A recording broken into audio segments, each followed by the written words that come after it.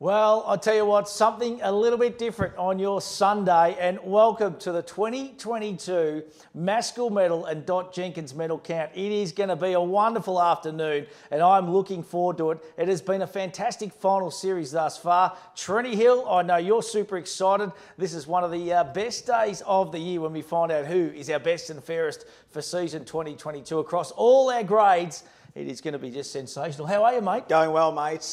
What a great finale to a terrific weekend of football yesterday in netball. Some great finals over at the Gardens Oval. So looking forward to seeing who our best and fairest are for 2022. It's been a great season. Our first full season since 2019, so it's terrific. And we've got so many awards to get through today. It is going to be just magnificent. And it's just great to recognise, just the stars of the competition, some rising stars as well. It's just going to be good to acknowledge some of them. And we haven't been here for a couple of years either, Hilly. So it's just good to be back and doing these awards and, of course, getting through a final series, which has been unbelievable. Oh, it's been unbelievable. I know we're going to talk to Shane very shortly about the season and the finals we've had, but yeah, it's just great to recognise those individual efforts. I know that a lot of people out there are just wanting the team stuff. Obviously, that comes next week with grand finals, but it is nice to have those individual accolades and across all our netball divisions and our football grades, senior goal kicking awards. It's terrific. The president of the Hampton Football Netball League in his first year, and I tell you what, he has done an absolutely sensational job. And I'm speaking of Shane Trelfel, and Trelf's been kind enough to join us, and he's going to join us right throughout the afternoon because, Trelf, you've got the most important job of all, the Craig Willis counting of the votes. I hope you've been practising, mate, the pronunciation, all that kind of stuff, because it is the day of days. It's the Brownlow of the bush here, effectively, isn't it, Trelf? Yeah, there's probably a couple of names I'm still a little bit worried about, but we'll sort them out as we go through the afternoon. So thanks very much for having me, guys. And I must have missed the memo about the suit and tie, so I apologise. I have got the Hampton League gear on at least. You've got the Hampton League gear on, which looks sensational. And just on the season thus far, and we've still got the grand final coming up this weekend, Cholf. It has been an unbelievable season, and this final series has just been sensational, mate, hasn't it? Yeah, I think I made a comment at our launch that I think most people would be just happy to get a full season of final series, so that certainly happened. But on top of that, it's been the quality of the games. Like, there's been some terrific games throughout the year, and that's culminated in a fantastic final series to date. And next week, I'm sure the games will be just as exciting and hopefully just as close. It's been amazing, Trelf. Like, I think from a football perspective, we've enjoyed every final we've called. Thrilling games. Yesterday, obviously, the fortnight ago with the qualifying final. One blowout, but that's always going to happen. But the netball as well, like yesterday, the quality of the games at the netball courts was amazing. And I think just football and netball is well and truly alive in the Hampton League.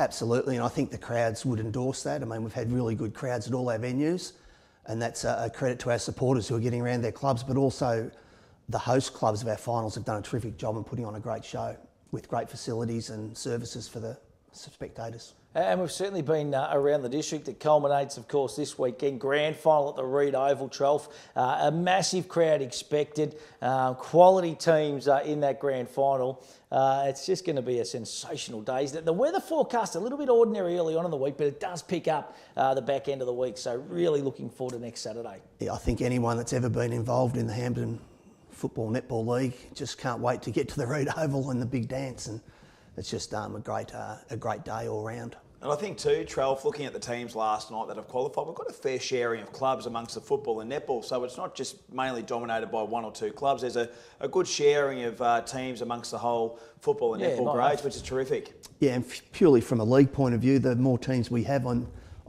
grand final day plus all finals days, it certainly helps get the crowds there.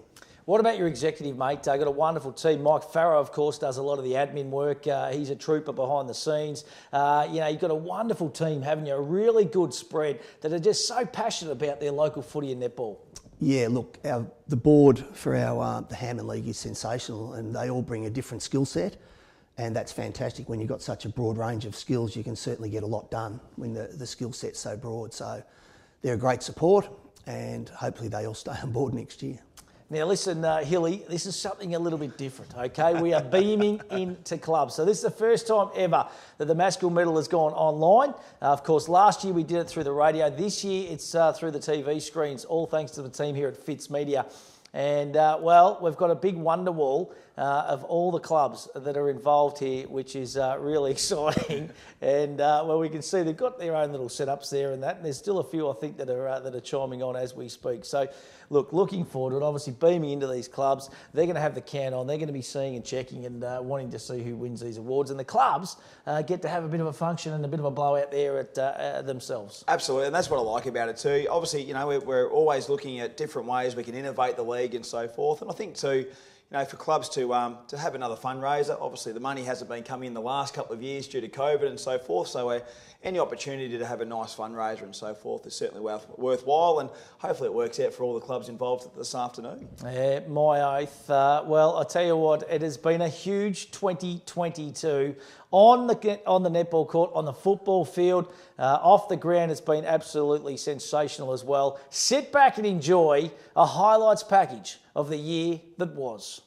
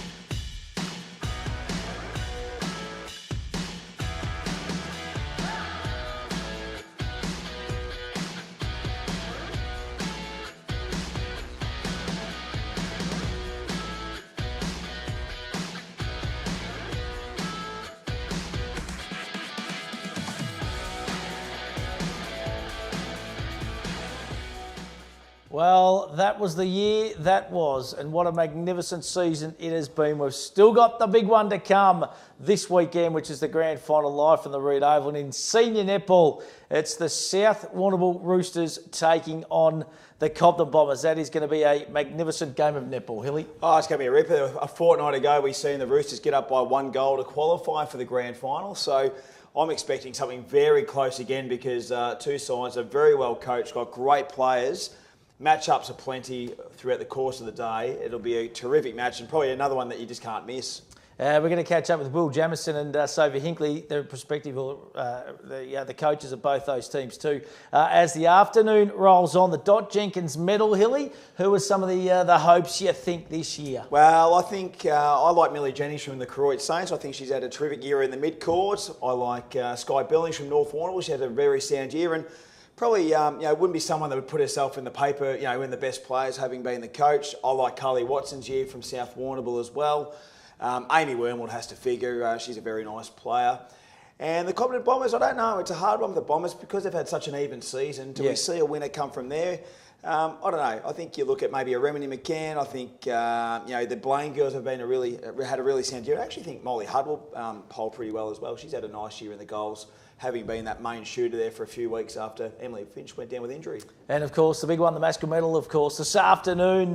Jet Birmingham won it a couple of years ago. We haven't had a Maskell since. He's got to feature prominently again. He was such a great player again yesterday over the Gardens Oval in that prelim final. But it's going to be an open count this year, isn't it, Hilly? Yeah, it is. We were speaking about it yesterday. I really hope that Sam Dobson polls well. He's had a terrific season. And he's a gun. I guess in previous years, the goal kickers don't really get the votes as much as probably the midfielders and the ruckmen. So I hope for Sam's sake that he polls well because he's had a terrific season. It's not just the goals that he kicks, it's the work he does up the ground and so forth. I think Birmingham's a good choice as someone to poll well. I really like Shannon Beck's second half of the year and I think he'll come home strong.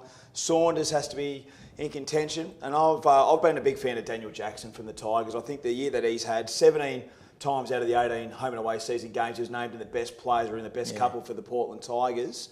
I certainly think he's going to poll pretty well as well. But I reckon it's going to be a pretty open count, pretty close for mine. Yeah, it's going to be a wonderful count in the football and the netball and all the other grades as well. And then we've got goal kicking awards, teams of the year to get through, rising stars, netball umpires, football umpires. It's just going to be a fantastic afternoon, that is for sure. And as I said, we're going to catch up with the coaches leading into the big grand final this Saturday at the Reed Oval. Shane Trolful talking about the Reed Oval. We're expecting a big crowd, 5,000 or 6,000 people there Saturday. Yeah, you'd hope so, and all indicators so far with our previous finals is it's going to be a big crowd. So looking forward to it. It's a great day of footy and netball. And we've got the $5,000 kick too, all thanks to Warrnambool Toyota, Matty Burgess, Paul Goff, Grant Harrison and the team. It is back, so 10 lucky people are going to have a crack to win $5,000. Jason Rowan, Tony Russell are going to go head-to-head as well, which will be fantastic. Zach Merritt's coming down as a guest. Shawnee Ryan, of course, ex-AFL umpire, is going to be down as a guest on the day as well. And we might possibly have another big goal-kicking machine that is going to be announced this week, Hilly, so we'll watch this space there. Oh, I think with having Zach and Sean, which is great, so obviously two great young people that have come through our system in the Hampton League have gone on to great careers. Zach's still at the Bombers and Sean one of the best umpires we've seen in the modern era, so fantastic. Now, what does Sean do? Is he bounce the ball? Does he do a boundary throw into the huge, or does he go for the drop punt? I'd love to see him have a go with the kick in the air conveyance. Yeah, absolutely. It'd be just a fantastic day, as it always is. And don't forget, too, our wonderful sponsor at McDonald's, great sponsor of the Hampton Football Netball League. If the first score in the senior footy grand final is a goal, every patron that enters the arena on Saturday gets a free cheeseburger. That is one of the best promos I've ever seen, really. It's fantastic. So I'm urging the North Warrnambool or Croydon midfielders, Sam Dobson or Dylan Parrish, I think would be the best two kicks. So if you're going forward early, look for Dobbo or look for Dinger Parrish, and hopefully they can get the job done and keep the crowd happy with a free cheesy. Won't the crowd be just roaring on that first shot on goal too? So watch this space come Saturday. Hey, talking about the grand final in the senior footy, it's Croydon taking on the North Warrnambool Eagles. And the coach of the Croydon Saints has been kind enough to join us, Chris McLaren. And Macca, you've been here so many times before, mate. I know you'll be just taking it in your stride. But how are you feeling, big fella? Yeah, g'day boys. Yeah, no, feeling great. It's grand final week's obviously great buzz around the whole club, and we've got quite a few across the netball as well as the under-18 and senior footy. So, it's time to be at the footy club. Hey, Macca, obviously a really tough second semi-final against North Warrnambool. No doubt you would have had a good look at the game yesterday. It was a great match a fortnight ago, and no doubt you'd be expecting another really tough encounter. Yeah, I don't think there's been much between the top three sides all year, really, to be honest with you. And we probably, each team hasn't played each other with full sides very often. So there's a little bit of unknown there probably across the teams. But yeah, yesterday was a really good, hard contest, which, preliminary finals often are. And, we'd be expecting a fierce contest. North built a pretty good rivalry the last few years, and I'm sure Saturday will be no different. And Macca, what's the build-up been for you guys? Obviously, you played straight through the second semi-final. You had the first week of the finals off, another week off. What have you done leading into the grand final, mate? I think you might have trained on Friday. Yeah, we did. We had a pretty solid session 2 Fridays ago. Bit of a shout out to the boys up there at South Rovers. Look after us up there to train on there. So a lot of skills, a lot of running that week, and then this week was a lot more sort of one-on-one contested stuff, bit of match sim. You're always sort of doing that with your heart in your mouth. There's a few, couple of minor casualties, couple of head knocks and stuff like that. A little bit of blood spilt, in terms of just, boys having a proper go, which you need to in those weeks off. So we got a real good solid session in Friday. This morning we go down to the ski club there and have a walk in the water, and went up to Stevie Madden's place for a breakfast, which we've done the past few years, which is just spend a bit of time together, relaxing. As probably more little kids there than there was players sometimes, but it's a good way to lead the week off. Hey, Macca, no doubt there's going to be some debutants that haven't played in any of the grand finals that you guys have featured. So what do you do to try and educate those guys? Because I guess it's not the same game as what you've been playing each and every other week. It's a different game. How do you sort of, educate those guys on what to expect and get them match ready for Saturday week? Yeah, mate, we'll probably have 8 or 9 that'll be playing in their first grand final or Croydon grand final. It might be one of those 2 of those boys that played. I think Judd would have played at Maribel in a premiership. So, it's a little bit like, honestly, your senior players probably take that a little bit. We're really lucky with the quality of our leaders and the experience in our leaders. So, I know for a fact those boys have been talking to a few of our younger players about what to expect and, how to go about the whole week. Sometimes the week's the hardest part for them. They're, going over and over and over it in their head. But, they seem nice and relaxed this morning, the boys. And, so I think it is, there's obviously, it's a grand final, but probably something we've preached all the way through the year is how we want to play and the things we value. You try and do that all year because that's what you would value and what you need to do in a grand final. So in terms of how we play and what we do, not much will change. Macca, what's the crowd like out there at Victoria Park, Croydon today? Something a little bit different, the Maskell medal online. Yeah, no, there's a good little crew. Netballers obviously lost yesterday, the senior girls. So I think a few of them out there having a drink. And I know it looks pretty flashy here behind me, but I'm actually tucked away in the back cupboard at the club room. I can see the change room, family change room down here. So we've had to decorate the back wall a little bit. It's not the nicest place probably, but it looks all right behind me. So yeah, there's a few here. I know, a few of the boys will be rolling out a little bit later on and stuff. But yeah, we've got a lunch on. There's a healthy little crowd just sitting around having a watch, which is good initiative. Macca, no doubt we'll talk a little bit more in the build-up to the big grand final for 2022, mate. Good luck, of course, this afternoon. Who's your tip, mate, the Maskell too? Who's a couple of players from your club that have had sensational years? Well, I think Sam Dobson's the best player and has had the best season, but he's not non-baller, so he probably can't win it, which is a bit of an unfortunate thing with league medals. But for us, I think Alex Pulling should be a strong vote getter. Paddy O'Sullivan, a bit of a smoky, I think will poll really well. Possibly Dylan McCutcheon with those dreadlocks, mate. He's a bit of an eye catcher. You need to have a funky haircut or something to win these things, so he might be a chance for a few votes too. Macca, always great to talk to you, mate. Go and enjoy the afternoon. Appreciate it. Good on you guys. Yeah, great stuff. That is Chris McLean, and we're going to have Adam Dowie on at some stage. I think he might be just taking and dropping off the kids somewhere, Wigsy, at the moment. So we'll get Wigsy at some point in time. But let's move along, boys, to the first of the awards of the afternoon.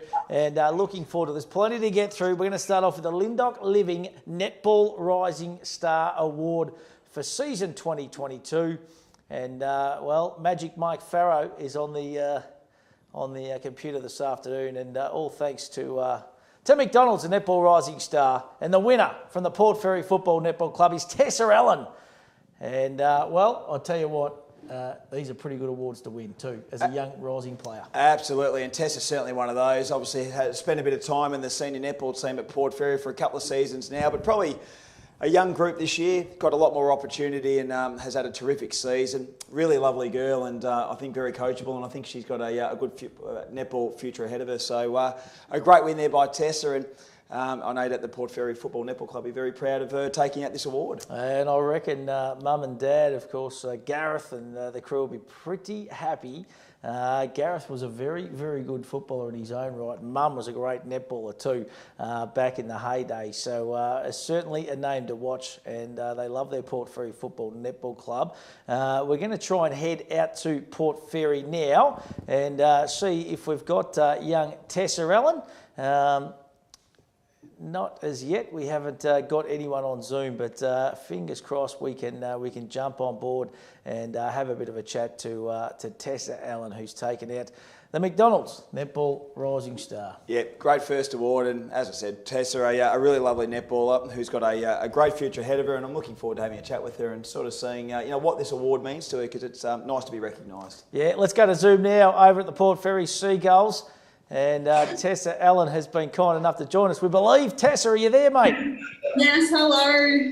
Hey, congratulations. What a fantastic effort. And I just touched on, it's just great to be recognised, especially as a youngster coming through, to win an award like this. This is massive, Tess. Yes, thank you. I wasn't really expecting it, but yeah, it's great. Hey, Tessa, tell us a bit about your season. Obviously, we know that Port Fairy, very young outfit, and the win-losses probably didn't go your way, but what an opportunity you had this year to try and do your best on the court, and obviously it's been well received and well recognised.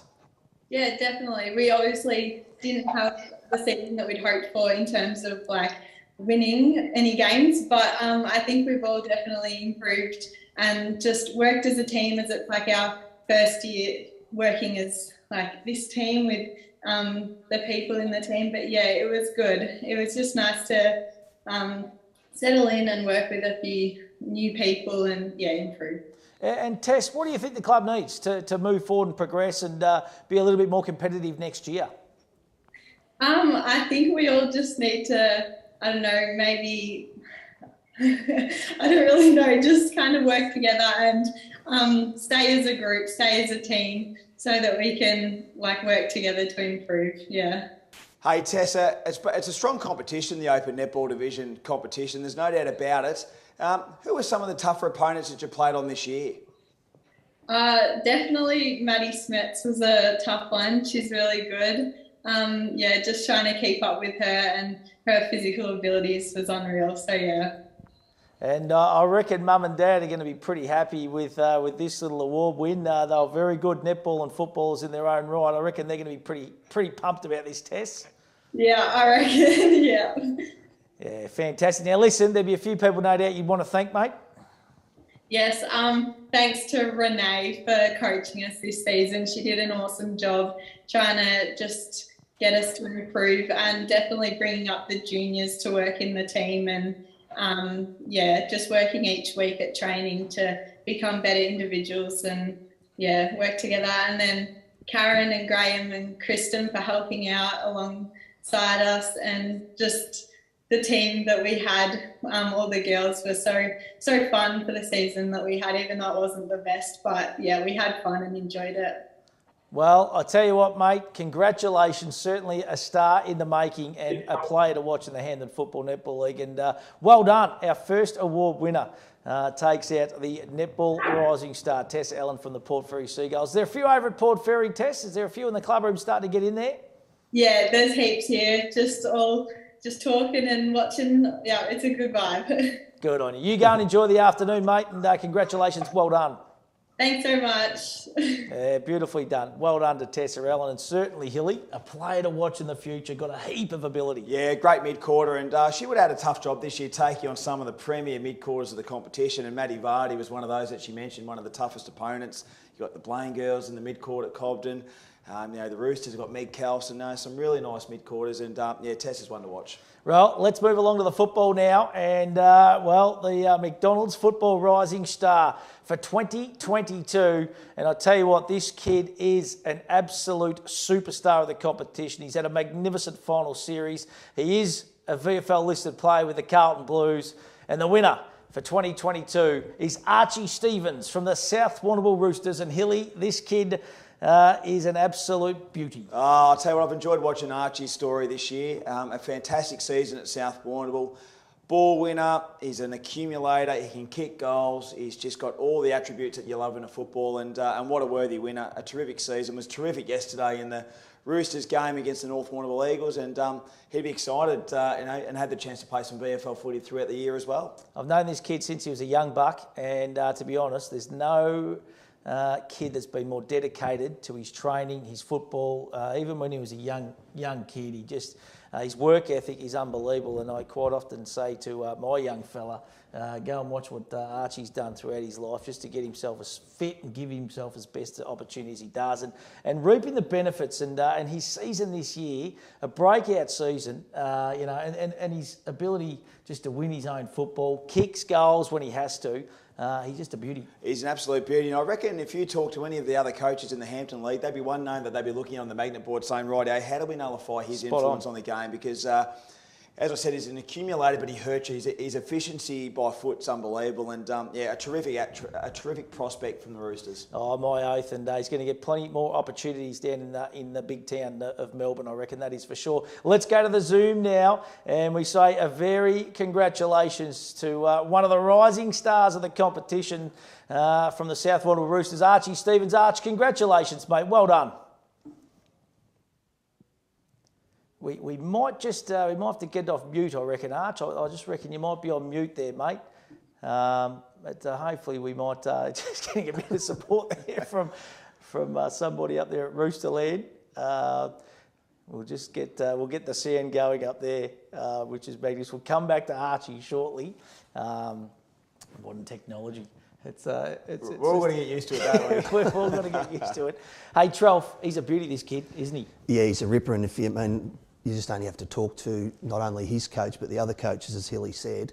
He's a ripper, and Batters speaks very highly of him. Batters seen a lot of different levels of football, and he's been in the system, and he knows talent when he sees it, and he speaks very highly of Archie. Yeah, he's a brilliant young player, that is for sure. And we might go back to South Warrnambool now up at the club rooms. And I'm tipping they might have had a solid enough night last night too, the Roosters. Bombing out in the prelim finals. A cracking game yesterday over the Gardens Oval, Port Fairy. And I think we might still be struggling at the moment just for audio. But we'll just stick here. And his VFL games, we might have him. We got you now, Arch. Sorry about that. You're right, mate. Hey, congratulations, buddy. A fantastic season from yourself personally. Not the result you probably were after yesterday, mate, but you must be delighted with the progression of your football in 2022.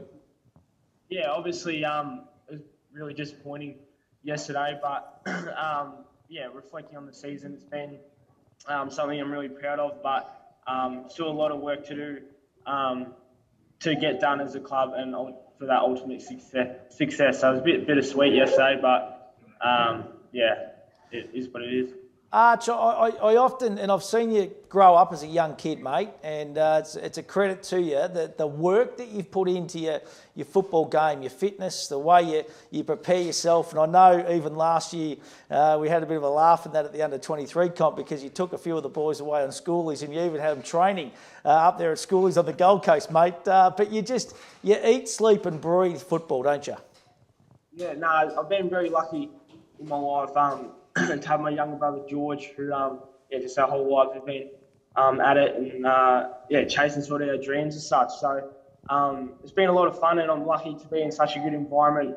Obviously here at home with all the South boys, but also being in the VFL program, just the continued success and not success, but hard work and trying to reach my goals is something that I've just done my whole life, and I'm very lucky that I've got the people around me to do so.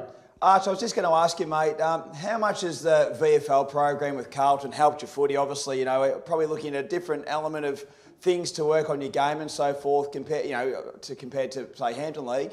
How much has that helped your footy game?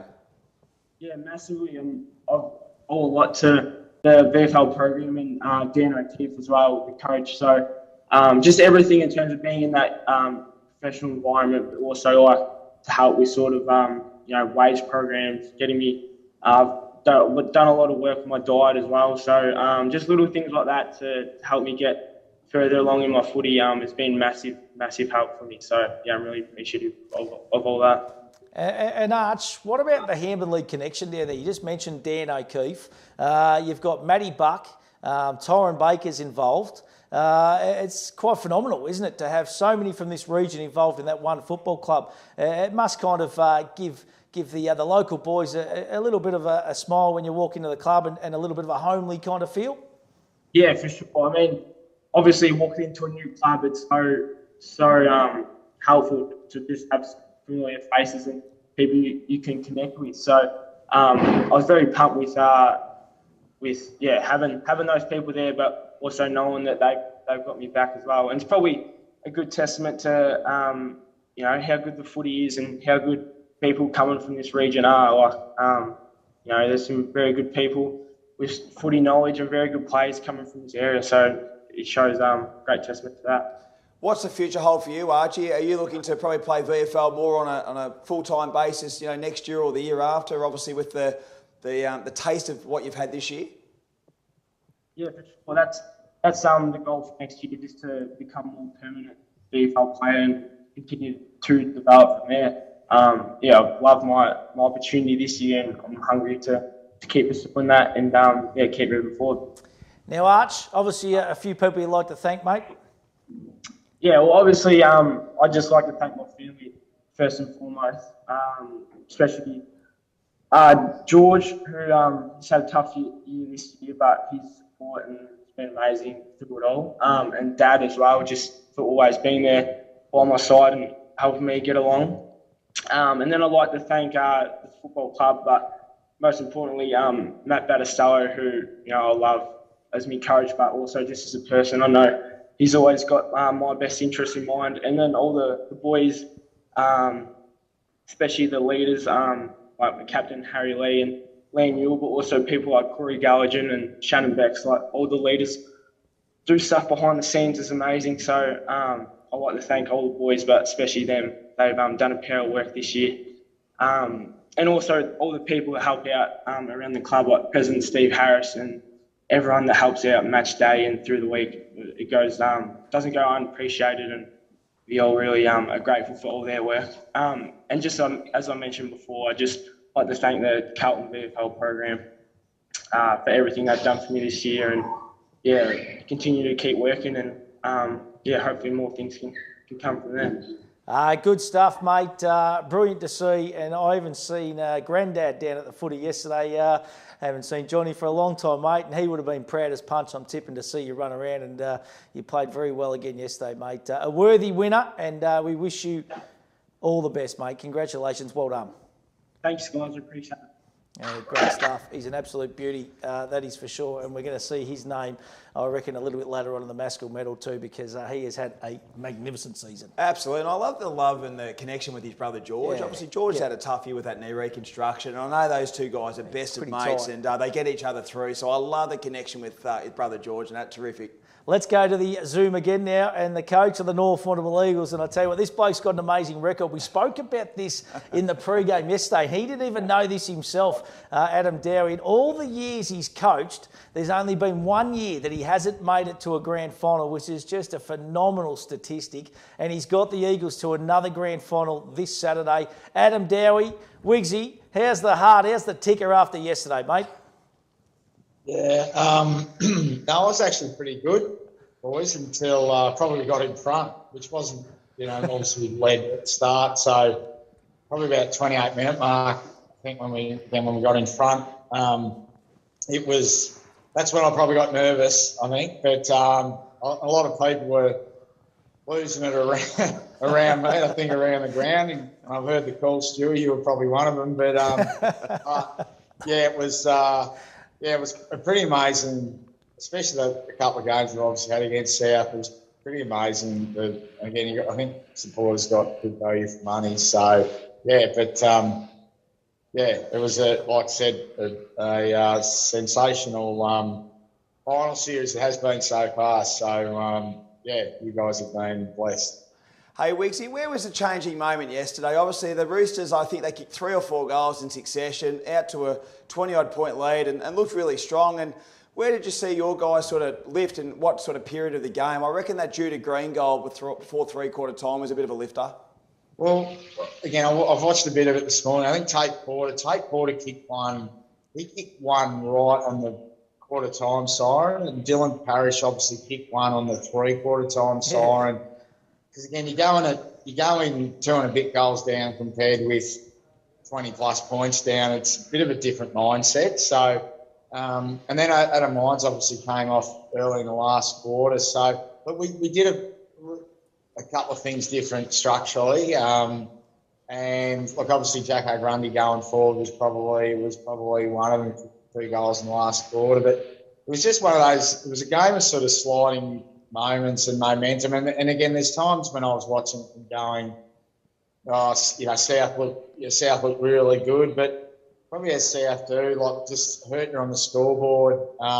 They weren't quite able to put us away, and we just hung in there. And again, we've probably taken a bit of confidence from our second half against Croydon last week, and even the extra time against South in the first week of the final. So I don't know if there was any one specific moment, but there's moments in every game, and again, I just thought, when we had to really stand up, we're able to do that, and again that scoreboard pressure towards the end, and then it was sort of game on. Mate, I want to talk about the last couple of weeks from the big ruckman, Nathan Vardy. He has been unbelievable, and his stats mightn't show lots of possessions or anything like that, Wiggsy, but his presence and his tap work, and yesterday it was next level, and just some of those big fists and the palms over the back, down his shoulder, all that kind of stuff. It's just amazing to watch, to be honest. I was in awe yesterday. Yeah, look, it was, and he certainly, obviously, I think for the majority of the year, particularly the first half, he was playing forward, and then I think he was almost just saving himself a little bit to know when that again he was able to, and was, I think, again in the back of his mind, even when he arrived north from West Coast, that one of our first conversations was, where do you want to play? He goes, I want to play in the ruck. So, but yeah, look, even last week with Jeremy Hawser and yesterday with Ollie Bridgewater, both terrific ruckmen. He was really decisive, and again, it wasn't all smacking him forward, but there obviously was some of that as well. So I think being unpredictable, the opposition predictable to our midfielders is really important. So, but yeah, look, it was funny. Like during the week, I think in a meeting, I sort of said, it was like, again, the way he played against Jeremy Hawser was again, it was a bit of an eye-opener, probably like you guys, and he sort of said to me, he goes, I have played in the ruck before, Wiggsy, in case you didn't know. So, and we had a little bit of, I said, yeah, you have, haven't you, mate? So I had a little bit of a chuckle. But I think Vaz is he's a really, really good guy. We're so lucky that, well, not just from footballing point of view, but just from family point of view, little Bo and Mac, they love it out at North Warrnambool, and Matty's obviously there, and Vaz is, he's really enjoying it. He's a great guy. I think people who run into him, I think everyone sort of says the same thing, but he's also shown that, why he's an AFL Premiership ruckman too. So he's been really good the last 2 weeks. Hey, Wiggsy, one of the big questions going to be is obviously the fitness and health of Adam Lyons, your skipper, come off with that shoulder injury towards the end of the game. How is he post-game? And I guess you're probably going to give him every chance to get up for Saturday next week. Yeah, look, I'll tell you the truth, Illy. So he, look, he's obviously really sore. He's been cleared of any structural damage, so that's good. So, but yeah, look, he will be. Yeah, it's going to be probably a bit of a race against time, I think, with Adam. But he'll do everything that he can. So it's probably going to be one of those Friday night, sort of even Saturday morning things. So obviously we'll give him every chance. And I know with Shooter he'll be doing absolutely everything he can. So, but yeah, too early at this stage to say, but. Needless to say, he'll be leaving no stone unturned to be right. Oh, he's such a great player and an important player and a great leader of your football club. He just loves the rough and tough stuff. The whole Wines family do too. And fingers crossed we can see him run around out there on Saturday because they've been a big part of that football club for such a long period of time. Yeah, no, look, mate, again, he loves playing with Luke. He loves playing with Matt. And he's a spiritual leader. Look, I know with Adam, he's really conscious about leading from the front and about standing up for his teammates and standing up for his club. So look, again, he's over the journey. I know for me, I've been lucky in terms of having really good captains, and he's another one. They've all been a bit different, but they've all got similar traits in that they lead by example. Wiggsy, great to catch up, mate. No doubt we'll catch up during the week as well. We wish you all the best of luck and enjoy the week. And before you go, mate, who's going to poll well? Jenny Birmingham, can he go back-to-back in the Maskell medal? Yeah, I think he can, Stewie. I think Daniel Jackson will poll votes. Alex Pauling and Jeremy Hawser, I think, will go well. Ollie Bridgewater, but Jet's played every game. I feel like he's had just as good a year this year, and even when he was obviously coming off a Maskell medal last year, he's been tagged most weeks, but he copes with it really well, and he's had a terrific year again. So I wouldn't be surprised. But it's probably there's probably going to be a few there who poll well. Wiggsy, great to talk to you as always, mate. And as I said, looking forward to this weekend. Just a phenomenal coaching record, mate. You're a superstar, that is for sure. Yeah, no worries, boys. All right, thanks for that. Yeah, good stuff. Tries to play it down. He tries to be pretty modest, though, Wiggs, doesn't he? Absolutely. Even when I dropped that one on him yesterday, Trelfie, I think he pretended he didn't know the stat, but he was all over it, and he's just a brilliant coach. And we're just so lucky in the league, aren't we? We've got just amazing coaches across the board. Yeah, look, we're exceptionally lucky. You could, name the coaches from every club, and then obviously there's a few that have got a record that suggests they're in the elite country football level for coaching, and Wigsy's certainly one of them, and it's going to be hard to see someone with that sort of record in our time again, I think. How good of a kid too is Archie Stevens. How well did he speak? Oh, absolutely. Very, very humble and, appreciative of the ones that are around him as well. Like, I love that he's acknowledged the Roosters volunteers and the president and the club itself, because footy clubs just don't run without those people putting all that hard work in. Listen, let's move along to the next award. We've got plenty to get through, and Trelf's, he's getting pumped and excited beside us as well, and Trish Butters is out in the green room. She's just loosening up those vocal cords too, because she's got a pretty important job this afternoon reading out the votes as well. But let's go to the next award, which is the Under-18 and a halves Football Goal Kicking Award for season 2022. And the winner from the Koroit Saints is Lachlan Hinkley. So congratulations to Lachlan Hinkley, who takes out the win this year on 44 goals. Second, Will Povey from the Hamilton Kangaroos with 35 goals. And of course, both those kids are going to be featuring in the grand final this weekend, Hilly, as well, the first couple. And then William Hunter, also from the Hamilton Kangaroos, finishes third on 29 goals. So all three on that leaderboard are going to be playing in the grand final this weekend. Absolutely. I'll tell you, it's going to be a great starting game for the grand final day on Saturday. Lockie, great kid, very good cricketer as well, plays up at the Nestles Cricket Club, and I think he played his bit of junior footy at Merivale, and he's gone over to Croydon only in the last season or two, so a great output for him at 44 goals. Will Povey, we got to see him up at Hamilton a couple of times, and a very nice player. Great kid. And he looks like he's going to be a nice forward as well for the future for the Kangaroos, so and well done to Will Hunter for 29. Yeah, well done to those. Let's go out to the Koroit Football Netball Club, and Lockie Hinkley has been kind enough enough to join us. Lockie, congratulations, mate. A sensational season, 44 goals. And I think we might just have that mute button on again out there at St. Laird. Lockie's just going to go over and try and fix it himself. I think we might have it. You got you now, buddy. Mate, congratulations. What a sensational season you've had. I know you're probably not going to be focusing too much on the goal kicking because you've got the big one to go this Saturday. Yeah, obviously it's going to be a massive game. It's been second final, so it's going to be heated. We played on last week, so we didn't go too well, but hopefully we can get the win.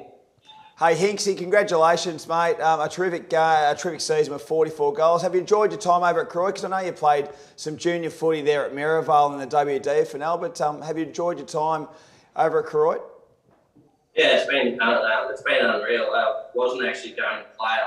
I was going to have the year off and focus on cricket, but if I was going for the coal, and I thought I'd come out for a few training sessions, and ever since, it's been great out here. So Mate, tell us about the under-18 halves. Andrew Foster coaches. I know Adzi O'Keefe's involved out there. You got some ripping fellas around. Nick O'Sullivan's another one heavily involved. Just got some good people around the footy club. Yeah, they've been great. At every training, help us out whenever we need. But they've been good. Mate, let's look at the grand final this weekend. As you said, you played Hamilton in a great game a couple of weeks ago. Tell us a bit about the strengths of Hamilton and where you guys can win the game on Saturday. Yeah, I think they probably beat us in the clearance and got the ball out to the wings a bit more. So, probably need to focus a bit more on manning their wingers up. But, our strength's probably just getting it in there. I think once we get it in there, we lock it in pretty well. Got a lot of good small forwards down there to throw it up, which is handy. Beautiful, mate. Now listen, Lockie, obviously a few people you'd like to thank, mate, taking out the goal kicking for 2022. And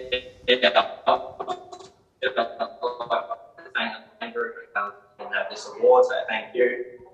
To the coaching group, Foz, Adzi and Quirky, and obviously Arnie, thank you for the year. And also good luck for any Croy teams playing grand finals this weekend. Beautifully done, mate. Lockie Hinkley, of course, our under-18.5, a goal-kicking winner for season 2022 on 44 goals. Good luck on the weekend, the grand final too, Hinks. Perfect. Thanks, boys. Great stuff. And good young kid too, boys. Another goal kicker coming through, and he's got a bit of size about him too, Trelf. Be good to see another goal kick come through and kick 100, wouldn't it? Absolutely. Doesn't happen too often anymore. He's actually got connections to Ken Hinkley. So, really? In the family. And older brother Connor was a premiership player at Croyd as well. So he's on, I think, the VFL list for North Melbourne at the moment too. So, the Hinkley's going all right. My oath, they are, absolutely. Hey, let's move along now to the under-18.5 Judd Cup for season 2022. And we're going to have a look at the leaderboard as it stands after 9 rounds. And leading from the North Warrnambool Eagles is Sebastian Shields on 9 votes. Deacon White from the Hamilton Kangaroos on 8. Jace Lang from the Warrnambool Blues on 8. Maxie Irving from the South Warrnambool Roosters. He obviously plays a fair bit of senior footy the back half of the year. Noah Sinnott from the Cobden Bombers on 7. Aaron Vickery, Croyd on 6. Bailey Kelp, the Eagles on 6. Curran O'Donnell, Croyd 6. Daddy Hawkins from the Roosters on 6. And Henry Rhodes from South Warrnambool also on 6. So a nice tight count here, Hilly, to start. And, we're going to hand over to the dulcet tones of the President, El Presidente, Shane Trelfall, to start the counting of votes. No, we're not. We're actually going to the leaderboard. We're going to the leaderboard. We're going to the leaderboard at round 15. I apologise. I thought we were counting the last 9 votes, but we're going to the leaderboard now after another few rounds, 6 more rounds. And Sebastian Shields is still our leader. He's out by 6. There's 3 rounds to go. Jace Lang for the Warrnambool Blues on 12. Deacon White, Hamilton Kangaroos on 11. And Jake McCosh from Croyd on 11 as well. Finney Radley from the Blues has made a charge on 10. Noah Penry from Cobden also making a charge on 10 votes. Now, we're going to go for the final 3 rounds of the Judd Cup for season 2022. Thanks, Matty. We're going to round 16 and it's Cobden versus the Hamilton Kangaroos. On 1 vote, Sam Cullinan from Hamilton. 2 votes, Harrison Herschel from Cobden. And the 3 votes, Ben Starkey from the Hamilton Kangaroos. South Warrnambool versus North Warrnambool Eagles. 1 vote, Henry Road, South Warrnambool. 2 votes, Mitchell Wallerman from South Warrnambool. And for the 3 votes in this game, it was Oliver Smith from South Warrnambool. Terang Mortlake versus Portland. 1 vote, Dane Skinner from Portland. 2 votes, Broke Field from Portland. And 3 votes, Coyster Valance from Portland. Koroit versus Port Fairy. 1 vote, Riley Reardon from Koroit. 2 votes, also from Koroit, Aaron Vickery. And 3 votes, Jake McCosh, also from Koroit. We move on to round 17, and it's the Port Fairy versus Warrnambool game. 1 vote, Reggie Mast from Warrnambool. 2 votes, Jace Lang, Warrnambool. And 3 votes, Finn Radley from Warrnambool. Portland versus Koroit. 1 vote, Zach Stutchbury from Portland. 2 votes, Riley Reardon, Koroit. And 3 votes, Aaron Vickery, Koroit. North Warrnambool Eagles versus Cobden. 1 vote, Lachlan Wines, North Warrnambool Eagles. 2 votes, Noah Penry from Cobden. And the 3 votes, Tyler Humphrey from Cobden. Terang Mortlake versus South Warrnambool. 1 vote, Henry Road, South Warrnambool. 2 votes, Cooper Miller, South Warrnambool. And 3 votes, Daniel Hawkins, South Warrnambool. Round 18, Warrnambool versus Koroit. 1 vote, Alexander Fedley, Warrnambool. 2 votes, Aaron Vickery, Koroit. 3 votes, Sam Cousins, Koroit. Hamilton Kangaroos versus Port Fairy. 1 vote, Jonah Fitzsimmons, Port Fairy. 2 votes, Ben Marty from the Hamilton Kangaroos. And 3 votes, William Kent, also from the Hamilton Kangaroos. Cobden versus Terang Mortlake. 1 vote, Tyson Royal, Terang Mortlake. 2 votes, Tyler Humphrey from Cobden. And 3 votes, Reece Unwin from Cobden. South Warrnambool versus Portland. 1 vote, Cooper Miller, South Warrnambool. 2 votes, Henry Road, South Warrnambool. 3 votes, Mitchell Wallerman from South Warrnambool. So there you go, the Power Core under-18 and a halves Judd Cup winner for season 2022, Seb Shields from the North Warrnambool Eagles on 20 votes, from Finn Radley from the Warrnambool Blues in runner-up position, and then we've got a tie, a 3-way tie in 3rd position, Aaron Vickery from Koroit, Deacon White from the Hamilton Kangaroos, and Jakey McCosh, the big boy from the Koroit Saints, all on 14. But congratulations to Sebastian Shields from the North Warrnambool Eagles, the winner of the Judd Cup, and he's a ripper, this young kid, son of the great Troy Shields. Of course, the runner at the North Warrnambool Eagles, Hilly, and what a sensational season the youngsters had. Yeah, been a prime mover for the North Warrnambool Eagles in the under-18 comp. I think he made his senior debut this year as well. He had a game against Camperdown earlier in the season, so great to give him a little bit of taste of senior football and that as well, but no doubt he'll be a name we'll be watching out for over the next couple of seasons, especially in that senior ranks, because of we've had some great Judd Cup winners before that have gone on to some great Hampton League careers, and he'll be certainly one of those I'm tipping. And Finn Radley, runner-up for season 2022, of course. His brother Amon had a sensational season. He's a little bit younger. He's a big boy who's had a magnificent year as well. But well done to Finn, and he's obviously tasted senior football as well in 2022. And we're going to hopefully go to Finn Radley, our runner-up at the Warrnambool Football Club. And we say a good afternoon to our runner-up, Finn Radley from the Blues. No, we might go to North Warrnambool. We might go out to North Warrnambool first. We're going to go to our winner. I apologise. So we're going to go to our winner at the North Warrnambool Eagles first before we get to our runner-up. And Sebastian Shields from the North Warrnambool Eagles has taken out the Judd Cup. And Sebastian, how are you, buddy? Good, thanks, boys. Mate, congratulations. A fantastic season by yourself. Did you think you had any chance heading out to Bushfield this afternoon to take out the Judd Cup, buddy? I probably thought that a couple of the boys like Luke and Lockie Wines would take some of your votes, but yeah, got there in the end. Hey Sebastian, a tough competition, the under 18 and a halves comp this year, very even comp. You must have enjoyed the season that you had, and obviously playing in that midfield, you must have really worked hard to have a great year. Yeah, it was a good group of lads. We're pretty competitive. We've got a couple of younger boys, so it was good. Us older boys to sort of develop the younger boys, and we went pretty fast. So we'll take the premium any day of the week. So yeah. And Seb, what about the football club in general, mate? The under 18 and a halves bowed out, but you got your reserves and now your senior football team in after yesterday. So there must be a good bit of buzz around the club, and there's still a fair few boys obviously heavily involved. Yeah, it's pretty good vibe here at North. Obviously, any day of the week could take 2 grand final sides and a prelim side. So yeah, pretty good job from everyone.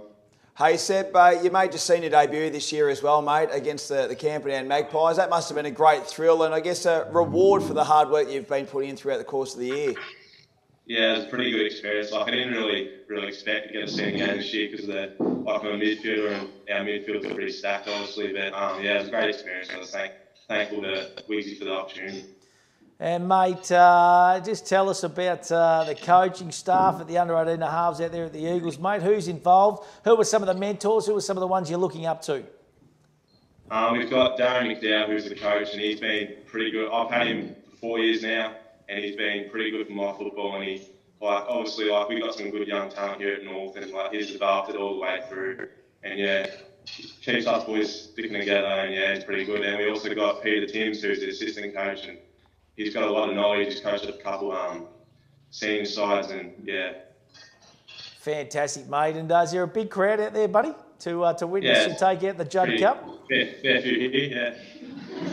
That's good. They're all happy. They're up and about, which is great to see, mate. Obviously, a lot of people you'd like to thank, and I'm hoping that one of them's the old boy, mate, because he is the runner extraordinaire, and he wasn't a bad footballer back in his heyday either, Truckee. Yeah, no, he's pretty happy today because he's got an invite today. So he's hoping for one of the year. He missed out last year, but I was hoping for it. But if he wins, I'll never get down to it. So yeah. But obviously, I'd like to thank him for everything he's done for my football, taking me boxing, running, etc. Mum, my pop, and Nan for coming to every game, and Darren for all the work he's done for me over the last 4 years. And Timsy as well. Great stuff, mate. Well, congratulations. A great achievement, mate. And there's been some fantastic winners of the Judd Cup over the journey. It's a list of A-graders, Seb, so certainly something that can springboard your career, buddy, and we wish you all the best of luck. Well done. Thank you. Cheers. Yeah, beautifully done. You can hear the applause out at the Eagles. It's fantastic, isn't it, to see? And well done to everyone out there, and comes from another great family. And I had to laugh too because Truckee, he might just be the runner in the team of the year. He did get the influence, so he'll be pretty pumped and pretty excited. Hey, let's go to the Blue Baggers now. Finn Radley, of course, our runner-up in the Judd Cup, another one who's had a magnificent season. Let's go to the Blues and talk to another rising star in the Hendon Football Netball League in Finn Radley. G'day, how you going? Fantastic, mate, and I see you're on the crutches there, buddy. I think you've got a broken leg at the moment, bud. So how's the recovery going, Finn? Yeah, no, it's all right. Got another couple of weeks in the cast, so hopefully that'll go quickly, but yeah, just a bit stiff. Mate, I was going to just say, I just wanted to touch on your brother Amon. He's a little bit younger than you, mate, and he had a sensational season himself. He's got plenty of talent. Your dad, Boo, is just an absolute ripping fella, and your mum. It's been a tough old kind of 6 months for the family, hasn't it? But this is going to bring a bit of a smile to the dial, I reckon.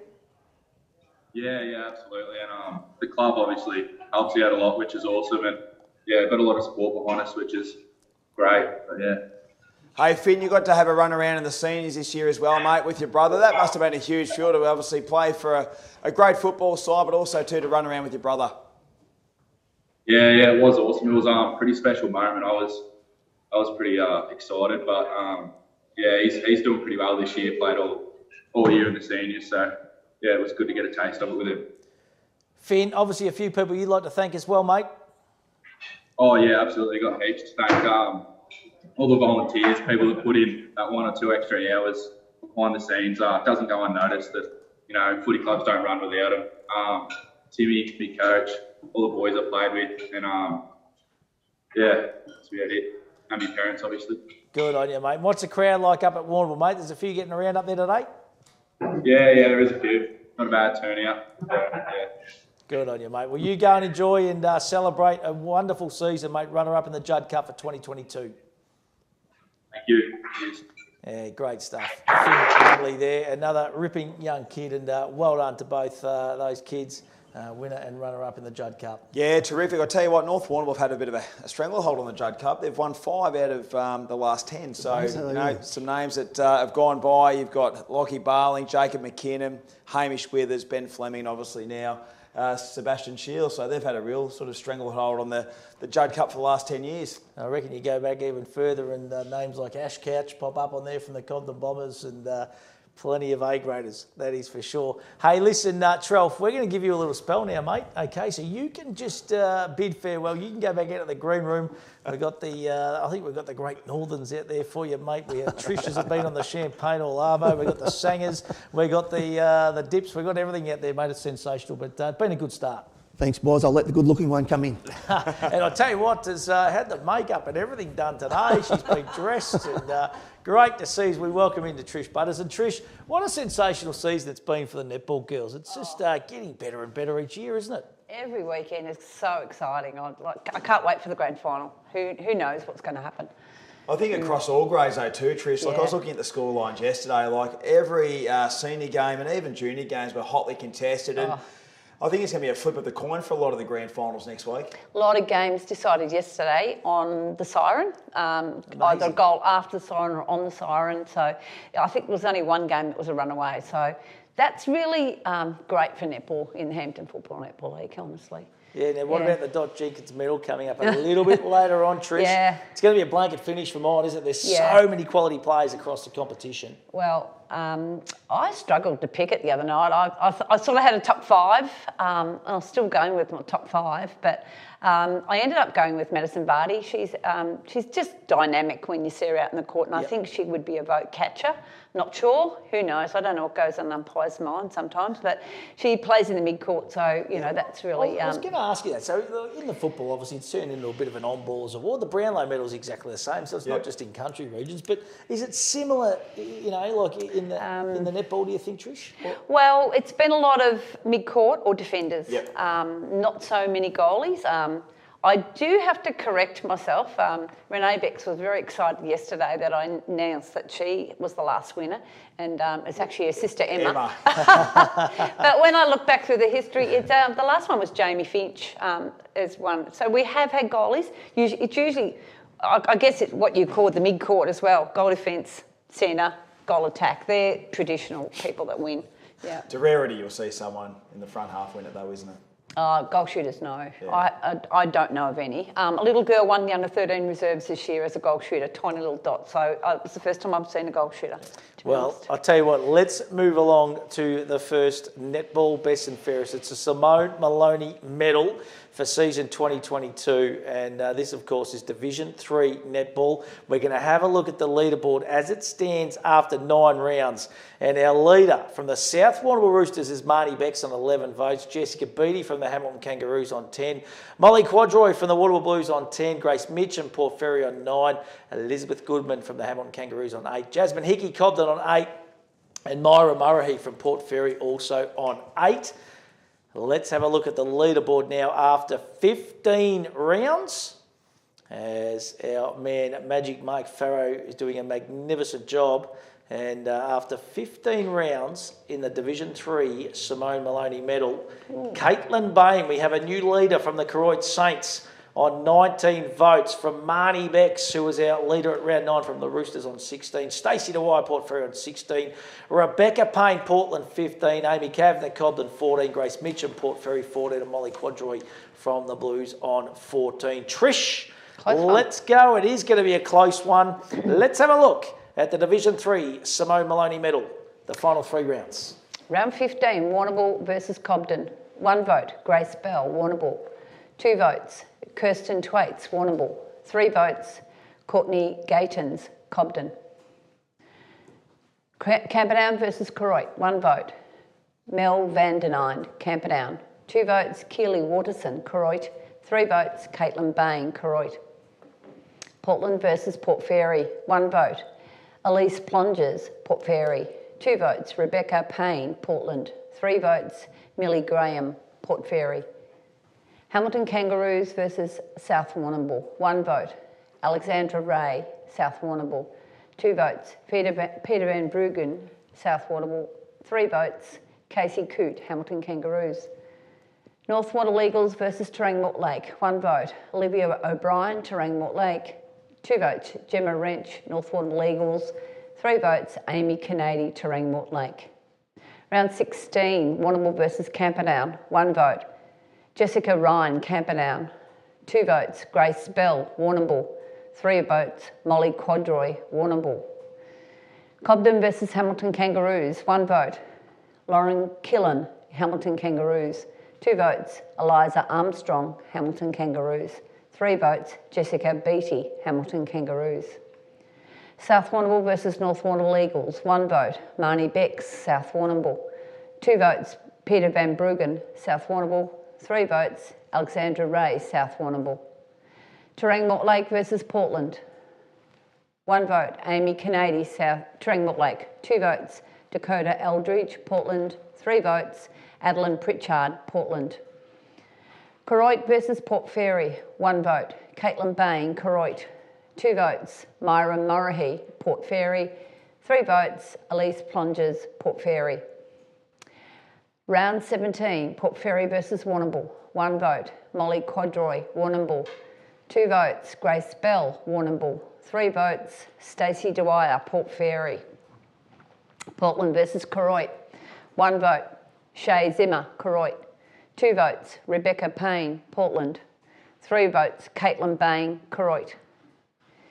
Hamilton Kangaroos versus Camperdown, 1 vote. Eliza Armstrong, Hamilton Kangaroos. 2 votes, Jessica Beattie, Hamilton Kangaroos.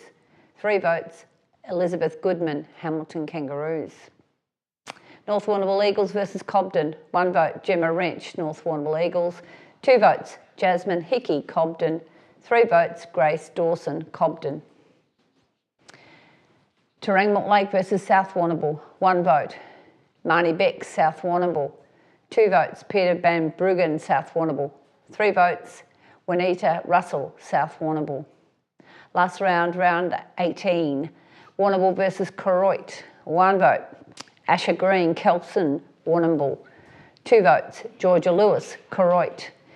3 votes, Caitlin Bain, Koroit. Hamilton Kangaroos versus Port Fairy, 1 vote. Ellen Casey, Hamilton Kangaroos. 2 votes, Myra Murrahy, Port Fairy. 3 votes, Elise Plungers, Port Fairy. Camperdown versus North Warrnambool Eagles, 1 vote. Mel Vandenine, Camperdown. 2 votes, Gemma Wrench, North Warrnambool Eagles. 3 votes, Bernadette Bellman, Camperdown. Cobden versus Terang Mortlake, 1 vote. Amy Canady, Terang Mortlake. 2 votes, Grace Dawson, Cobden. 3 votes, Amy Kavanagh, Cobden. South Warrnambool versus Portland, 1 vote.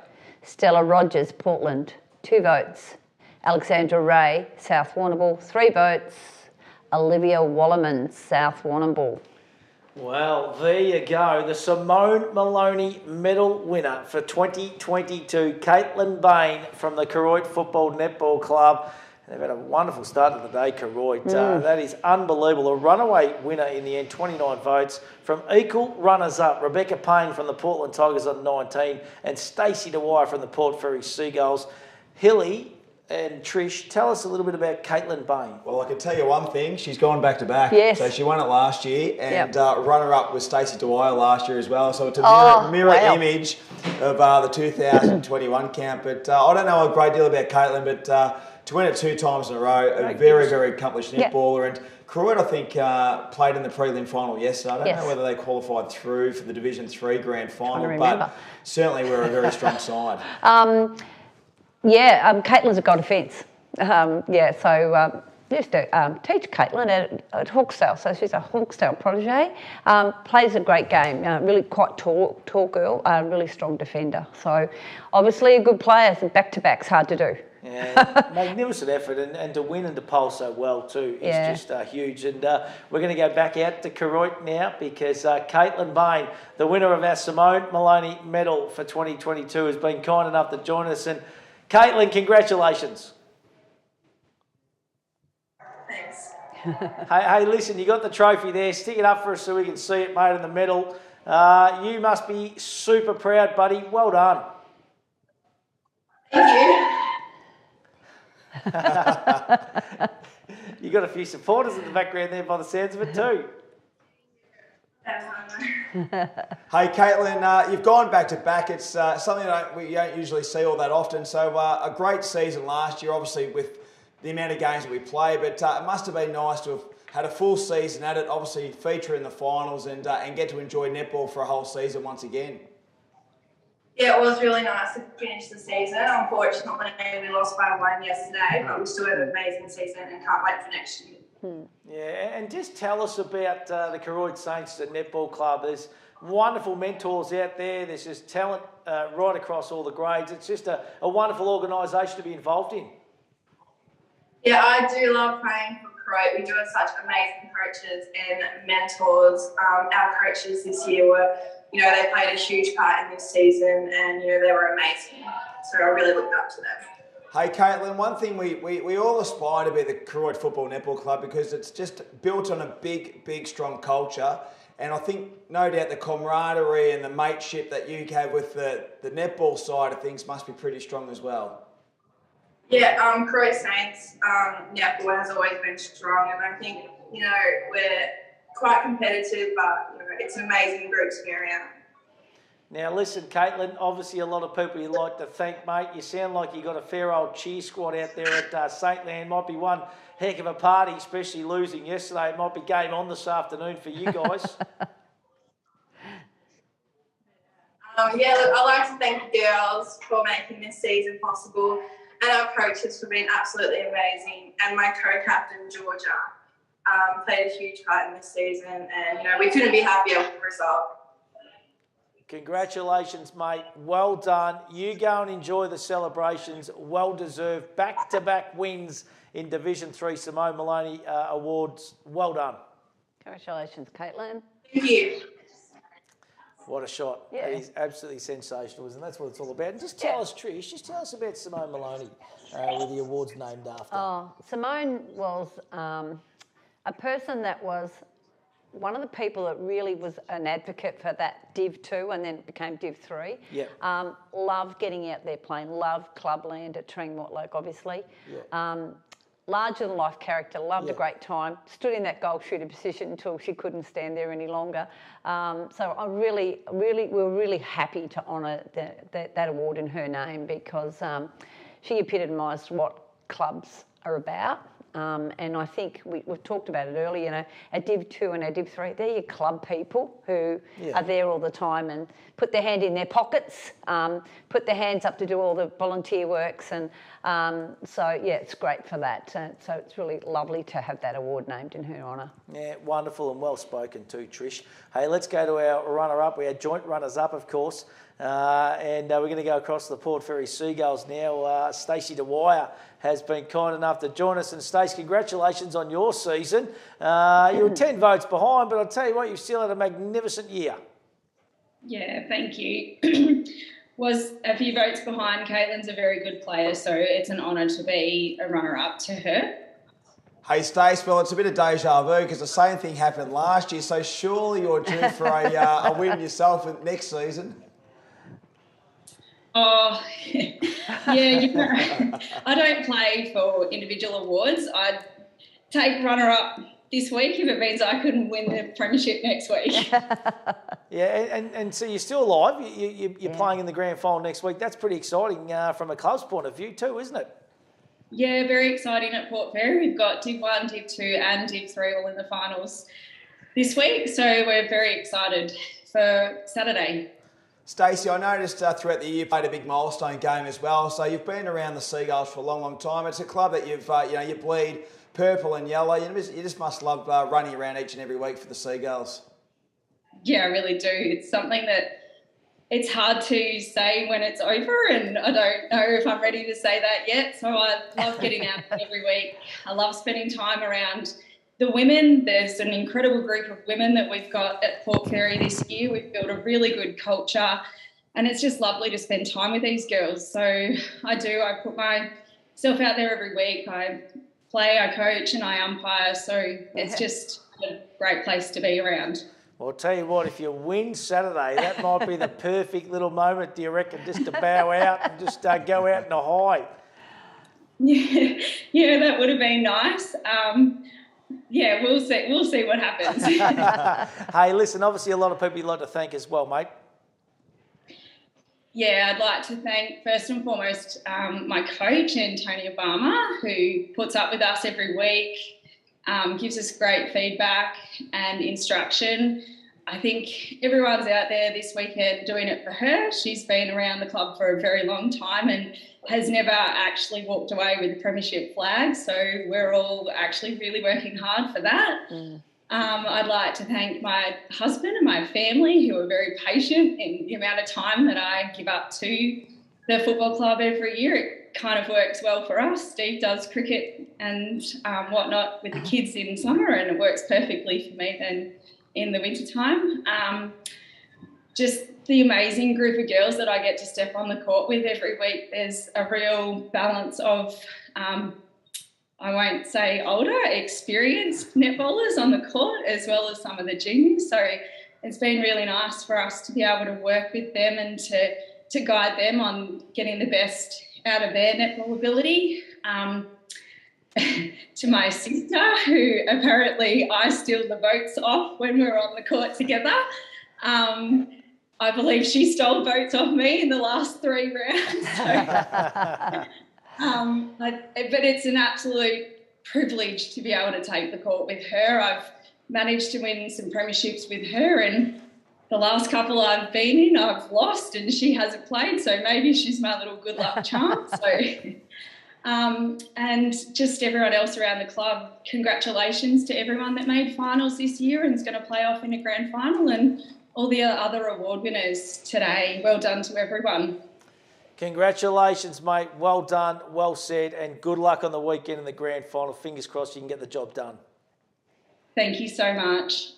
Great stuff. Well done there to Stacey Dwyer. Of course, equal runners-up, and I'm not too sure whether we've got Rebecca Payne from the Portland Tigers. We have got Rebecca, I believe, so let's head over to Portland for the first time this afternoon, and Rebecca Payne's been kind enough to join us, one of the joint runners-up in the Simone Maloney Division 3 Netball Best and Fairest. Mate, how you going? Congratulations, well done. Hi guys, I'm actually not Beck.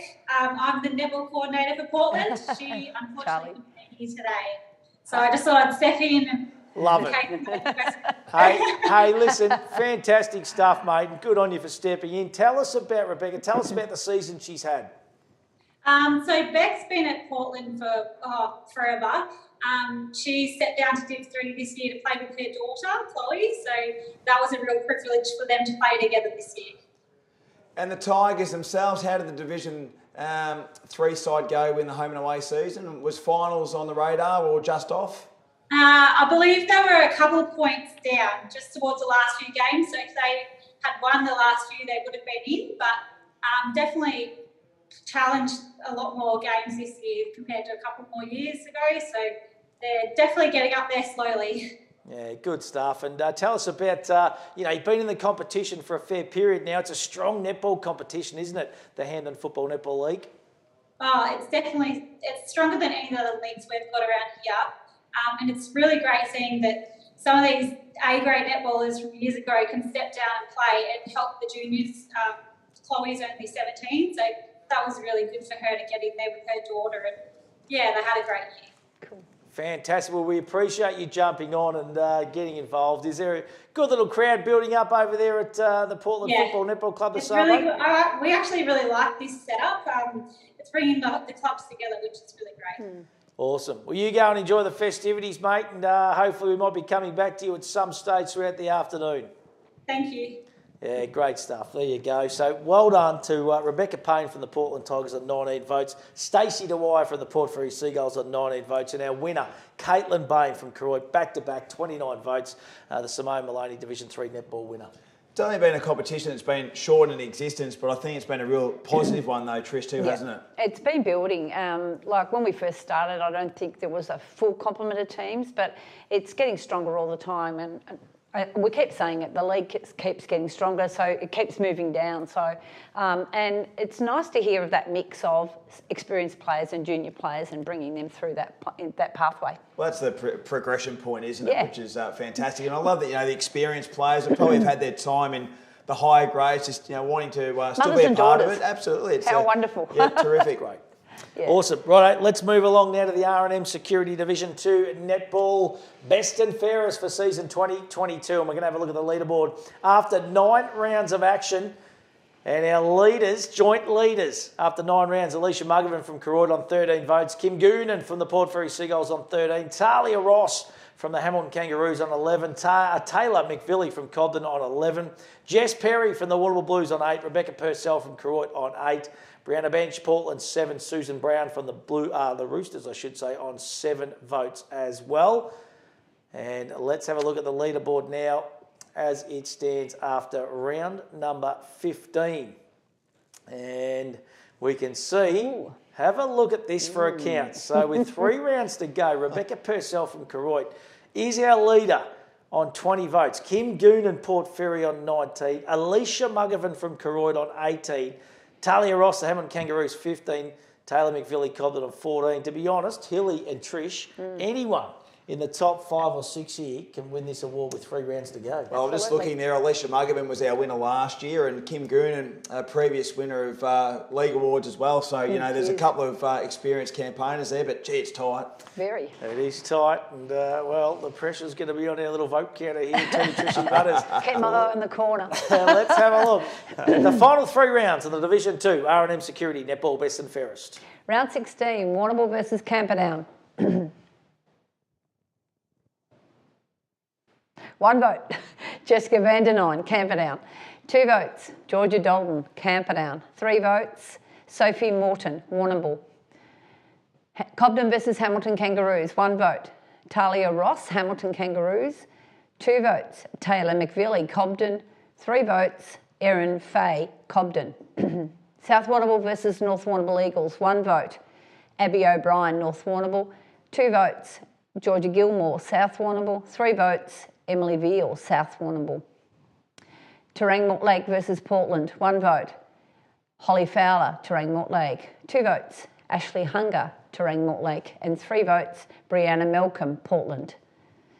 Koroit versus Port Fairy, 1 vote, Kirsty Purcell, Koroit. 2 votes, Kim Goonan, Port Fairy. 3 votes, Kristen Sheen, Port Fairy. Round 17, Port Fairy versus Warrnambool, 1 vote, Ashlyn Kent, Port Fairy. 2 votes, Yana Graham, Port Warrnambool. 3 votes, Kristen Sheen, Port Fairy. Portland versus Koroit, 1 vote, Ella Lewis, Koroit. 2 votes, Brianna Malcolm, Portland. 3 votes, Sally O'Keefe, Koroit. Losing my voice already. Hamilton Kangaroos versus Camperdown, 1 vote, Emma Giblett, Camperdown. 2 votes, Tamara Milne, Hamilton Kangaroos. 3 votes, Sophie Robinson, Hamilton Kangaroos. North Warrnambool Eagles versus Cobden, 1 vote, Holly Ryan, North Warrnambool. 2 votes, Taylor McVilly, Cobden. 3 votes, Erin Fay, Cobden. Terang Mortlake versus South Warrnambool, 1 vote, Emily Veal, South Warrnambool. 2 votes, Holly Fowler, Terang Mortlake. 3 votes, Ashley Hunger, Terang Mortlake. Last round, round 18, Warrnambool versus Koroit. 1 vote, Tanzania Carter, Warrnambool. 2 votes, Sally O'Keefe, Koroit. 3 votes, Ashley Muggerman, Koroit. Camperdown versus North Warrnambool Eagles, 1 vote, Amy Hughes, North Warrnambool Eagles. 2 votes, Georgia Dalton, Camperdown. 3 votes, Natasha Clark, North Warrnambool. Cobden versus Terang Mortlake, 1 vote, Jessica Walsh, Cobden. 2 votes, Hannah Anderson, Cobden. 3 votes, Taylor McVilly, Cobden. South Warrnambool versus Portland. 1 vote, Georgia Gilmore, South Warrnambool. 2 votes, Brianna Malcolm, Portland. 3 votes, Ailish Murford, South Warrnambool. Last game, Hamilton Kangaroos versus Port Fairy. 1 vote, Leah Evans, Port Fairy. 2 votes, Kim Goonan, Port Fairy. 3 votes, Taylor Ross, Hamilton Kangaroos. Oh my goodness. Oh, I tell you what an exciting count that is. So our winner from the Port Fairy Seagulls in the final game of the year picks up the 2 votes, Kim Goonan, and takes out the Division 2 R&M Security Netball Best and Fairest. Our runner-up, Talia Ross from the Hamilton Kangaroos on 22 votes. She polls in that final game as well. Alicia Muggerman also polls from Koroit. She was our leader there for a period of time. She finishes equal third on 21 with Taylor McVilly from the Codlin Bombers also on 21. And then Rebecca Purcell from the Koroit Saints on 20. That is one of the best and closest counts we've seen for some time, Trish. Absolutely. I was trying to watch the corner. I thought, oh my goodness. That is unbelievable, Hilly. Yeah. Hey, Kim Goonan, what a player. Has been around for a little while, and Cobden Division 2, League Best and Fairest winner in 2009, 2013 Cobden Division 1 League Best and Fairest winner. Last year was runner-up, so wasn't far off the pace last year behind Alicia Muggerman, and what a great win to get the award this year with a side that's playing in a grand final as well, which is even more exciting. Absolutely. That is unbelievable. So let's go back across to the Port Fairy Seagulls. They're going all right this afternoon as well. It's going to be party on over there. And, we congratulate our winner, of course, Kim Goonan from the Port Fairy Seagulls. Kim, congratulations. Well done. Thank you so much. That's something I didn't expect today. So thank you. Hey, listen, I know there's a big crowd building at Port Fairy this afternoon. There would have been plenty of roaring and plenty of cheering, I reckon, late in that count. Did you, going into the last game, did you think you had a good enough game to get some votes? Absolutely not. No, I didn't feel like that was one of my better games, so very appreciative to all actually getting votes in that one, so yeah. Hey Kim, we've known you through, I guess, your Cobden ties for a long time. I think you might have had a stint as a Kalora Nurak coach in that as well. How did you make your way over to the Port Fairy Seagulls? It was a bit of an adventure. We sold a house from Cobden and couldn't find a house in Warrnambool where we were planning on building, and tripped and stumbled our way and landed in Port Fairy, which was really lovely place to be in throughout COVID and lockdowns and things. It was lovely to be able to wander along the beach when we weren't able to do a great deal else. And we just sort of really felt the need to get involved in the community, and this is where we've landed, and we're so appreciative of it because everyone's been so welcoming to us, to our family and everything. So yeah, it's been really fantastic. We've really enjoyed it here. Now, Kim, individual awards are awesome and got to be celebrated, but you've got the eye on the prize this coming Saturday, still alive and heading towards a grand final. Yeah, it's been an incredible season, actually. I feel like the Div 2 grade has been incredibly competitive the whole way throughout. There was absolutely no easy games whatsoever. So we're not taking it lightly that we've made it on Saturday, but we've definitely got the hope and belief that we can bring home the cup, that's for sure. So you take on the Koroit Saints. What's the matchup been like throughout the course of the year? I know you got the job done in the second semi-final only a fortnight ago. So what's the rivalry been like between the, the close town rivals of Port Fairy and Koroit? It's always a strong rivalry, I think. That goes without saying. But yeah, always a competitive game. Everybody goes hard at the ball, and you know that you're always in for a tough, strong, competitive match. So I don't expect anything less coming on Saturday. Oh, it was a thrilling count. 3 votes separate, 4 or 5 players, just magnificent. A couple of those Koroit girls were heavily involved too, that you're going to be taking on the grand final. There'd be a lot of people you'd like to thank, Kim. Yeah, I think to thank Port Fairy as a whole, as I mentioned before, they really welcomed us in with open arms. So really thankful to everybody involved. My coach who I've had for the past 2 years, Stacey Dwyer, who you've just seen, who took out the Div 3. So congratulations to her. But she's been an incredible coach. She brings such wisdom and positivity to all the girls, which we're really, really grateful and thankful for.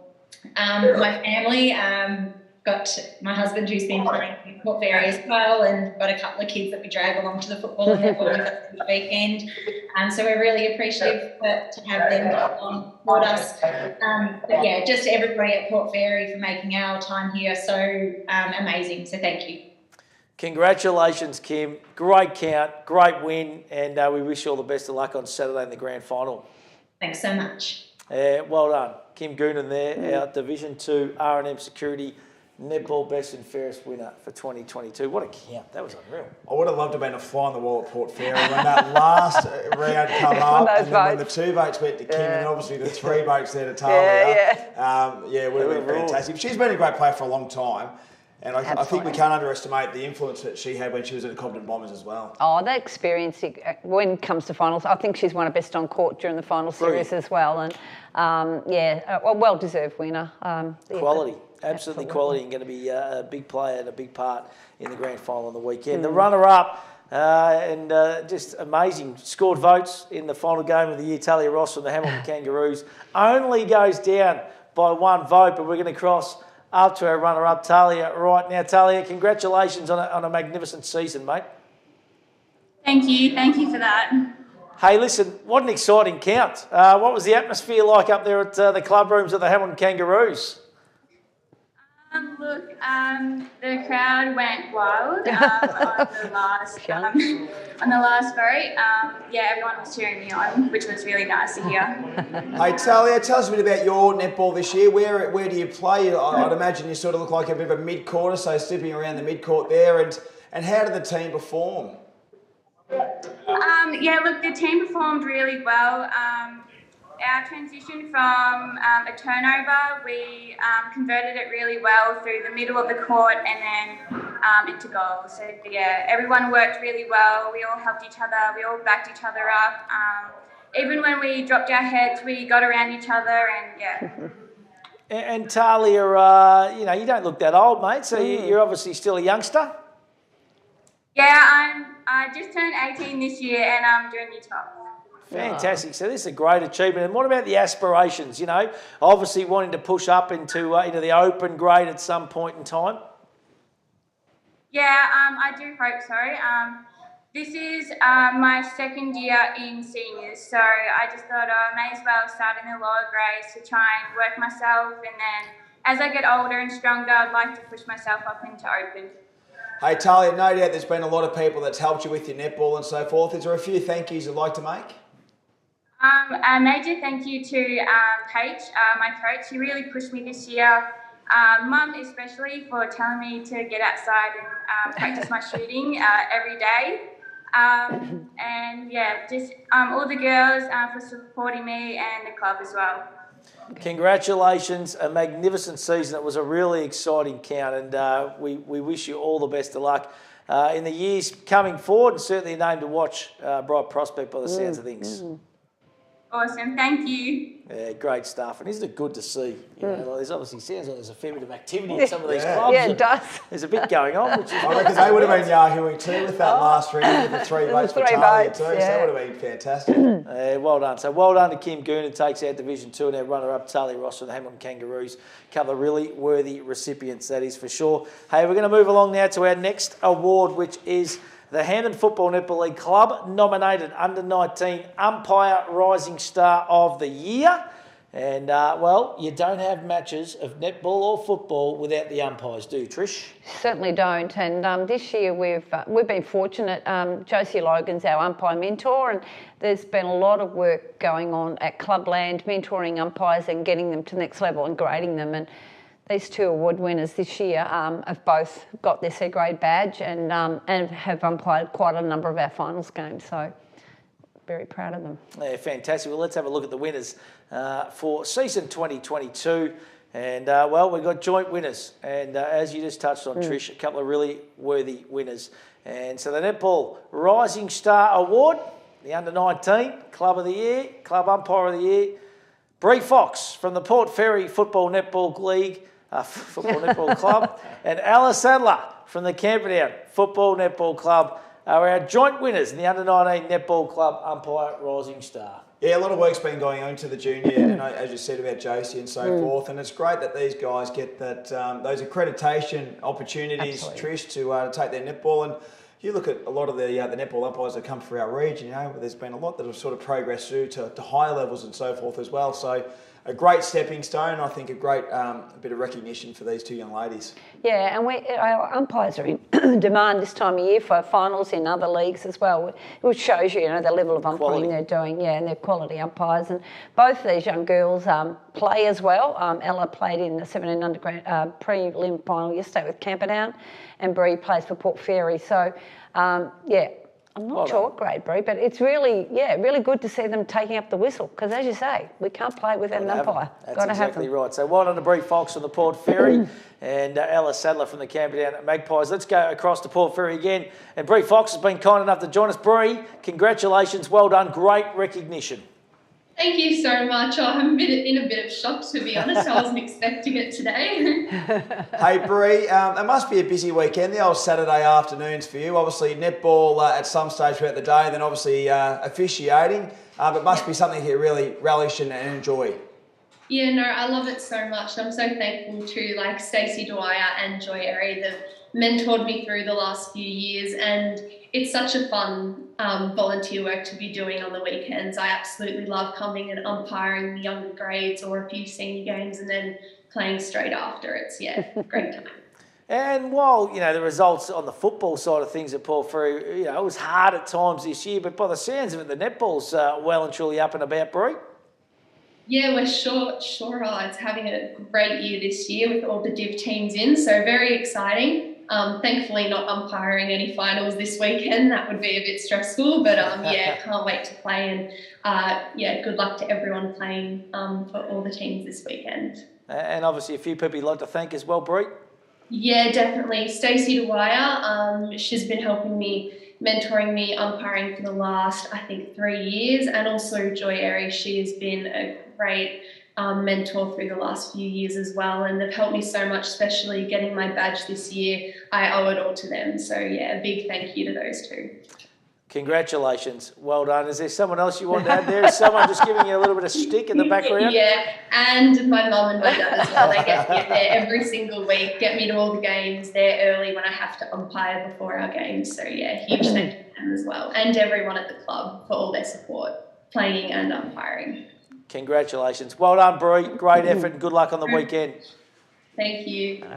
Great stuff. Bree Fox from the Port Fairy Football Netball Club and Ella Sadler, our joint winners in the Under-19 Netball Club Umpire Rising Star. So a couple of names to watch in the future, Trish. Absolutely. And Bree was there early on the weekend yesterday at the game, helping to set up with her mum. These kids, they're coming through, they've got really good club culture with them and, are willing to give back in all sorts of ways. Play, umpire, that's what we want to see. Clubs don't survive without those people. Absolutely. Hey, let's move along to our next award now. It's the Shirley McSwain Perpetual Netball Umpire of the Year. Tell us about Shirley, an absolute icon of the Hamden Football Netball League, and has been for such a long period of time, Trish. Yeah. So Shirley has been around a long time and has been a past president of the netball as well. Way back when I first started, Shirley was the president. And then she's one of our first A-grade umpires in this area. I know there's others now, but she's always been very supportive of umpires and going around, and it's an award that a few years ago we decided to honour Shirley with, so we're pretty proud of that, and we're really thankful for Shirley for giving umpiring a bit of a place that people think it's a pathway program where they can go to. And I know she would have done a lot of trips down the highway to Melbourne because that's what you have to do to get an A-grade badge these days. It's not just local stuff, so so we're really appreciative for that. Awesome. Well, let's have a look at the winner for 2022 and the Netball Umpire of the Year, the Shirley McSwain Perpetual Umpire of the Year Award. And the winner, this is pretty special, Leah Kameen. Well done. And, of course, this is going to mean something pretty special to Leah, isn't it, Trish? Oh, absolutely does. And I don't know how many times she's won this. Won it a couple of times. Yeah, she's won this a couple of times. She's one of our, what's Mike put his fingers going over the back there? Once he got up there. Six times Mike's gone to signalling. 6 times. That is phenomenal. And also Umpire of the Year in the District League. So she was, yeah. Yeah, so that's a pretty, she's a standout umpire in our And league. coaches South Warrnambool and the juniors and that as well. I'll tell you what, a little call out to husband Poss. I think the extension might have to come on the house pretty shortly soon, mate, because you'll need a trophy room for Leah, because it just keeps on building up each and every year. Yeah, He'd probably have a few trophies in the cabinet himself, Poss. Don't worry about that back in the day. Went about on the basketball court and also the footy field. Yeah. But well done to Leah Kameen. And, of course, she's actually not here, so she's not going to join us, unfortunately, today. But she's in Colac. Umpiring. To believe umpiring. So that just shows... that just shows how passionate she is. So I think she's got the daughter playing it involved. So unbelievable, and well done to Leah Kameen, and just a fantastic achievement. So an awesome effort. Hey, let's move along now to the Division 1 Tracy Baker medal. Tracy Baker Hilly and Trish, what an icon she's been in the competition. She's just a legend, isn't she? I know Trish would agree as well. I'm so glad the Hampton League's decided to recognise some of really the key components of the netball program since its inception, with naming them after their medals. And Tracy, we know her record, games record holder, 400 plus games, multiple league best and fairest wins. Great teacher and mentor to so many, Trish, and I think it's such a worthy recipient. Tracy's a worthy recipient of receiving this sort of accolade. Oh, absolutely. She's our league record holder of number of games played, and very humble. She was very humble having this award named after her. And she would be. She's a humble, but a lot of gratitude. Like she was very excited about it, and really happy to try and present this award today as well. Yeah, it's great to see that she is recognised, because she's been a superstar for a long period of time. Let's have a look at the Division 1 Tracy Baker medal after 9 rounds. And our leaderboard sees Sarah Tunstall from the Portland Tigers, our clubhouse leader, on 12 votes, from Emily Batt from the Koroit Saints on 10, Jessica Tobin Salzman from Port Fairy on 10, Lauren Hockley from Portland on 10, Meg Carlin from Koroit on 10, Holly Donhoven from Cobden on 9, Rebecca Dendel from Cobden on 8, and Rhianna Everell from the Koroit Saints on 8 also. A magnificent and tight count here. Once again, the Division 1 Tracy Baker medal. Let's go to round 15 leaderboard now. And, well, we've got a new leader here. Meg Carlin from the Koroit Saints on 19 votes. Lauren Hockley from the Portland Tigers on 18. Emily Batt from Koroit on 17. Jessica Tobin Salzman from Port Fairy on 17. Rebecca Dendel from Cobden 15. And Sarah Tunstall from Portland on 15. This is going to be another tight count, I reckon, Trish Butters. Let's go for the final 3 rounds in the Division 1 Netball Tracy Baker medal. Round 16, Warrnambool versus Camperdown. 1 vote. Emily Helmore, Camperdown. 2 votes. India Thomas, Warrnambool. 3 votes. Ash Evans, Warrnambool. Cobden versus Hamilton Kangaroos. 1 vote. Eve Duckmanton, Hamilton Kangaroos. 2 votes. Annie Walsh, Hamilton Kangaroos. 3 votes. Kate Smith, Cobden. South Warrnambool versus North Warrnambool Eagles. 1 vote. Ella Couch, South Warrnambool. 2 votes, Melissa McKenzie, South Warrnambool. 3 votes, Sarah O'Meara, North Warrnambool Eagles. Terang Mortlake versus Portland. 1 vote, Jess Baxter, Terang Mortlake. 2 votes, Bella Nichols, Portland. 3 votes, Stephanie Evans, Portland. Koroit versus Port Fairy. 1 vote, Emily Batt, Koroit. 2 votes, Christy Ludeman, Port Fairy. 3 votes, Hilary Opperman, Port Fairy. Round 17, Port Fairy versus Warrnambool. 1 vote, Jessica Tobin Salzman, Port Fairy. 2 votes, Erin Andrew, Port Fairy. 3 votes, Christy Ludeman, Port Fairy. Portland versus Koroit. 1 vote, Shelby O'Sullivan, Koroit. 2 votes, Tanea Bannum, Portland. 3 votes, Lauren Hockley, Portland. Hamilton Kangaroos versus Camperdown. 1 vote, Rhiannon Lewis, Hamilton Kangaroos. 2 votes, Rosie Close, Hamilton Kangaroos. 3 votes, Gabby Redpath, Hamilton Kangaroos. North Warrnambool Eagles versus Cobden. 1 vote, Sarah O'Meara, North Warrnambool Eagles. 2 votes. Megan Forth, Cobden. 3 votes. Millie Shields, North Warrnambool Eagles. Terang Mortlake versus South Warrnambool. 1 vote. Erin Russell, South Warrnambool. 2 votes. Claudia Lee, Terang Mortlake. 3 votes. Melissa McKenzie, South Warrnambool. Last round, round 18, Warrnambool versus Koroit. 1 vote. India Thomas, Warrnambool. 2 votes. Shelby O'Sullivan, Koroit. 3 votes. Meg Carlin, Koroit. Hamilton Kangaroos versus Port Fairy. 1 vote. Jessica Tobin-Salzman, Port Fairy. 2 votes. Hilary Opperman, Port Fairy. 3 votes. Christy Ludeman, Port Fairy. Camperdown versus North Warrnambool Eagles. 1 vote. Sarah O'Meara, North Warrnambool Eagles. 2 votes. Olivia Grundy, North Warrnambool Eagles. 3 votes. Kim Wines, North Warrnambool Eagles. Cobden versus Terang Mortlake. 1 vote. Sarah Davis, Terang Mortlake. 2 votes. Rebecca Dendell, Cobden. 3 votes. Eliza Dunhoven, Cobden. South Warrnambool versus Portland. 1 vote. Melissa McKenzie, South Warrnambool. 2 votes. Casey Anson, Portland. 3 votes. Lauren Hockley, Portland. Wow, that is an unbelievable count again. And Lauren Hockley, the veteran from the Portland Tigers, has taken out the Tracy Baker medal on 24 votes from Melissa McKenzie from the South Warrnambool Roosters on 23, Jessica Tobin-Salzman from Port Fairy on 22, Meg Carlin Koroit 22, and Rebecca Dendell from the Gotha Bombers on 20. Unbelievable, Hilly. Oh, I can't believe it. Look, the quality of that leaderboard is unbelievable. You look at Meg Carlin, a youngster who's, I think, maybe doing some VNL pre-season training. In the VNL team. Yeah, in the VNL team. cricket, You've got Jessica Tobin-Salzman, who's been a great player and is a former winner of this award.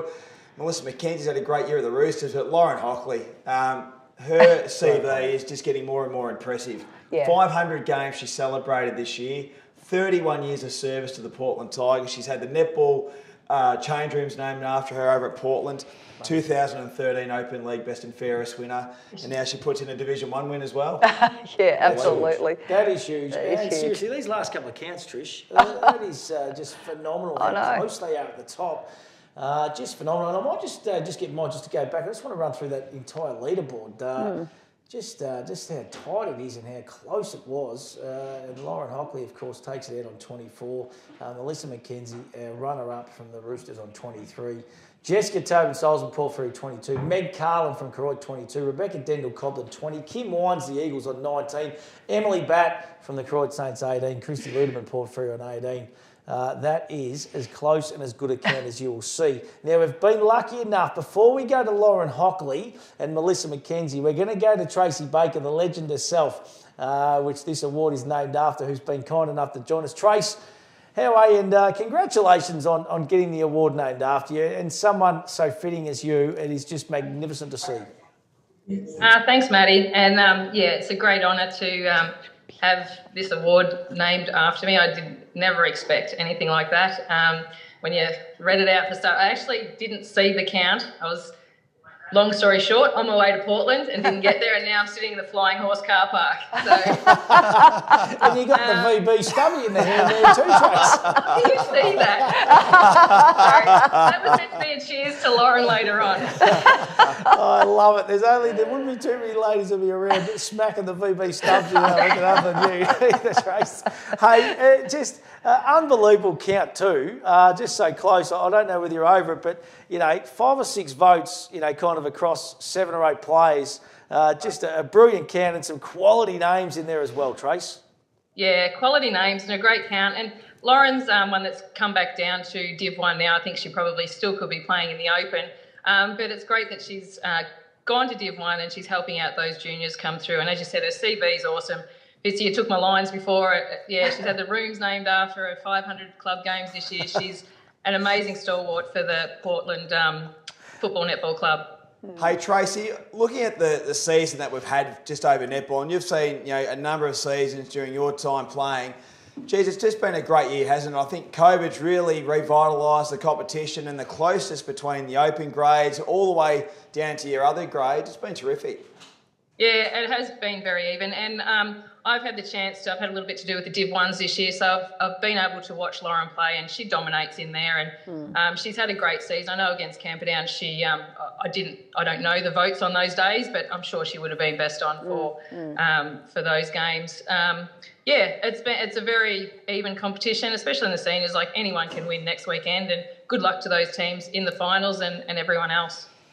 Hey, are you in the limo? What are we doing? What's the trick across? I'm in my mum's car. I'm sitting in the back seat though. I tried to get my computer going and it wouldn't hook up, so I've just got my phone sitting on my computer. I love it. Drinking VV stubbies. It just does not get any better. You weren't meant to see that. That was going to be the cheers to Lauren after. Well, give her the cheers now, because we're going to go to Lauren shortly. So she'll be absolutely rapt, I reckon, to win an award named in your honour too, which is just magnificent. So give her a little cheers, mate. All right. Cheers, Lauren. Enjoy your day. Good on you, Trace. Great to talk to you as always, mate. You enjoy, and well done. Okay, thanks, guys. Yeah, great stuff. We haven't quite got Lauren, our winner. Lauren's away. Is Lauren away, is yes, she? This is the story. Tracy was nearly in Portland to present the trophy and got the phone call to say, well, actually, Lauren's umpiring in Warwicknabeal today. Oh, wow. Jeepers. So, unknowns to her that she's going to win the best and fairest.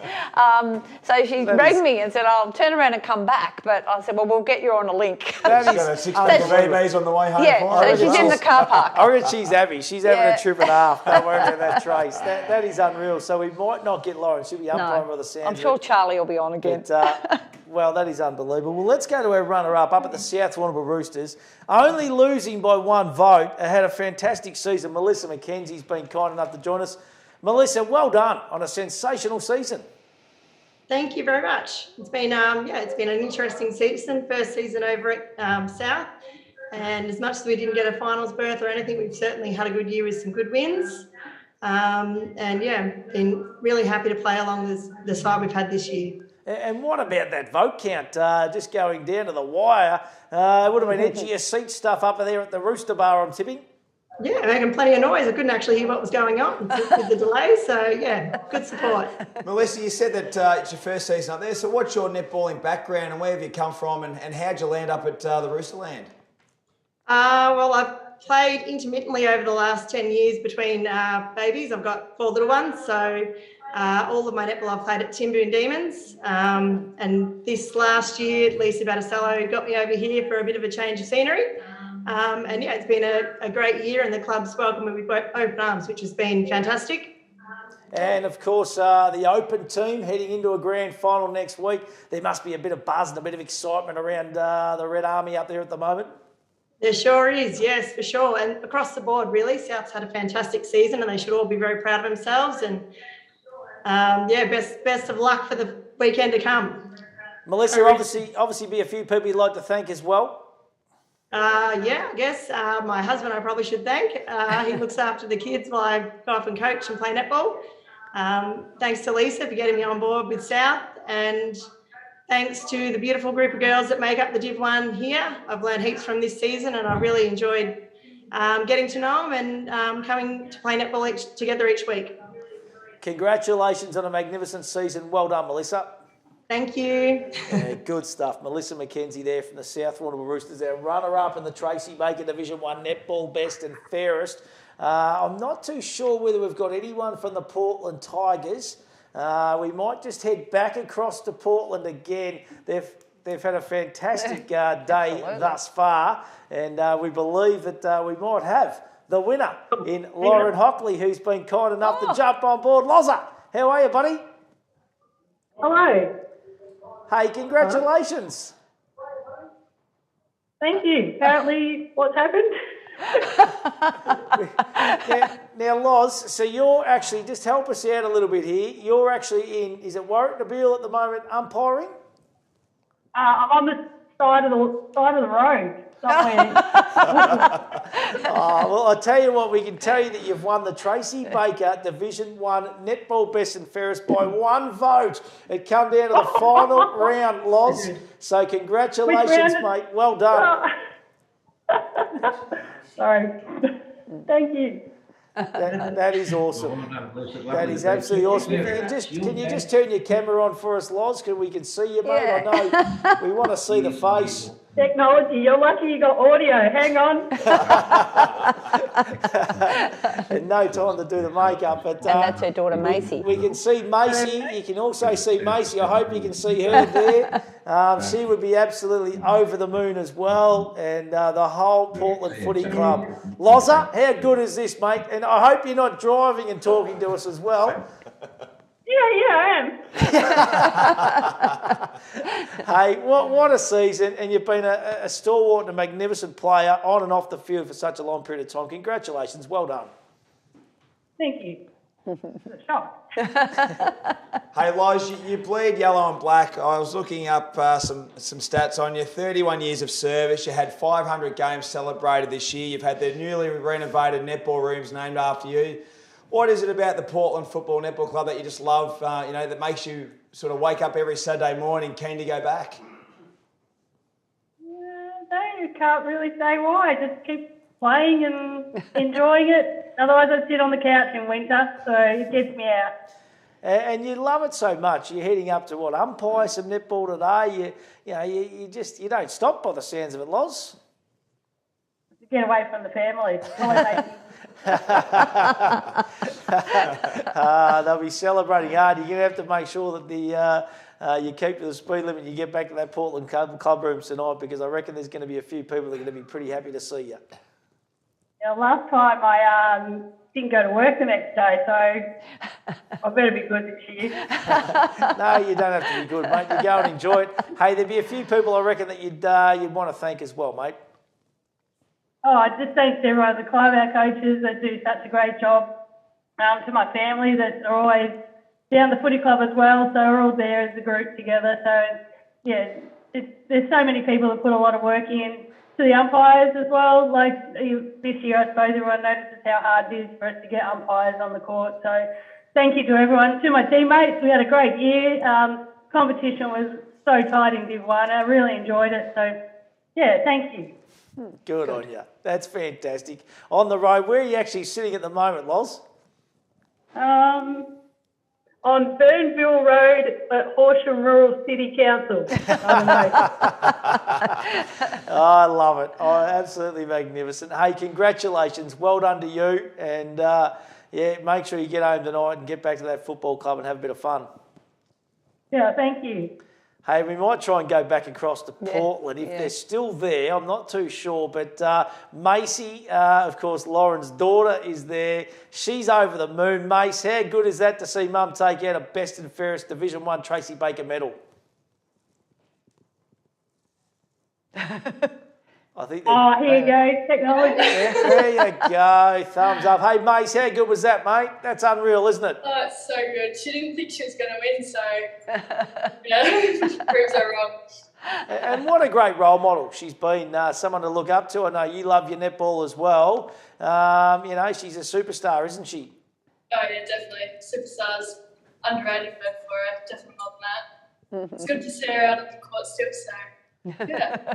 Hey, Macy, and she's very highly regarded amongst the whole Portland community. You look at her CV, which is getting even more impressive as she gets a little bit older. But to have those club rooms named after her, that must have been a pretty proud moment for the family. Yeah, it definitely was. A bit over the moon about that. Mum got a bit of a surprise when that happened. So yeah, it's very good. Now definitely worth it. Now, Mace, you've got the trophy, you've got the Tracy Baker medal. Can you just hold the medal up for us? How good. Mum might get that back, mate. At home. No, she's at home. If I was you, Mace, I'd just whack it around the neck, mate, and I'd just claim the award and go and enjoy the celebrations. Yeah, it's mine now. Hey, have you got anything you want to say to Mum? No, not really. Congrats. Good job, Mum. Oh, I love it. I wonder love if she heard about Tracy. That's unreal. That is unreal. And Tracy Baker, of course, was heading over Loza to Portland, but she found out that you weren't there, so she's on the 6-can trip, to be honest, back to Camperdown, and she's enjoying the VBs and having a bit of fun. Sorry, Tracy. Good on you, Loz. Congratulations. Well done, and well done to the Portland Tigers. Lauren Hockley from the Portland Football Netball League Club, 24 votes, takes it out from Melissa McKenzie from the South Warner Roosters on 23. Fantastic stuff, guys. Yeah, good story. She's an absolute ripper, Loz, and great person. You know, very an easygoing sort of person. Yeah. That they love having her at the club rooms, and I reckon she might sneak back for a little sneaky. I reckon she might have to get on the old Google Maps and just find the nearest bottle shop as she's driving past. No drinking and driving. No, just have a little sip just to celebrate and really enjoy it tonight when she gets back to Portland. Yeah, she may not make work again tomorrow, I reckon. I don't think so. If you're a boss, just put a pencil through her. She's gone. Hey, listen, we're going to move along to our next award. I'm going to bid you farewell, Trish. Yeah. Just for the time being, okay? So you're stepping back into the green room. Look after my little fella out there, William Stewart. I reckon he's on hedgehog piece number 6 out there.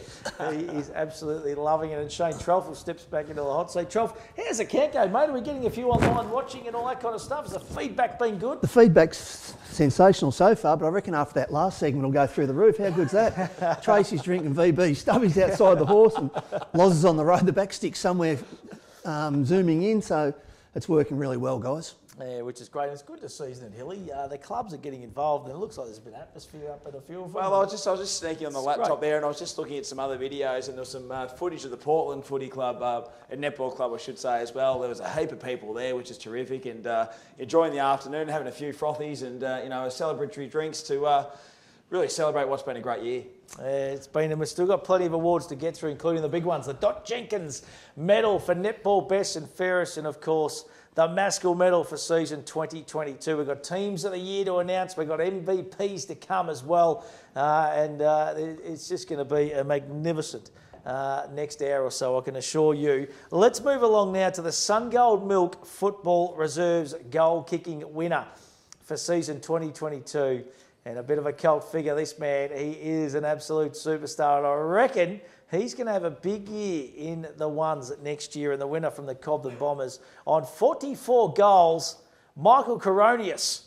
And he has taken it out from Ty Deans from the Portland Tigers on 37 goals. Thomas Freitag from the South Warrnambool Roosters on 29 goals. But our winner, Michael Coronius from the Cobden Bombers on 44, Hilly. And this bloke's got a heap of ability. Oh, absolutely. He kicked 7 in debut, I reckon, towards the back end of the season, and was a bit of a cult figure at the Portland Tigers, at the Cobden Bombers. And all 3 of those guys on the leaderboard all played senior football throughout the course of the year. Ty Deans played some senior footy at the Tigers, and Thomas Freitag also got a couple of opportunities at the ones. But, Mickey Coronius, I watched him last week in the finals, and he looks damaging. So, yeah, great effort. He's very, very skillful for a big man, and of course his brother Christian, very good footballer at the Cobden Bombers too. And I know Dan Casey is really keen to get a big pre-season into Michael as well. So we might try and head out to the Cobden Bombers now and try and catch up with the goal-kicking machine, Michael Coronius, who's taken out the reserves goal-kicking. The big fella, have a look at him. And, well, I'll tell you what, you got an absolute legend in Mari Wall there who's going to present the trophy. Mari, we're going to say a good afternoon to you. What's the crowd like down at Cobden?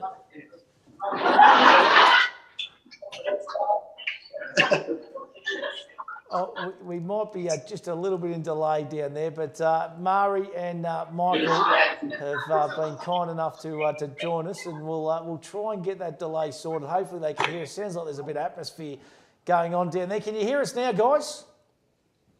Yep. You got a thumbs up? You can hear us all right? Beautiful. Hey, Michael, congratulations, mate. Sensational season, I know. Dan Casey's keen to kind of pencil you in next year, big fella. So pre-season on the cards? Maybe. Hey, Michael, well done, mate. Hey, you got some cult figure status after your big 7-goal haul in your debut, mate. That must have been a great day to bang through a few of the big sticks. You know, it was pretty good. Yeah, the crowd was good, so main thing, yeah. And tell us about yourself, mate. Tell us about your career. You're not that old, only a youngster coming through. Have you always been a Cobden Bomber? I had a 1-year stint at Simpson, but other than that, yeah, been here for the rest of my career. And always been a full forward big fella? I used to be a ruckman, but packed the kegs on, so now I'm forward. And mate, you got some really good young kids coming through. Of course, reserves went deep enough in the finals too. They got put out last Sunday. So exciting times down at Bomberland for next year. Yeah, no, it'll be pretty good. I reckon we've got a good young team, so should get a bit further next year, hopefully. Now, Michael, you've kicked 44 in the twos, you've kicked a few in the seniors. Is there one goal that stands out that you kicked this year? And if you can give us a bit of a description of that goal that may stand out for you? Probably be the 7th goal against Hamilton, I suppose. The crowd was pretty loud. I love it. And we haven't had a cult figure down at Cobden since the big Whopper, mate, a few years ago. So you might replace the Whopper and you could be the goal-kicking machine next year on Hammond League Live. Hope so. Big shoes to fill. Hey, there'll be a few people you want to thank too, mate. Yeah, Campy and Nico, the coaches, the trainers, canteen ladies. They're keeping you fueled up, are they, big fella, the canteen ladies? Oh, I love it. Hey, fantastic, mate. Congratulations. And can we just say a good afternoon to Mari? How you going, Mari? And what's the crowd like down there? Oh, it's great. Absolutely great atmosphere here. Fantastic, Mari. Well, you've got the trophy. You do the honours. Hand it over. It's a magnificent looking trophy as well, mate. All thanks to Lifetime Trophies. They do a sensational Well done, Mickey. Well done. Great stuff. Well done and awesome performance, and it's great to see some of the Hammond League exec. Mari Walsh, she's been an absolute revelation as well, hasn't she, Trolf? Yeah, no, she does a fantastic job. One of our many board members that do a terrific job for the league. Awesome. Righto. Well, let's move along now to the R&M Security Reserves. Luke Kelly, best and fairest for 2021. And this is going to be a hotly contested field. After 9 rounds, Trolf and Hilly. Let's have a look at the leaderboard. And we've got a leader from the South Warrnambool Roosters, Peter Dukas. He's a ripper on 15 votes.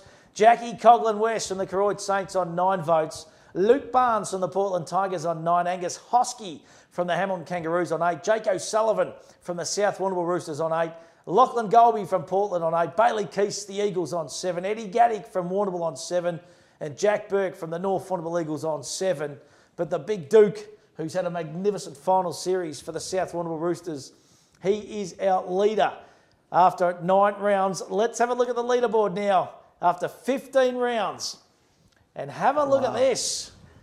Eddie Gaddick from the Warrnambool Blues making a charge here. Luke Barnes from the Portland Tigers on 15 as well. Peter Dukas, our leader after 9 rounds on 15 votes. David Arnold from the Hamilton Kangaroos on 12. Jack Coghlan West from Koroit on 12. Seamus Brady from the Koroit Saints on 11. And Nick Whiting from Koroit on 10. Well, I'll tell you what, Hilly, this is absolutely chock-a-block at the top of this leaderboard. Hey, it always happens, Luke Kelly Medal. I reckon we had 3 winners a couple of years ago. We've had joint winners in previous seasons as well. So to see, 3 great players that have all had some senior opportunities this year to be up amongst the top of the leaderboard is pretty impressive. And Trelf, this is going to go right down to the wire by the looks of it. We've had some really close netball counts, and I'm tipping the Luke Kelly is going to be one of them as we go. Looks like it's going to be an exciting finish, so let's get it underway. Final 3 rounds. Round 16, Warrnambool versus Camperdown. 1 vote, Hugh Fleming, Warrnambool. 2 votes, Eddie Lucas, Camperdown. 3 votes, Theo Opperman from Warrnambool.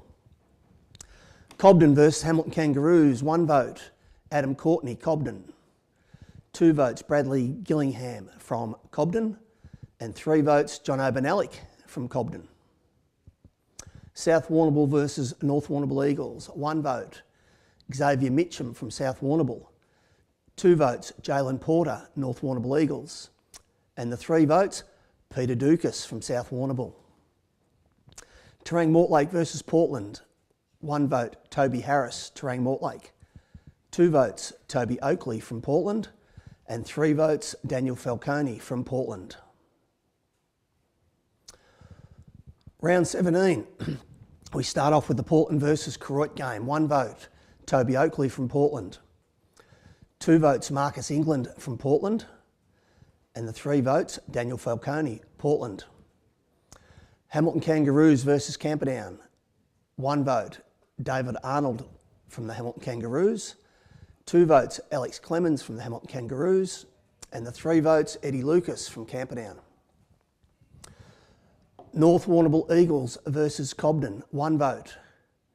Lockie Barling, North Warrnambool Eagles. 2 votes, Adam Courtney, Cobden. And 3 votes, Billy Hancox from the North Warrnambool Eagles. Terang Mortlake versus South Warrnambool, 1 vote. Mojwak Acock from South Warrnambool. There was always one going to test me. Braden Becks, the 2 votes from South Warrnambool. And 3 votes, Tom Jenkins from South Warrnambool. Moving into the last round, round 18, we've got Peter Dukas with a lead, and we've got the Warrnambool versus Koroit game, 1 vote. Matthew Bradley, Koroit. 2 votes, Will Peterson, Koroit. 3 votes, Jack Block from Koroit. Camperdown versus North Warrnambool Eagles, 1 vote. Eddie Lucas, Camperdown. 2 votes, Billy Hancox, North Warrnambool Eagles. And 3 votes, Jai O'Brien from the North Warrnambool Eagles. Cobden versus Terang Mortlake, 1 vote, Louis Robinson from Cobden. 2 votes, Toby Harris, Terang Mortlake. 3 votes, Brady Green from Cobden. South Warrnambool versus Portland, 1 vote, Jake Sherkaw from South Warrnambool. 2 votes, Daniel Falcone from Portland. And 3 votes, Xavier Farley, South Warrnambool. And we have our winner. We have our winner, 12th, the R&M Security Reserves Luke Kelly medal winner for 2022. Peter Dukas from the South Warrnambool Roosters on 18 votes. From Eddie Gaddick from the Warrnambool Blues, our joint runners-up on 15 votes. And Luke Barnes from the Portland Tigers also on 15 votes. And I must admit, I love watching this bloke play. Let's have a look at the leaderboard. Dukes finished on 18. Eddie Gaddick on 15, Luke Barnes, Portland 15, Billy Hancox from the North Warrnambool Eagles on 14, David Arnold from the Hamilton Kangaroos 13, Eddie Lucas, Camperdown 13, Jackie Coghlan West from Koroit on 12. And I just about to say, Hilly, I love watching Peter Dukas go about his football. I've watched him closely throughout this final series. He's kicked some magnificent goals, just a really good footballer, and he's going to be a pivotal player come Saturday in the grand final as they take on the Koroit Saints. Oh, I totally agree. North Warrnambool Eagles, I should say. Yeah, absolutely. Totally agree. Great footy IQ, tough, especially when it's that winter brand of football. Big, long kick, leadership. And kicks goals. And kicks goals as well. And the amazing thing is, he's played 15 games in the reserves, but he's also played 6 senior games. So, and when he's played that senior role, he's been equally important to the Matty Battistello setup for the Roosters as well in those games. Yeah, my oath, Trelf. A really tight count once again, and some talent. And the level of reserves competition has been absolutely magnificent, hasn't it? Particularly when you see guys like Peter that, as Hilly said, has been able to play 5 or 6 senior games as well. So, and I think it's always been the same. The strong clubs, if you've got good depth in your reserve grade, that players can come in, fit into the game plan quite easily. It certainly helps your senior squad. Yeah, well, let's go to one of our joint runners-up now. From the Portland Tigers, Lukey Barnes on 15 votes. And Luke, congratulations on a magnificent year, mate. Yeah, thank you. Now, did you come today? Did you give yourself any chance, mate? Did you think you were a sniff to poll well, big fella? No, absolutely not. So, we had a good year, but let's see what happens next year. Now, I have to ask, mate, what is it? Is it a little fancy dress theme? Is that Austin Powers beside you, big fella? Yeah, Austin Powers. The ghost. So, a bit of a theme for the day over there at the Portland Tigers, mate? Yeah, it's a bit of a silly Sunday. Carry on. Hey, Luke, great season, mate. Well done. Bit of a good vibe around the Portland Tigers this year. You guys obviously had a great year in the twos. The seniors played finals, so the vibe around the club, mate, must be pretty good. Yeah, it's really good. Probably the best year of footy I've played. It's such a good crew, and everyone's playing good footy. So, yeah, look at next year. Yeah, and a really tight group too, Luke, by the looks of it. Just wanted to play for each other. And, the seniors probably disappointed with the way they finished the year last week. But all in all, the club would be really, really excited heading into 2023. Yeah, that's it. Great vibe around the club at the minute. A lot of good boys around here. So, yeah, that's been really good. Awesome, mate. Now, listen, there'll be a few people I reckon you'd want to thank, mate. The floor's yours. Yeah, no, I just like to thank the boys for the year and, the whole committee for putting it on. So, yeah, that was good. Thank you. Congratulations. Who's the best dressed, Barnesy, over there, mate? I'm about to say Will, but the coach, Austin Bowers. I love it. Absolutely magnificent. Hey, good on you, boys. Go and enjoy the festivities. Well done, Luke, on a fantastic season, mate. Good stuff. Easy done, thank you. Great stuff. Well done to Luke Barnes there from the Portland Tigers. Joint runner-up with Eddie Gaddick from the Warrnambool Blues. We might try and head up to... We don't have Eddie. We might try and head up to the Blues, and hopefully we might have a representative or Eddie, who was a joint runner-up, to join us. Are you there, Eddie? We're just waiting for audio just to chime in. I believe we might have Eddie on the line now, which is fantastic, and another youngster that's had a really good year. Here he is, Eddie. We might just need you to turn on the or turn off the mute button, mate. If you can do that, that'll be sensational. Because we'd love to have a chat to you, and I think they're just fixing that for us as we speak now. Eddie, congratulations, buddy. Well done. What a season you've had. Thank you. Yeah, no, it was a great season with the boys and stuff, and yeah, glad we played pretty well. And Eddie, I see you played a few senior games throughout the course of the year too, mate. So obviously, applying your craft early in the twos and then getting a chance to play some senior games late must have been pretty exciting. Yeah, no, I reckon I was pretty lucky to get in, so I really appreciate the opportunity, and it was good getting support from the spectators and the group here. So yeah, it was really fun experience playing with the senior boys. Hopefully get back next year in pre-season. So yeah.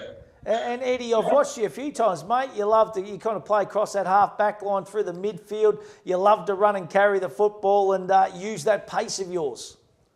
Yeah, ever since I was growing up, everyone's kept saying use your pace and your agility and stuff. So I guess you got to play your strengths and yeah. Hey, I reckon that your game style too, mate, very suited to the I guess on top of the deck at the Reed Oval. It must be nice running around there every second week and applying your craft. Yeah, no, we're very fortunate to have a ground like this, AFL standard. Yeah, really good to train here every week and show the skills. What about your coach, mate, Lee Moncrief? He's done a great job with the Blues up there in the twos this year. Yeah, no, Lee's done a great job actually. I've known Lee and Charlie and all his family, the whole life. So yeah, and Parky as well. They've been great, in my development. So can't thank them much. Mate, there'd be a few other people you'd like to thank as well.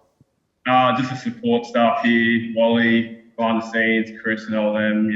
They're always helping us get to the games, and big thanks to them. Congratulations, mate! Sensational season. Our joint runner-up in the Luke Kelly medal on 15 votes. Well done to you, bud, and go and enjoy this afternoon. Great stuff, and well done. He's a ripper too. A couple of good young kids, and they've all spoken really well, our winners so far, haven't they? It's been fantastic, yeah. Absolutely. I'm loving the dress-ups at Portland. We need to get a bit of a visual of what's going on in Portland town, I reckon, because I reckon there'll be a few funny dress-ups in there. I reckon we need to get it early. I reckon you're right, Troll. I reckon you are right. And of course, our winner from the South Warrnambool Roosters, Peter Dukas, won the Luke Kelly by 3 votes from Eddie and Luke. Of course, both back on 15 votes. We are going to head back up to South Warrnambool. We've got a representative. I don't think the big Duke is there. He'll be just looking after himself and getting himself geared up for the grand final next week, I reckon. But let's go back up to Roosterland now. And, I don't quite know who we've got, but if we can get that on the split screen, we might be able to help out. We've got Gary Walsh from the South Warrnambool Roosters, who's been kind enough to join us. Walshy, how are you, big fella?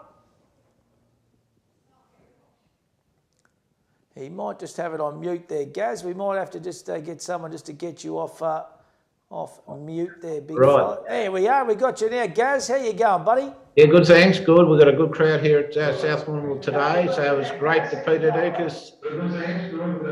Awesome, mate. Now, listen, Gaz, Duke's not up there today, mate. He had a sensational season. He's had a really good final series as well. No, well, Peter's record over the years of playing football, I think 50% of games Peter's played in, he's been named in the best 6. So it's a very good record, and he's played over 300 games of country football. And this year, obviously, I played 15 or 16 year games and was named in South Warrnambool's best players on 12 occasions. So he's had an outstanding season. And I think it epitomises the depth that South Warrnambool have too, Walshy, doesn't it? He's one of those guys that's ready-made when he comes into the senior side and can play his role nicely. So a good problem to have for the Roosters. Yeah, certainly. He's a truly well-deserved Lou Kelly medal winner. Great stuff for the coach of the reserves, and they're heading into a grand final. Leon Lowry on left foot. He was pretty pumped up yesterday, the big fella, and no doubt he'll be excited. And Duke's going to be one of those key players heading into the big GF against the Eagles on Saturday. Had a good performance yesterday against Karoid. So South will be looking forward to next Saturday with the reserves and also 4 netball teams. So 5 of the teams here at South representing South next Saturday. So it's been a great year for the club, certainly. But it's a great reward to Lou Kelly. Obviously, the memories of the Lou Kelly award, I think it was back in 1962. Lou made commitments to the TV country of Hampton and football. He had his own footy show on BTV6. Lou was certainly the Lou Richards of the Hampton League. So I'm sure Peter will be very proud to win the Lou Kelly medal today. Beautifully done, Walshy. Great stuff. And a big crowd. How many up at Roosterland this afternoon, big fella? Over 100, Matt. Over 100. So it's a good crowd and more coming in. I love it. And might even put a couple hundred on the bar, I reckon, Big G Walsh, just for his Roosters faithful up there to have a bit of a drink this afternoon. Good on you, Walshy. Thank you, boys.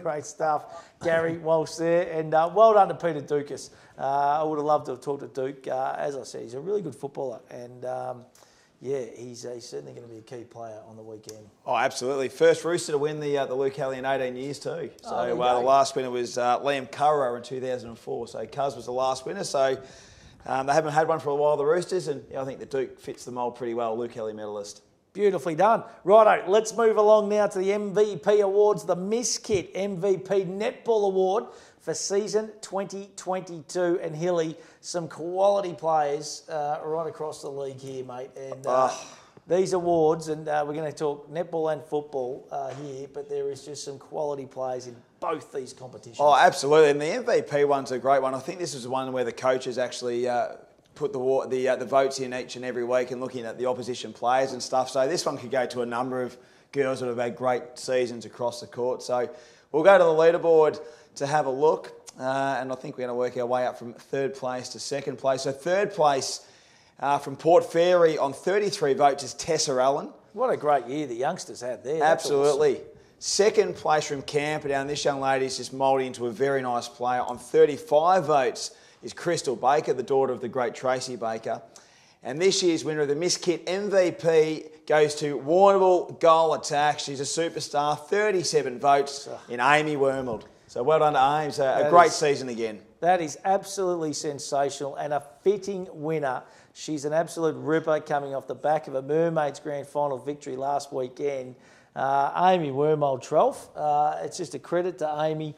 Her ability on the basketball, on the netball court, just brilliant. And she's going to poll well, you'd think, in the Dot Jenkins medal later as well. Well, Amy combines both sports, doesn't she? She plays both sports at an elite level for country sports, so it's a real testament to her dedication with training and also her skill level in both sports.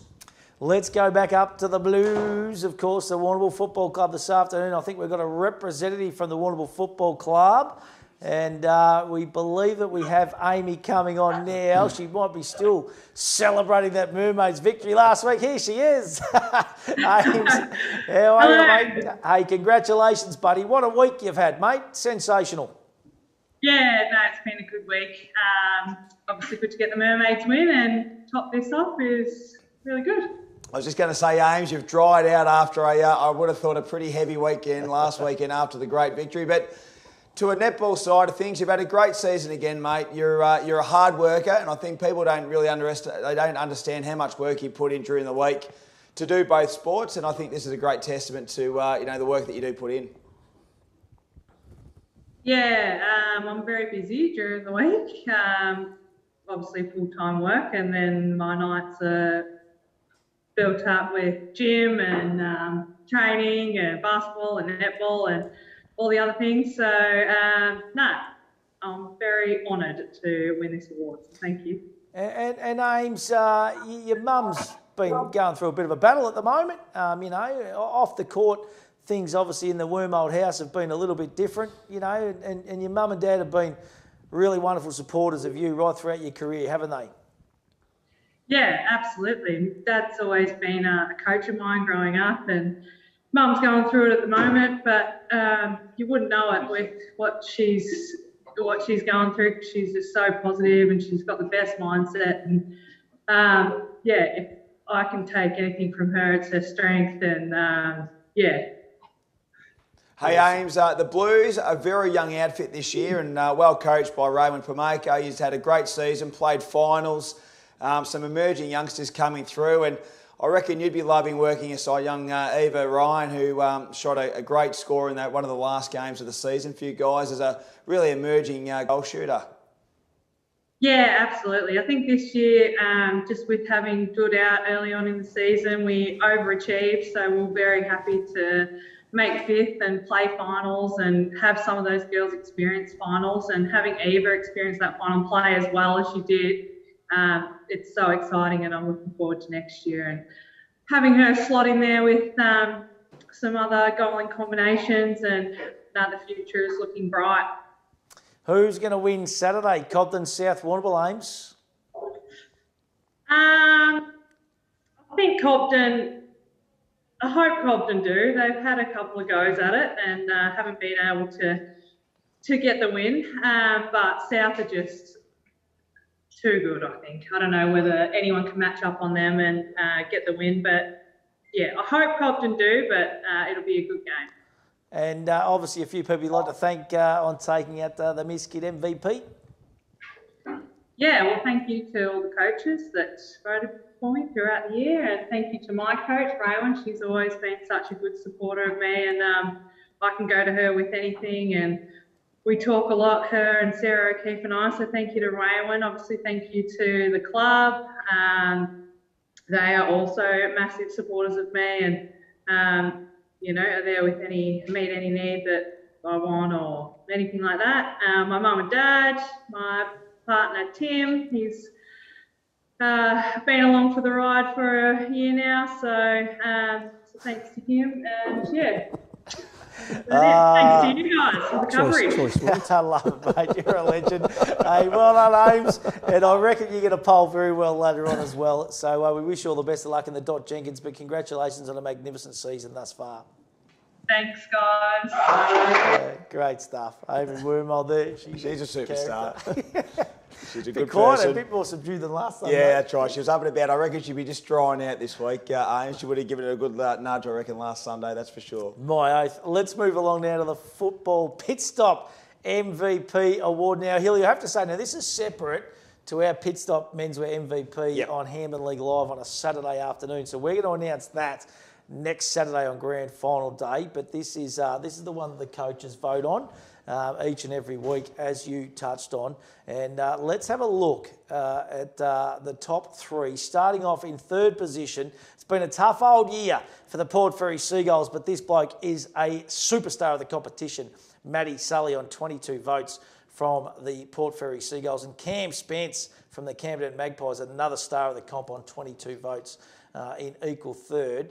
Our runner-up in the pit stop menswear MVP from the Portland Tigers on 26 votes. He's had a great season, Daniel Jackson. Some quality names there in that leaderboard. But our winner of the pit stop menswear MVP from the South Warrnambool Roosters, Archie Stevens. And that is a sensational and a well-deserved winner. And Archie took out our Rising Star Award 12th, and now he's taken out the pit stop menswear MVP. Yeah, so it just highlights the quality of Archie and his ability on the football field.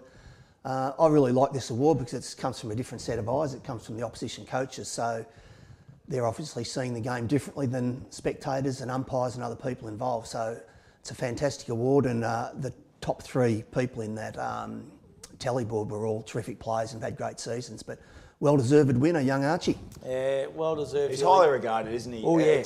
Outside of South Warrnambool as well. And I think that's the great thing about this award, that, as you said, Trelp, a different set of eyes. And he's highly regarded. And I've got no doubt every one of the coaches in the league would be going, righto, how do we nullify his influence on a Saturday? Yeah, we might try and head back up to South Warrnambool once again. They've had a fair old afternoon as well up there at Roosterland. It'll be absolutely rocking because, the senior footballers got bowled over yesterday in the prelim final. So I'm tipping they had a solid enough night last night, and they'll be marching on this afternoon as well. They've still got their reserves in next week, but let's head upstairs, and we got the brothers, George and Archie Stevens, and they are very, very tight, these two. A ripping family, of course, and a couple of absolute beauties. And boys, congratulations firstly to you, Archie. Yeah, we spoke to you earlier, mate. You have had a sensational season, but to be acknowledged from the votes that the coaches give, it's certainly something pretty special, isn't it? Thanks, guys. It is pretty special. It does mean a lot. It's a huge honour, and I'm very proud. But I think it's just testament to our whole side, to be honest. Just the boys, how we've gone about this year. Obviously disappointing yesterday, but the support they've shown me, and have all come together. Hopefully it's building blocks into bigger and better things next year and years to come. Hey Archie, I want to ask you, mate, I look at your midfield and it's star-studded. You've got James Hussey, who's played some good brand of footy, Liam Ewell, Josh Saunders, just to name a few. How much have you learnt from those guys when you're running around in the centre square? Yeah, heaps, especially this year. Running around with those calibre players has been huge for me, and knowing I can always lean on them at any time is awesome. But to be honest, just growing up, watching them, like, they were my heroes growing up. So to be able to go out and go to battle with them, it means so much to me, and I really love all those boys and appreciate their support throughout. Now I'm going to go to you, Big George. Mate, you spent the year on the coaching side of things with Batters and Finney and the like. How did you see the Big Brothers season for the Roosters? It was good. I was one of the lucky ones who got to sit back and watch him go about his business, and that was all it was this year. I thought that I was pretty proud of him as a brother. I thought it went about it in a great way and found a lot of the footy, and deserving winner of the MVP.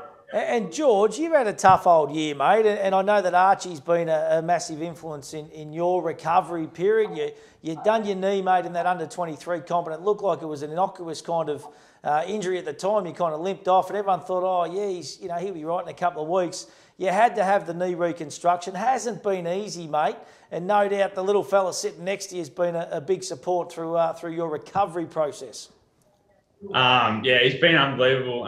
As much as being by my side off the field and being able to support me through my rehab on the field, the way he's played this year and the way he's gone about both VFL footy and Hampton League footy, it's almost as much as I'm playing myself. I'm that proud of him, and I love him, and I'm so glad that he went well this year. It was so good for me to sit back and almost as if I was playing. That's how happy I was. So he's been so good. And you two boys, you're so tight. There's not a lot of age gap between you. You've both been very driven young kids from a young age to really aspire and push yourselves, not only on the football but basketball and any other sports you kind of put your head into. You've just been a great support for each other, boys, haven't you?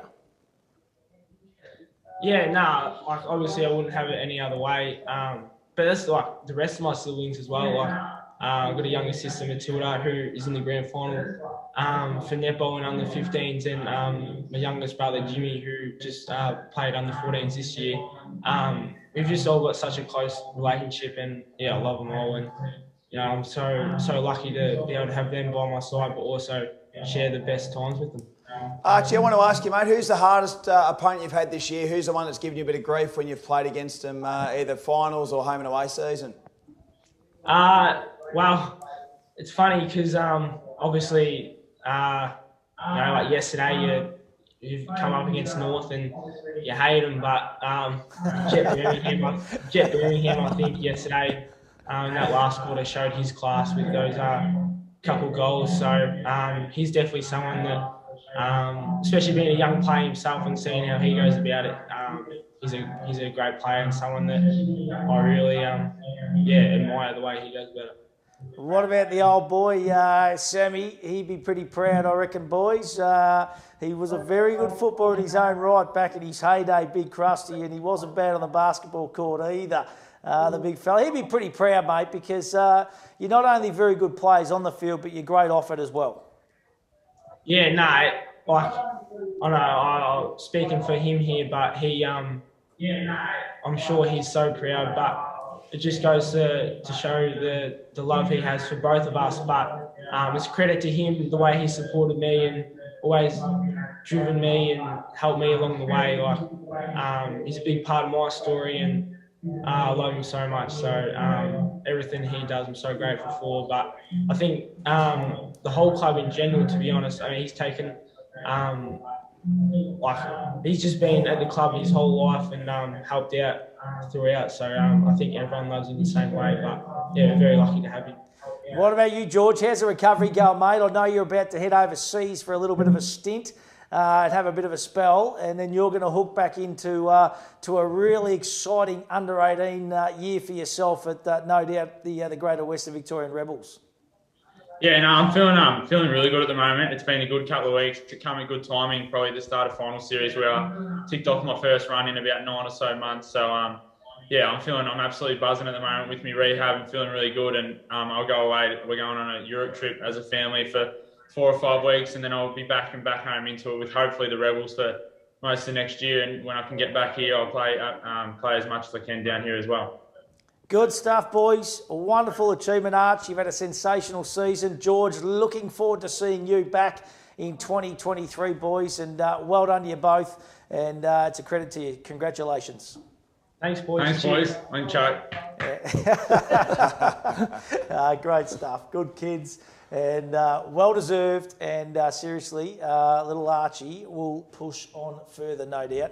And certainly be really cracking in next year at that Carlton Football Club, and hopefully he gets a bit more of an opportunity. Absolutely. Credits in the bank now, hasn't he? Obviously with the season he's had and stuff too. I'll tell you what, I'd love to see, whether Archie, if he gets a bit angry at George at times, would he go for the wrestle? Because George is a big boy. I reckon he'd be staying away there, wouldn't you?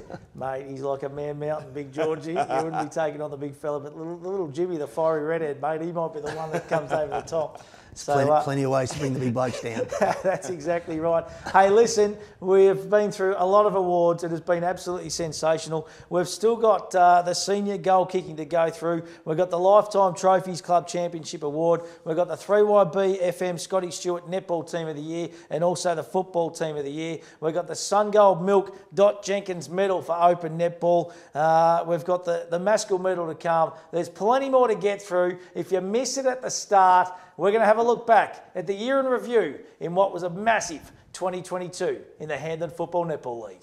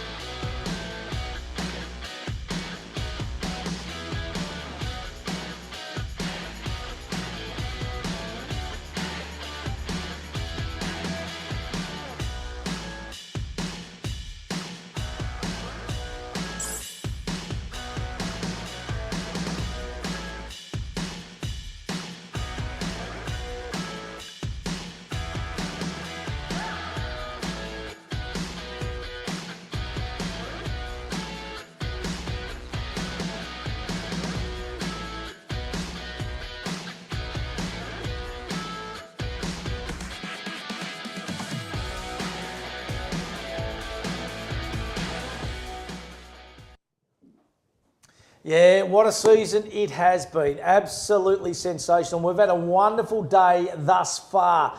The Dot Jenkins Medal and Maskell Medal Day, of course, something a little bit different. We're beaming into all the football clubs, and by all accounts, Hilly and Trelf, it is really exciting at the football netball clubs. There's plenty of people around, which is what today's all about. Absolutely, good viewership. I was just looking on before, and plenty of people looking around and so forth, and hopefully all the footy clubs are making $1 as well. I think it's a great fundraising thing for them to chuck a few extra dollars in the coffin, selling a few frothies and drinks and doing a bit of food in that as well. So hopefully everyone's enjoying the coverage and a good spread of winners and runners up and all that as well, which has been terrific. Yeah, my oath it has. And Trelf, something a little bit different. The league executive spoke about this, and well, you've got to try things from time to time.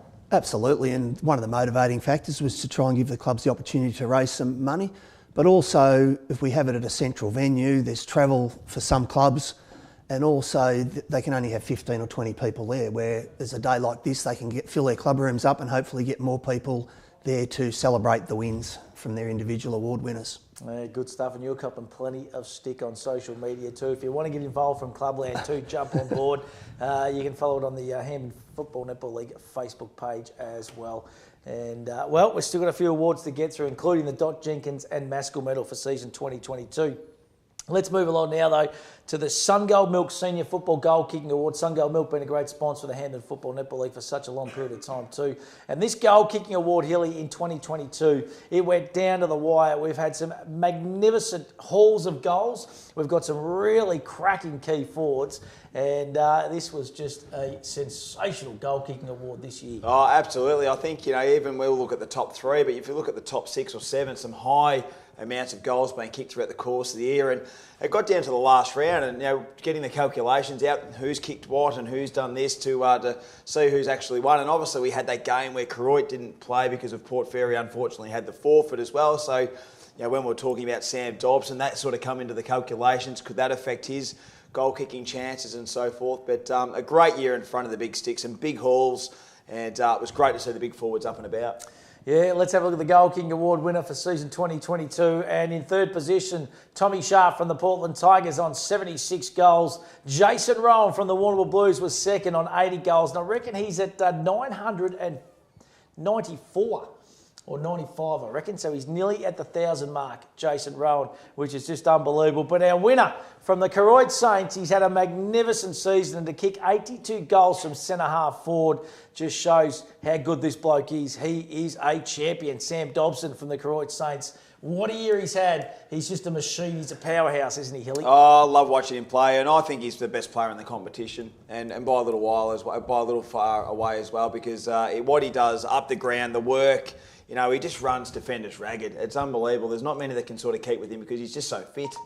He's a fitness running machine, and he's going to need to have his skates on. Whoever plays on him on Saturday in the grand final is going to need to have his skates on too, because he covers the ground. I'd love to put a little GPS in him just to see how much ground he does cover, because he's a running machine. Keeps himself in really good nick. We're going to go out to the Koroit Saints now, and I hope we've got Sammy Dobson, our goal-kicking machine, who's been kind enough to join us, and I certainly reckon he's going to poll well in the Maskell Medal a little bit later on. I hope he does. He deserves to. But I think he's been kind enough to join us. Sammy, are you there, big fella? We might have to just get you off mute, mate. Just got to get your sound on for us, Sammy, if you can hear us, mate. And he's all over the computer technology, Sammy Dobson. Don't worry about that, mate. He's switched on individual. Hey, Dobbo, congratulations on a really good year, mate. 82 goals. The blokes behind you, there's some quality this year. Yeah, that's it. There is. I wasn't really sure what I was going to come, but fortunately after me that last game, and obviously in saying about Rowie, everyone knows who he is, and Tommy Sharp, much the same. They're all just, yeah. Hey, Dobbo, what a year the Saints have had, mate. You've been up at the top for a long, long time now, another grand final berth. And speaking to Macca before, you got 8 or 9 kids that are going to be playing their first grand final. So they've embraced the Koroit way, and you've had a great season, and you've had plenty of great supply from your midfield. Yeah, look, we've got a couple of young lads coming through, and that's one of the reasons we want to keep playing the way we do and keep performing, because we want them to have success as well. The young blokes like Matt Peterson, Peter Sullivan, Jack was kind of burn. Yeah, there's definitely some quality and the future looks bright. And Dobbo, we just touched on it before, mate, but you keep yourself in magnificent nick. You're very similar to an Archie Stevens, mate. The routine and what goes into to preparing for a game, and that is just A1. It's first class, and you rely on that, don't you, mate? That's your football game. You want to cover the case. You want to run your opponents ragged. Well, thanks. I don't know how to move as well as Archie, but look, it is something I try to focus on. I think every high forward should probably try to focus on that part of the game. And yeah, I do take a bit of confidence out of ticking the boxes each week and taking that into the game. I think endurance is probably my main asset or main thing I try to work on each week. Yeah. Hey, Dobbo, I look at your forward line, mate. You've kicked 82, and the Saints have kicked some big scores this year, but Jezza Horsley's probably spent more time there this year and has kicked a lot of goals. Jyron Nee's been a great small forward. Willie Couch, he's an excitement machine. He's kicked goals. Cora has kicked goals as well. So you've got a nice bit of synergy amongst, your 5 or 6 that run down there. And there's some quality down there, that's for sure. And the good thing about it, there's multiple avenues to goal. If maybe, say I'm or I am or, Tex is getting well held or something, it's not the end of the day. We've got other people that can step up and kick a few goals. And, it's not just those guys. There's a lot of run through the on ball and they don't want to get down there either. So, it's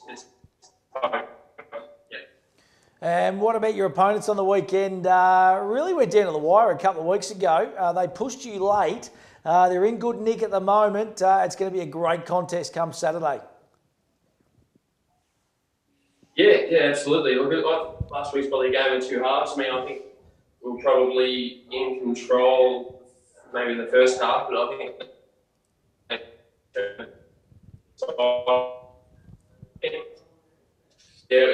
literally against the last. They're a good side, and we're going to make sure we're playing our best footy and try to play the way we want to play to beat them. So they're a really good side. Dobbo, congratulations, mate, on a magnificent season. 84 goals. Just magnificent, mate. Well done to you. Good luck on the weekend. No doubt we'll talk more throughout the week, but congratulations and good luck in the Maskell medal too, mate. I reckon you get a poll well there. Thank you very much, guys. Cheers. Good stuff. And just a couple of little technical issues with a little bit of internet possibly out there at St. Lamb. We need Bushman on the push bike at the back, just pedalling a little bit harder just to keep the power up out there at St. Lamb. But just a great player at Dobson, that is for sure. Let's move along now to the Lifetime Trophies Club Championship Award. This is a pretty prestigious award, isn't it, Trelf? The clubs always like to go well in this award. Absolutely, because it shows excellence over a whole number of areas. So you're not just highlighting one particular aspect. So to win this, it just means you've got a really well organised and well-run club. And Lifetime Trophy's been a great supporter and a great sponsor of the Hamden Football Netball League for such a long period of time. They do a great job down there. You literally go in there and they look after absolutely everything from go to woe, and they turn things around really quick. So well done to the whole team there. Let's have a look at the Club Championship Award winner for season 2022. And the winner, Hilly, drum roll for me. The winner from the Koroit Saints, who is the Koroit Football Netball Club.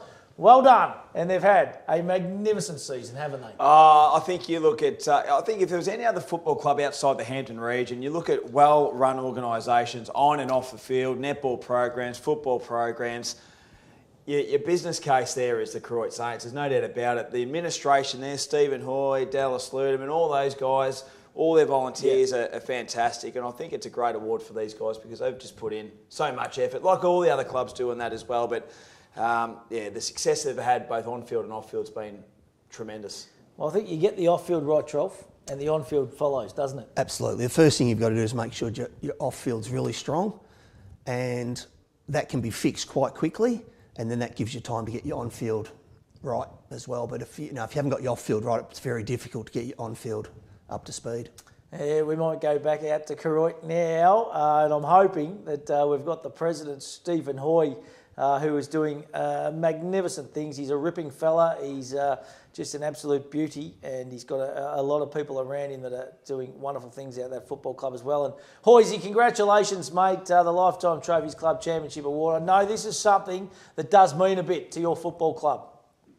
Oh, it certainly does. I mean, after a couple of years off to come back and achieve what we've done again, and have 7 sides in next week and have every team made it through to the second week is pretty exceptional. And you know, for our coaches and players, it's a great effort.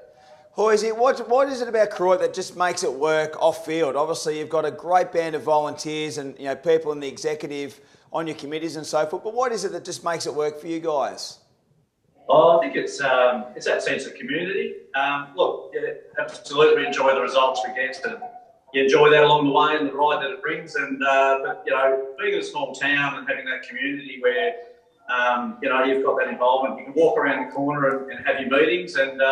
Shout out to like the Commercial Hotel and Mickey Burke's. We have a few chats down there and make sure the club keeps rolling on and support our sponsors. So look, it's just that ability to be able to get together and look, it comes down to community really and just loving it and what we do. And the sport for young kids is great and you just get that involvement as well. It's just not the top end where we're open and a senior footy and so it's a really great community. And sporting clubs are the lifeblood of small communities in particular, aren't they, Hoysey? And you guys have really embraced that.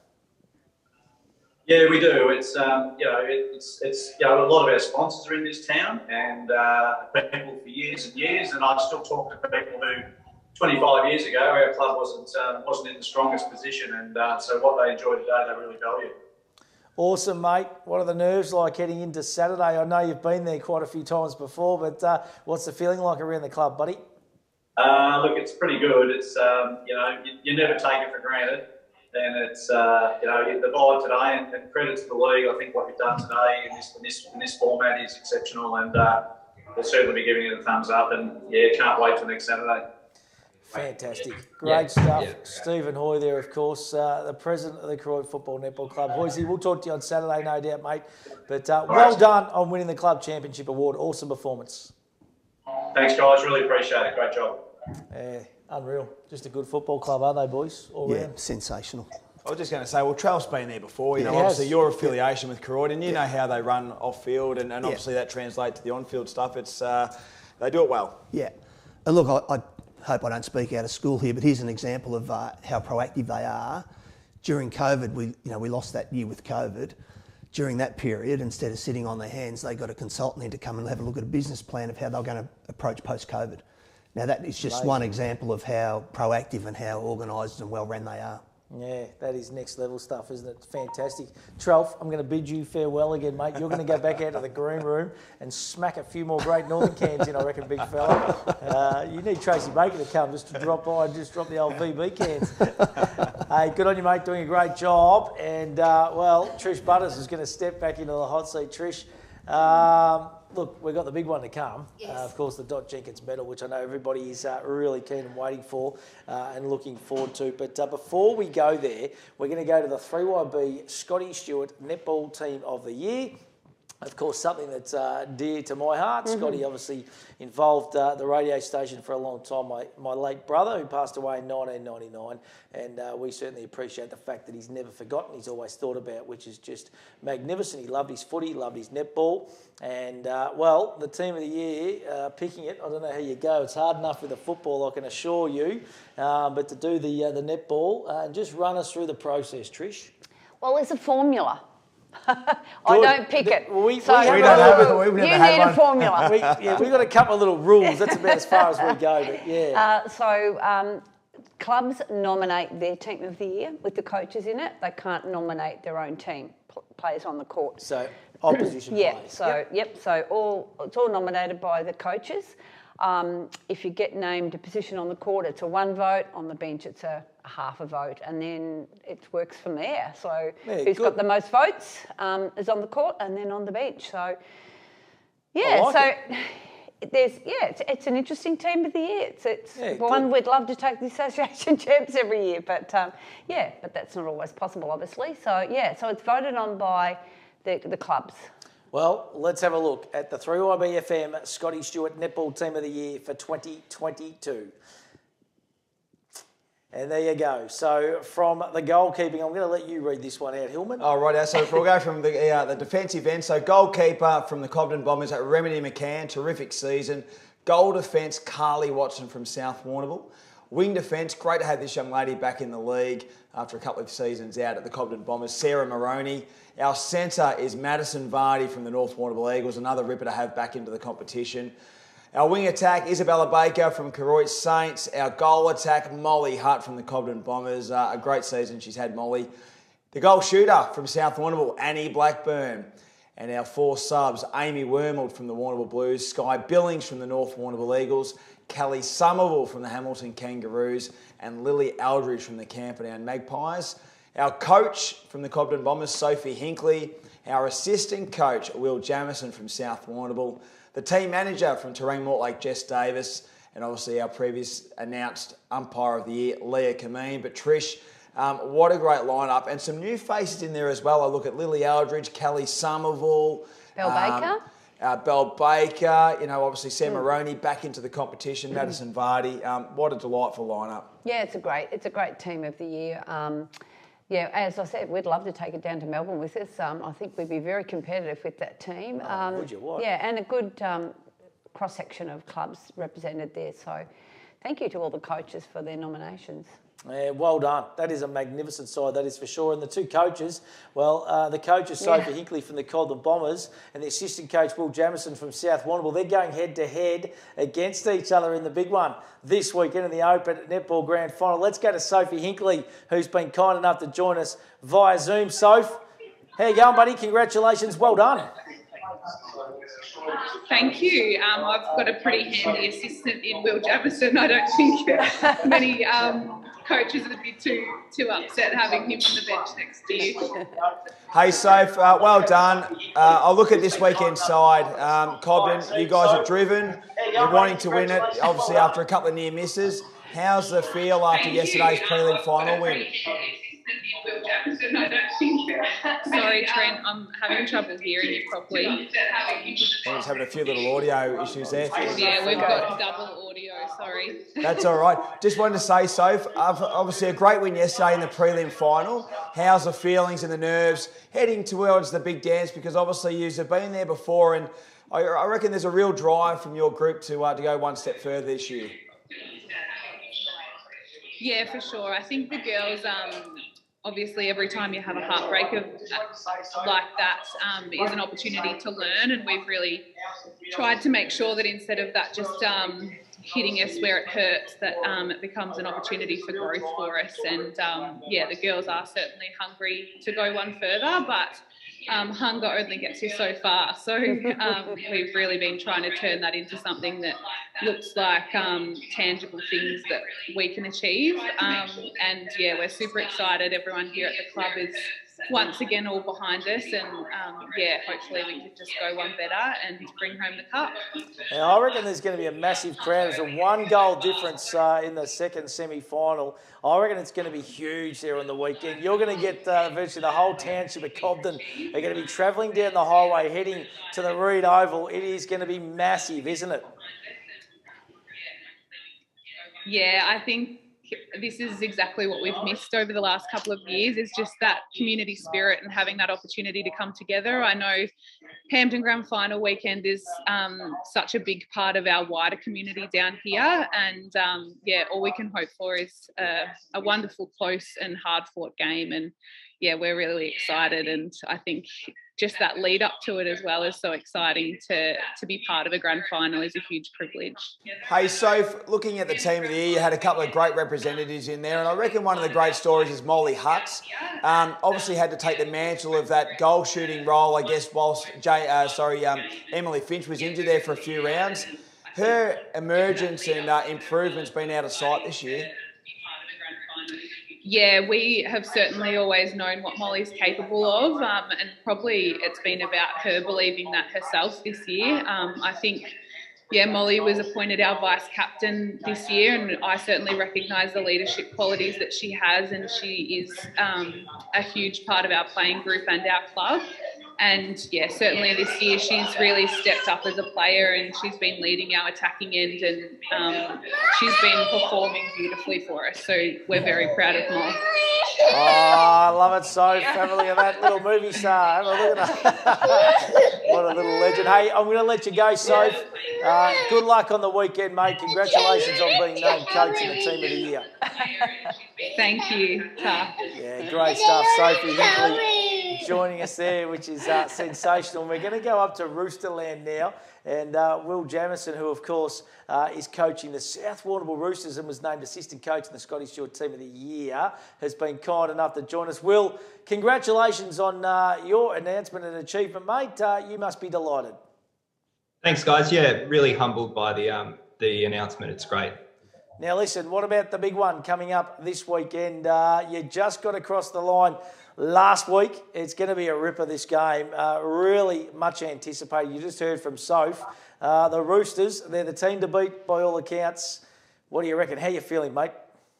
Yeah, we're really excited by the challenge. It's obviously, been a long time since we've featured in a final in the Opens division, but all the girls are working really hard and the club's been really positive and supportive. It's definitely a great vibe. So, yeah, we've got 2 more trainings in front of us, and then the big day. So we're really excited about it. Hey, Will, just referring back to the semi-final win, obviously a 1-goal win, and it's a game that probably could have gone either way, it was ebbing and flowing.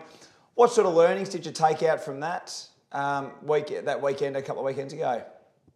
Look, we probably knew against a team like Cobden, or a really quality side, you have to play 60 good minutes of netball. So we knew that going into it, and we knew that if we were playing for a good 60 minutes at the end of the game, we'd find ourselves in an opportunity to win. I probably didn't think it would be that close based on that, but it just shows that we do have the right players and the right team, and we've got the right brand of netball to win it. It's just about executing on the day, but we're really excited about the opportunity. And what about that team of the year? You wouldn't mind coaching that one, Will? That was magnificent. Look, there's fantastic players across all the teams in the league. That's why every week has always been such a great opportunity to learn and develop, as our team has. But yeah, look, focusing on this week, it's about the girls in the red dress and what we can do together this weekend. So that'll be the focus.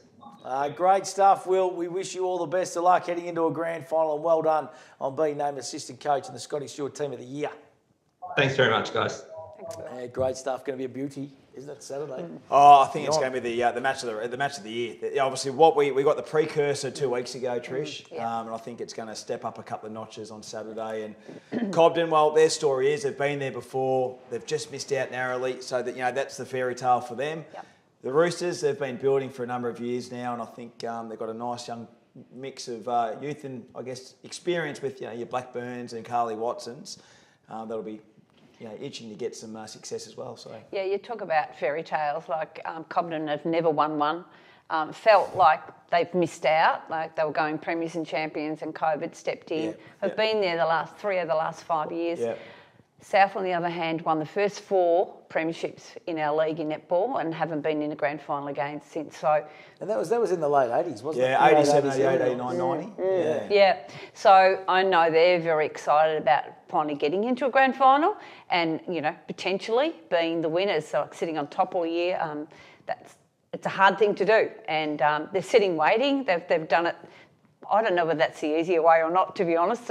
It's easier in some ways because you haven't got to win, but you're sitting, waiting and watching. And, I'm going to call a draw, and it's going to be one in extended time because that's what happened last time. And we'll have the sheets already and the rules to tell you the truth. I love it. Well, I'll tell you what, let's move along now to the big major event of today in regards to the netball. It's the Dot Jenkins medal. Tell us about Dot Jenkins. I know she's a wonderful human being, but it's just great to remember Dot, and she's just a ripper, isn't she? And she'll be sitting back watching this from afar somewhere. Yes. And she's waiting to move in. She's waiting to move in. Yeah, so it's been an interesting setup like this. So when the first year we've named 2 medals in the honour of 2 of our league legends, and for them to be able to present their award, it's been really important to us as a league. But also sneaking them in so that it doesn't look like you know who the winner is. So I know Dot's sitting waiting until I get up to round such and such, and then she's going to go to the club. And But Dot has, everyone knows Dot Jenkins in our league.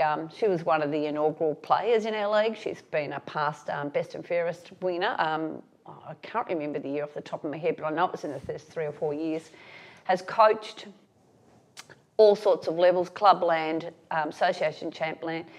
Now she's on the board, still giving back to netball. Still, anyone rings her up and asks you to go and mentor her at your club, Dot would be there in a heartbeat. So she's passionate about netball. She's more passionate than me, and I'm pretty passionate about netball.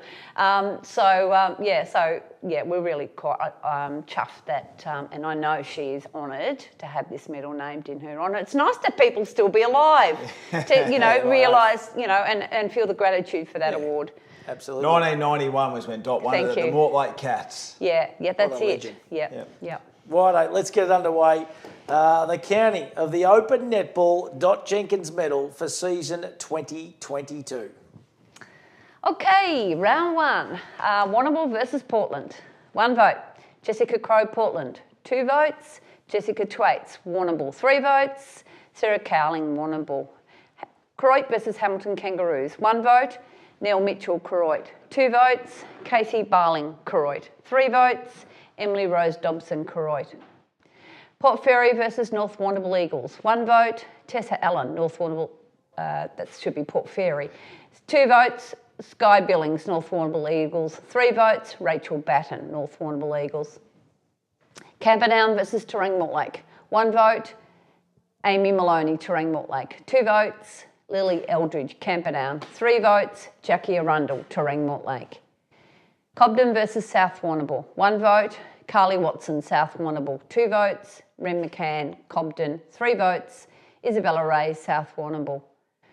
Round 2, Hamilton Kangaroos versus Warrnambool. 1 vote. Rianne Lewis, Hamilton Kangaroos. 2 votes. Jess Thwaites, Warrnambool. 3 votes. Sarah Cowling, Warrnambool. North Warrnambool Eagles versus Croydon. 1 vote. Rachel Batten, North Warrnambool Eagles. 2 votes. Sky Billings, North Warrnambool. 3 votes. Mia Mills, Croydon. Terang Mortlake versus Port Fairy. 1 vote. Ree Davis, Terang Mortlake. 2 votes. Emma Lucas, Terang Mortlake. 3 votes. Jackie Arundel, Terang Mortlake. South Warrnambool versus Camperdown. 1 vote. Meg Kelson, South Warrnambool. 2 votes. Annie O'Brien, South Warrnambool. 3 votes. Isabella Ray, South Warrnambool. Portland versus Cobden. 1 vote. Michaela Pitt, Portland. 2 votes. Lara Taylor, Cobden. 3 votes. Ren McCann, Cobden. Round 3, Warrnambool versus North Warrnambool Eagles. 1 vote. Geordie Bidmaid, Warrnambool. 2 votes. Sarah Cowling, Warrnambool. 3 votes. Amy Wormwood, Warrnambool. Croydon versus Terang Mortlake. 1 vote. Jackie Arundel, Terang Mortlake. 2 votes. Millie Jennings, Croydon. 3 votes. Molly McLaren, Croydon. Port Fairy versus South Warrnambool. 1 vote. Olivia Maris, South Warrnambool. 2 votes. Annie O'Brien, South Warrnambool. 3 votes. Annie Blackburn, South Warrnambool. Camperdown versus Cobden. 1 vote. Ren McCann, Cobden. 2 votes. Alicia Blaine, Cobden. 3 votes. Sophie Blaine, Cobden. Hamilton still going. Hamilton Kangaroos versus Portland. 1 vote. Jacqueline Piergross, Portland. 2 votes. Jessica Crowe, Portland. 3 votes. Madeline Stone, Portland. Round 4, Terang Mortlake versus Warrnambool. 1 vote. Jess Thwaites, Warrnambool. 2 votes. Jackie Arundel, Terang Mortlake. 3 votes. Sarah Cowling, Warrnambool. Cobden versus Port Fairy. 1 vote. Alicia Blaine, Cobden. 2 votes. Nadine McNamara, Cobden. 3 votes. Molly Hutt, Cobden. Portland versus Camperdown. 1 vote. Rem Grant, Portland. 2 votes. Chelsea Baker, Camperdown. 3 votes. Crystal Baker, Camperdown. North Warrnambool Eagles versus Hamilton Kangaroos. 1 vote. Vic Grundy, North Warrnambool. 2 votes. Jordan Murphy, North Warrnambool. 3 votes. Sky Billings, North Warrnambool. South Warrnambool versus Croydon. 1 vote. Carly Watson, South Warrnambool. 2 votes. Isabella Ray, South Warrnambool. 3 votes. Meg Kelson, South Warrnambool. Round 5, Warrnambool versus South Warrnambool. 1 vote, Isabella Ray, South Warrnambool. 2 votes, Meg Kelson, South Warrnambool. 3 votes, Annie Blackburn, South Warrnambool. Koroit versus Cobden. 1 vote, Casey Barling, Koroit. 2 votes, Molly Hutt, Cobden. 3 votes, Isabella Baker, Koroit. Camperdown versus Port Fairy. 1 vote, Sophie Canady, Camperdown. 2 votes, Crystal Baker, Camperdown. 3 votes, Lily Eldridge, Camperdown. Hamilton Kangaroos versus Terang Mortlake. 1 vote, Amy Maloney, Terang Mortlake. 2 votes, Kelsey Lewis, Hamilton Kangaroos. 3 votes, Hayley Sherlock, Hamilton Kangaroos. Portland versus North Warrnambool Eagles. 1 vote, Nakia Thomas, North Warrnambool Eagles. 2 votes, Heidi Jones, Portland. 3 votes, Michaela Pitt, Portland. Let's have a look at the leaderboard here. We're just going to have a look at the leaderboard for after round number 5. And Sarah Cowling from the Warrnambool Blues is our leader on 11 votes. Isabella Ray from South Warrnambool on 9 votes. Jackie Arundel from Terang Mortlake also on 9 votes. Sky Billings from the North Warrnambool Eagles on 7. Annie Blackburn from the South Warrnambool Roosters 6. Meg Kelson, South Warrnambool on 6. Remini McCann from Cobden on 6. Jess Swaits, Warrnambool 5. Crystal Baker, Camperdown 5. And Lily Eldridge from Camperdown on 5 votes as well. Hilly, Trish, really exciting count thus far. Yeah, great start from Sarah Cowling, and obviously they would have loved to have kept her for the rest of the season, Yes. the Warrnambool Blues, with the start she had. Isabella Ray, lovely player. Yep. For the Roosters, and Jackie Arundel, she's been around for a few seasons, but one of those older experienced players for the Terang Mortlake Bloods. Yep. Righto, let's head along for the next 6 rounds of voting here in the Dot Jenkins Medal for 2022. Round 6, Cobden versus Warrnambool. 1 vote, Sophie Blaine, Cobden. 2 votes, Molly Hutt, Cobden. 3 votes, Rem McCann, Cobden. Koroit versus Camperdown. 1 vote, Millie Jennings, Koroit. 2 votes, Crystal Baker, Camperdown. 3 votes, Nell Mitchell, Koroit. Port Fairy versus Portland. 1 vote, Tessa Allen, North Warrnambool. That should be Port Fairy. 2 votes, Jess Crow, Portland. 3 votes, Heidi Jones, Portland.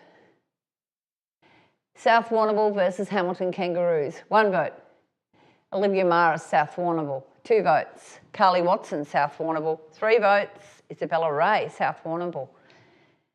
Terang Mortlake versus North Warrnambool Eagles. 1 vote, Jordan Murphy, North Warrnambool. 2 votes, Sky Billings, North Warrnambool. 3 votes, Madison Vardy, North Warrnambool. Round 7, Camperdown versus Warrnambool. 1 vote, Jess Twaits, Warrnambool. 2 votes, Sarah Smith, Warrnambool. 3 votes, Amy Wormald, Warrnambool. Port Fairy versus Koroit. 1 vote, Isabella Baker, Koroit. 2 votes, Tessa Allen, Port Fairy. 3 votes, Nell Mitchell, Koroit. Hamilton Kangaroos versus Cobden. 1 vote, Emma Somerville, Hamilton Kangaroos. 2 votes, Rem McCann, Cobden. 3 votes, Sophie Blaine, Cobden. North Warrnambool Eagles versus South Warrnambool. 1 vote, Sky Billings, North Warrnambool. 2 votes, Madison Vardy, North Warrnambool. 3 votes, Annie Blackburn, South Warrnambool. Portland versus Terang Mortlake. 1 vote, May Suen, Terang Mortlake. 2 votes, Jessica Crow, Portland. 3 votes, Remy Grant, Portland. Round 8, Warrnambool versus Port Fairy. 1 vote, Emily Forrest, Port Fairy. 2 votes, Amy Wormald, Warrnambool. 3 votes, Matilda Fitzgerald, Warrnambool. Koroit versus Portland. 1 vote, Scarlett O'Donnell, Koroit. 2 votes, Tylea Barr, Portland. 3 votes, Casey Barling, Koroit. Camperdown versus Hamilton Kangaroos. 1 vote, Ella Savoy, Hamilton Kangaroos. 2 votes, Lily Eldridge, Camperdown. 3 votes, Hayley Sherlock, Hamilton Kangaroos. Cobden versus North Warrnambool Eagles. 1 vote, Remini McCann, Cobden. 2 votes, Madison Vardy, North Warrnambool. 3 votes, Sky Billings, North Warrnambool. South Warrnambool versus Terang Mortlake. 1 vote, Meg Kelson, South Warrnambool. 2 votes, Annie Blackburn, South Warrnambool. 3 votes, Isabella Ray, South Warrnambool. Round 9, Koroit versus Warrnambool. 1 vote, Millie Jennings, Koroit. 2 votes, Nell Mitchell, Koroit. 3 votes, Isabella Baker, Koroit. Port Fairy versus Hamilton Kangaroos. 1 vote, Maddie Green, Port Fairy. 2 votes, Kyra McInnes, Hamilton Kangaroos. 3 votes, Josie Barker, Port Fairy. North Warrnambool Eagles versus Camperdown. 1 vote, Lily Eldridge, Camperdown. 2 votes, Rachel Batten, North Warrnambool Eagles. 3 votes, Sky Billings, North Warrnambool. Terang Mortlake versus Cobden. 1 vote, Sarah Moroney, Cobden. 2 votes, Nadine McNamara, Cobden. 3 votes, Remini McCann, Cobden. Portland versus South Warrnambool. 1 vote, Remy Grant, Portland. 2 votes, Annie Blackburn, South Warrnambool. 3 votes, Holly Phillips, South Warrnambool. Round 10, Portland versus Warrnambool. 1 vote, Tylea Barr, Portland. 2 votes, Amy Wormald, Warrnambool. 3 votes, Madeline Stone, Portland. Hamilton Kangaroos versus Koroit. 1 vote, Claire Crawford, Hamilton Kangaroos. 2 votes, Kyra McInnes, Hamilton Kangaroos. 3 votes, Millie Jennings, Koroit. North Warrnambool Eagles versus Port Fairy. 1 vote, Sky Billings, North Warrnambool. 2 votes, Maddie Green, Port Fairy. 3 votes, Madison Vardy, North Warrnambool. Terang Mortlake versus Camperdown. 1 vote, Laura Burke, Camperdown. 2 votes, Amy Maloney, Terang Mortlake. 3 votes, Mary Place, Camperdown. South Warrnambool versus Cobden. 1 vote, Sophie Blaine, Cobden. 2 votes, Molly Hutt, Cobden. 3 votes, Remini McCann, Cobden. Round 11, Warrnambool versus Hamilton Kangaroos. 1 vote, Sarah Smith, Warrnambool. 2 votes, Hayley Sherlock, Hamilton Kangaroos. 3 votes, Amy Wormald, Warrnambool. Koroit versus North Warrnambool Eagles. 1 vote, Isabella Baker, Koroit. 2 votes, Sky Billings, North Warrnambool. 3 votes, Madison Vardy, North Warrnambool. Port Fairy versus Terang Mortlake. 1 vote, May Suan, Terang Mortlake. 2 votes, Laura Coffey, Port Fairy. 3 votes, Jackie Arundel, Terang Mortlake. Camperdown versus South Warrnambool. 1 vote, Lily Eldridge, Camperdown. 2 votes, Isabella Ray, South Warrnambool. 3 votes, Annie Blackburn, South Warrnambool. Cobden versus Portland. 1 vote, Remy Grant, Portland. 2 votes, Remini McCann, Cobden. 3 votes, Molly Hutt, Cobden. Round 12, North Warrnambool Eagles versus Warrnambool. 1 vote, Ava Bishop, Warrnambool. 2 votes, Sky Billings, North Warrnambool. 3 votes, Madison Vardy, North Warrnambool. Terang Mortlake versus Koroit. 1 vote, Anna Dixon, Terang Mortlake. 2 votes, Layla Monk, Koroit. 3 votes, Isabella Baker, Koroit. South Warrnambool versus Port Fairy. 1 vote, Tessa Allen, Port Fairy. 2 votes, Annie Blackburn, South Warrnambool. 3 votes, Meg Kelson, South Warrnambool. Cobden versus Camperdown. 1 vote, Sophie Blaine, Cobden. 2 votes, Lily Eldridge, Camperdown. 3 votes, Rem McCann, Cobden. Portland versus Hamilton Kangaroos. 1 vote, Remy Grant, Portland. 2 votes, Kelly Somerville, Hamilton Kangaroos. 3 votes, Emma Somerville, Hamilton Kangaroos.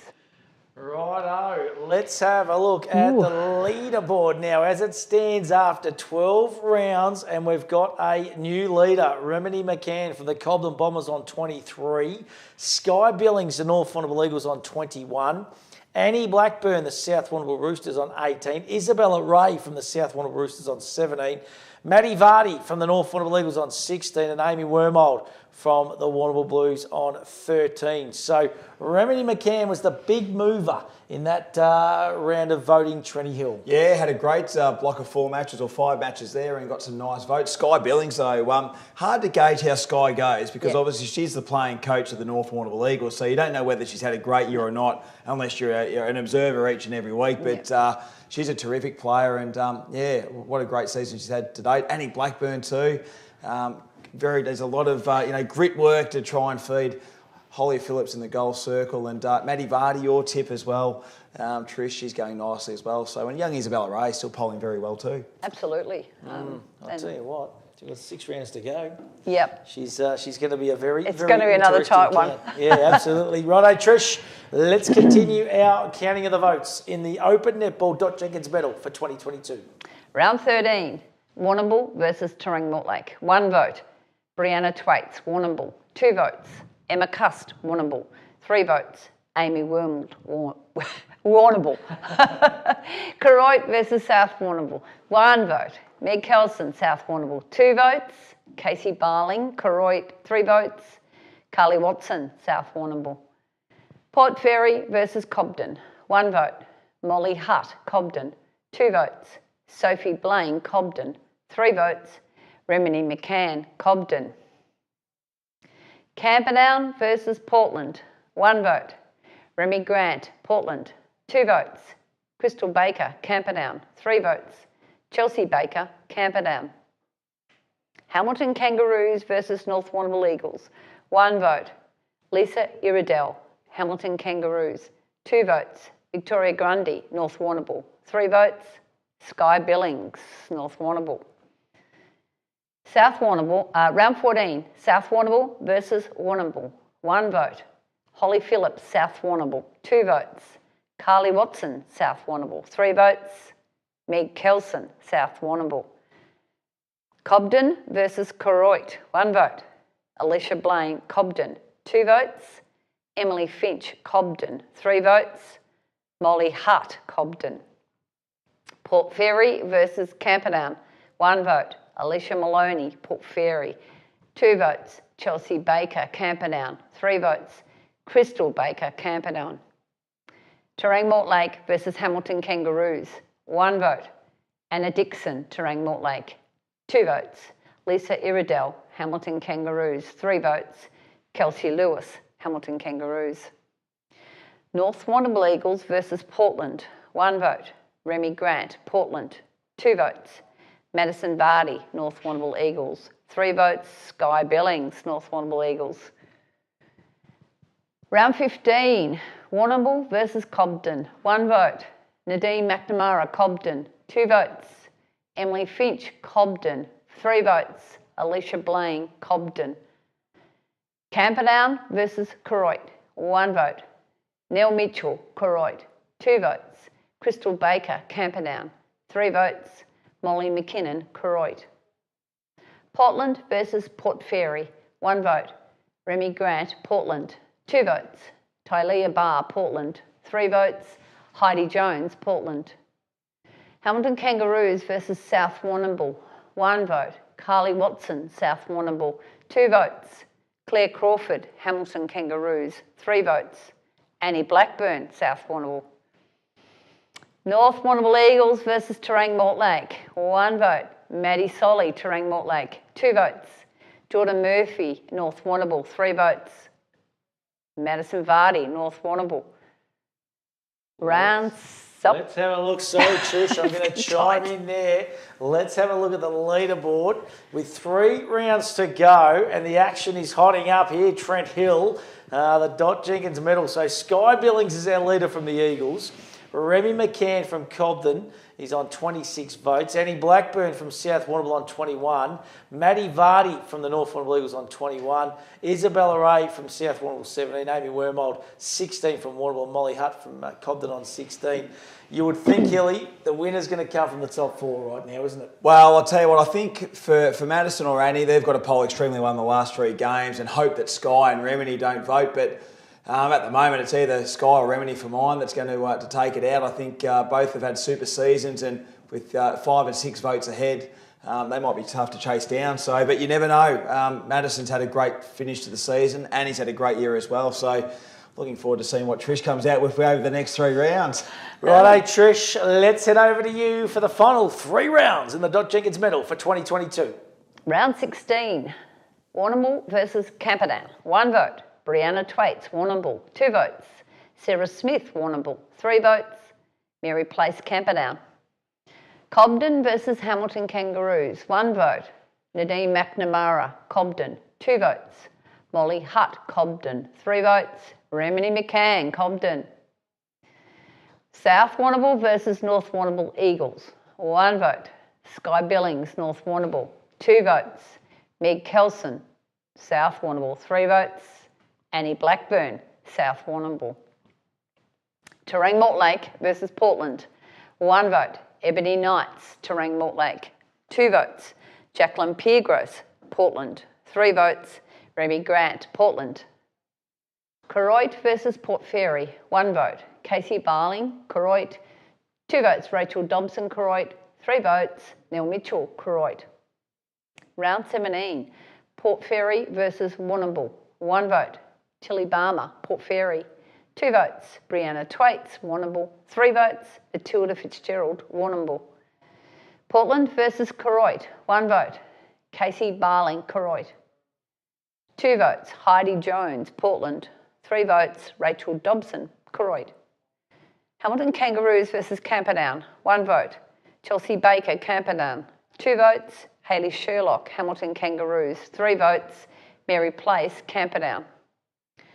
North Warrnambool Eagles versus Cobden. 1 vote. Remini McCann, Cobden.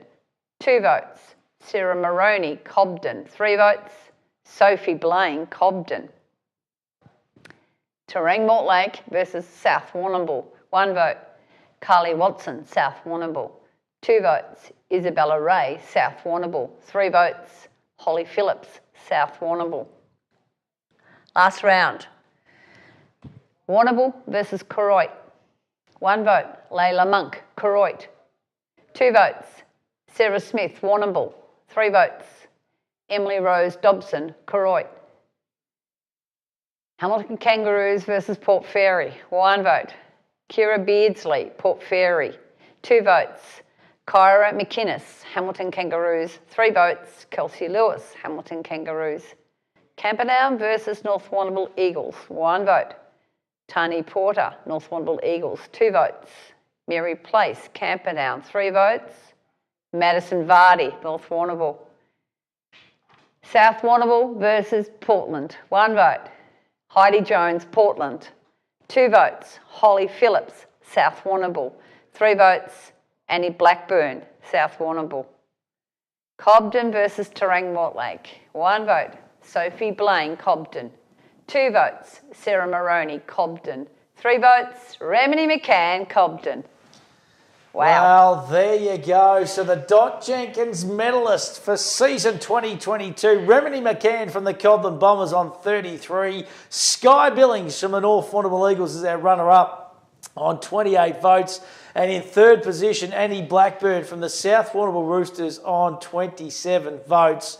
But all in all, that was a really close count, wasn't it? And Remy didn't start the season that well, but boy, she came home hard, didn't she? Well, I was taking notes as I was watching this. I'm jotting down notes myself. So I had Remy after 12 rounds. She was on 8 votes, and she was on 12 votes after 8 rounds. She's had 6 best on grounds, 1 vote, 1 2 vote in the last 9 rounds. Yeah, so she's had 6 best on courts, and we were saying this the other night. She has one of the toughest jobs on the netball court, trying to restrict all those great goal shooters, from the opposition team. So what a win! The 4th Cobden netballer in 5 years to win a Netball League Best and Fairest. And I don't think we've had a goalkeeper before. No. Really? No goalkeeper ever? We have goal defences. Yeah, so Nadina McNamara in 2018, Jess O'Connor in 2017, Carly Watson. Oh, Jess O'Connor, tell you a lie. Jess O'Connor, definitely goalkeeper. So that's a pretty amazing effort because Rem, I think the thing is she plays against tall goalies every week, and she's not that tall, but she plays tall. She's got a really great vertical leap, and she loves doing the flashy intercept. So well done. There's the leaderboard too. which is just magnificent. Some quality players on that leaderboard. And our winner, Remedy McCann from the Cobden Bombers. Our runner-up, Sky Billings from the North Warrnambool Eagles. Let's head out to Bushfield as we say a very good afternoon to our runner-up from North Warrnambool, Sky Billings. And Sky, congratulations on a magnificent season, mate. Well done. I can't hear a thing. Yeah, we might have a little bit of trouble with the sound out there at Bushfield, but hopefully we can organise that. Can you hear us now? Thumbs up, Sky. You got the thumbs up? No, we might be still struggling to get the sound at the moment. We can hear her, all right, but she can't hear us. Jeez, we can't hear her at North Warrnambool. I hate to hear what it's going to be like at the Cobden Bombers. Oh, Cobden Bombers is going to be mad, I would think. So we might just leave Sky. We'll come back to Sky in a little bit. But we're going to head down to Cobden and have a look at Dot Jenkins. And she's down there with Remedy McCann, the winner of your medal, Dot. Congratulations. Well done. How good's that, guys? How good is that? Have a great day. I don't know, they're talking to us, Dottie. Are you talking to us? Yeah, we're talking to you. Hey, congratulations, Dave. Dot, seriously, well done to you. It's great to have that award, in your honour, of course. But Remedy, what a season you've had. You started off slow, but you've come home like an absolute freight train. Just magnificent stuff. Oh, thank you. Thank you very much. Yeah, I'd just like to congratulate Remy. I've had the opportunity of watching her as a talented junior and then such pleasure to see her transition into an outstanding open netballer. You are agile, quick defender with an awareness of space and eyes for the ball. Your intercepts are incredible. In fact, they are sensational to watch. Congratulations, Remy. Well deserved and all the best for next year.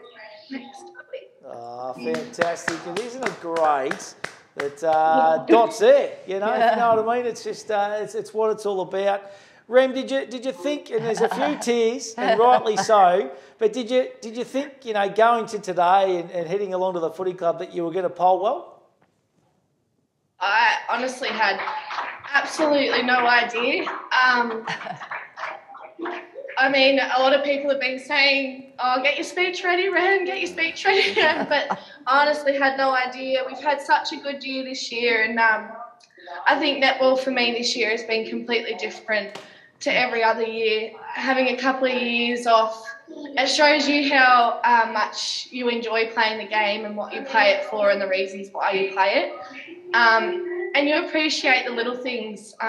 So much work goes on behind the scenes that you probably don't realise. And then as you get older, these things come to light. And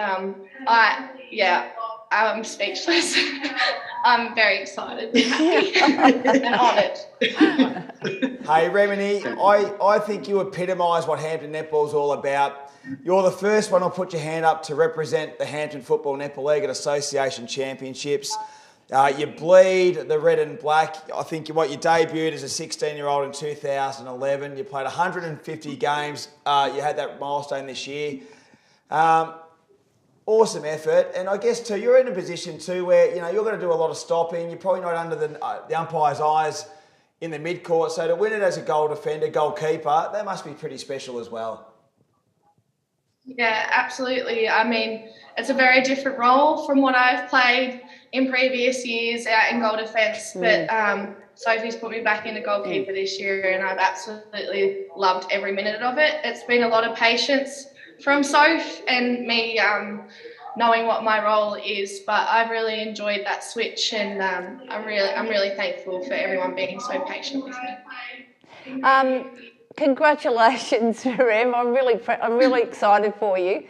I've seen you play down in Association Champs, and you've become much more mature as you've got older, and real leader on the court. I watch you on the finals, and you're directing from the back there all the time and talking to the players. And And I think that's a really growth in your game. I remember you as a junior, you always were talented, but sometimes it was a bit undisciplined, let's say. But I think, and I think you would agree with me, it's sort of, you've developed and you've learned when you can go for a ball and when you have to leave it. And it's been a real, I guess it's been a real transition for you, and this is where you stand today. Yeah, absolutely. I completely agree, Trish. A lot of maturity and a lot of growing over the last couple of years, that's for sure. Yeah. Hey, Remini, Cobden's been filtered with so many great netball people. You look at your courts named after Alan Darcy. You've had a number of great netballers come through the ranks. Who's been someone or a couple of the people around Cobden that have been a huge influence on your career? The one that probably sticks out the most from being a junior is Claire O'Connor. And Claire isn't involved in the club at the moment, but her partner or her husband, Matthew Harkin, has come back to the club. But I remember as a junior, Claire O'Connor and Catherine Robertson as junior coaches developing me through that and probably my undisciplined stages. But coming back to the club, I'm so grateful for Nads McNamara for bringing me back to the club, Sophie for being continuously patient with me, and my teammates. I have so much love and respect for my teammates on and off the court, and I'm so happy to be a Bomber and be involved at Bomberland. Do you know what, Rem? I love the emotion. It's just brilliant to see. This is an award that I reckon means a hell of a lot to you. And Dot's obviously, played a big part. She's seen you develop as a youngster. What about this weekend? I know your focus is going to go that way now. We just spoke to Soph earlier. There's a lot of buzz, there's a lot of excitement around you coming up against a really good outfit. You must be so excited, and you're gonna get out and enjoy the day, no doubt. Absolutely.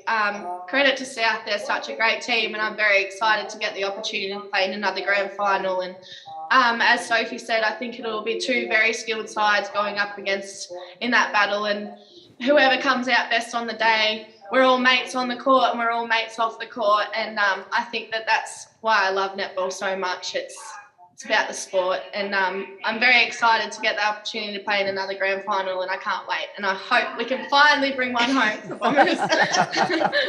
Hey, Remini, knowing you being the ultra professional, it'll be maybe just a little sip of a wine or something tonight before getting on the waters before a big week. So what's in plan for tonight now? Obviously, just to stay around the club and enjoy the rest of the day. And you got Dot with you, mate, so I don't reckon it's going to be a sip. We might have a cute few wines together, absolutely. But yeah, I think we'll just stick around the club and have a bit of a celebration. It'll be nice to all stay together. The atmosphere here is great, and as I said, I love our Bombers community, and I'm very proud to be a part of it. Hey, Rem, obviously a lot of people you'd like to thank, mate. The floor is officially yours. First of all, I'd like to acknowledge Sky. What a great season Sky's had. Congratulations, Sky Ball. I've played so much netball with her, and I'm glad that she's getting the recognition that she deserves as well. And so well done to Sky. The girls at Bomberland, Nads, Sophie, and all of my teammates. I'm so proud to be a part of this team and a part of Bombers. They're such a great community, and I know they're all listening in there, but it means so much to me. I'd like to thank my mum and dad and Dottie, because this award is so special. Oh, thank you. You'll make me cry now. You'll make me cry too. Thank you to all the volunteers and everyone involved on game day. I appreciate it. And thank you for making netball what it is. Mate, congratulations. A well-deserved winner. You've spoke enormously well, and I love the emotion, mate. Seriously, it's fantastic to see. And we wish you all the best of luck on Saturday. And I know that there's going to be a lot of people rooting, I reckon, for the Cobden Bombers to win that first ever Open Netball premiership. I reckon that'd be huge, and I reckon the celebration would be huge too, Rem. Absolutely. Good on you, mate. You go and enjoy. Well done, Dot. Lovely to see you, mate. And I'm sure. I'd just like to thank the Cobden president for hiding me. Not easy to hide either, you got. Good guys. stuff.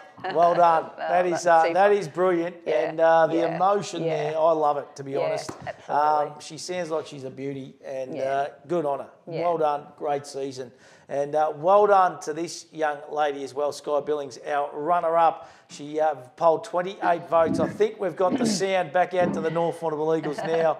And Sky, congratulations on a really wonderful season yourself personally as well, mate. Beautiful, thanks guys. Hey Sky, obviously your role on a Saturday is not the easy one because you're trying to coach and obviously wanting to play well as well. How did you sort of find this year trying to combine both and try and give as much to each of those positions that you needed to? Bloody hard. If it wasn't for Lucy and Jackie, I wouldn't have been able to have the year that I did. So I have so much credit and respect for those two that, without them I wouldn't have been able to do it this year. And we just heard from Remy, and I'm not too sure whether you saw or heard Remy's speech, but it was a really emotional one. She paid tribute to you. She's obviously played a lot of junior netball with yourself growing up and said, it's great to see you get some recognition for the player that you are in the competition.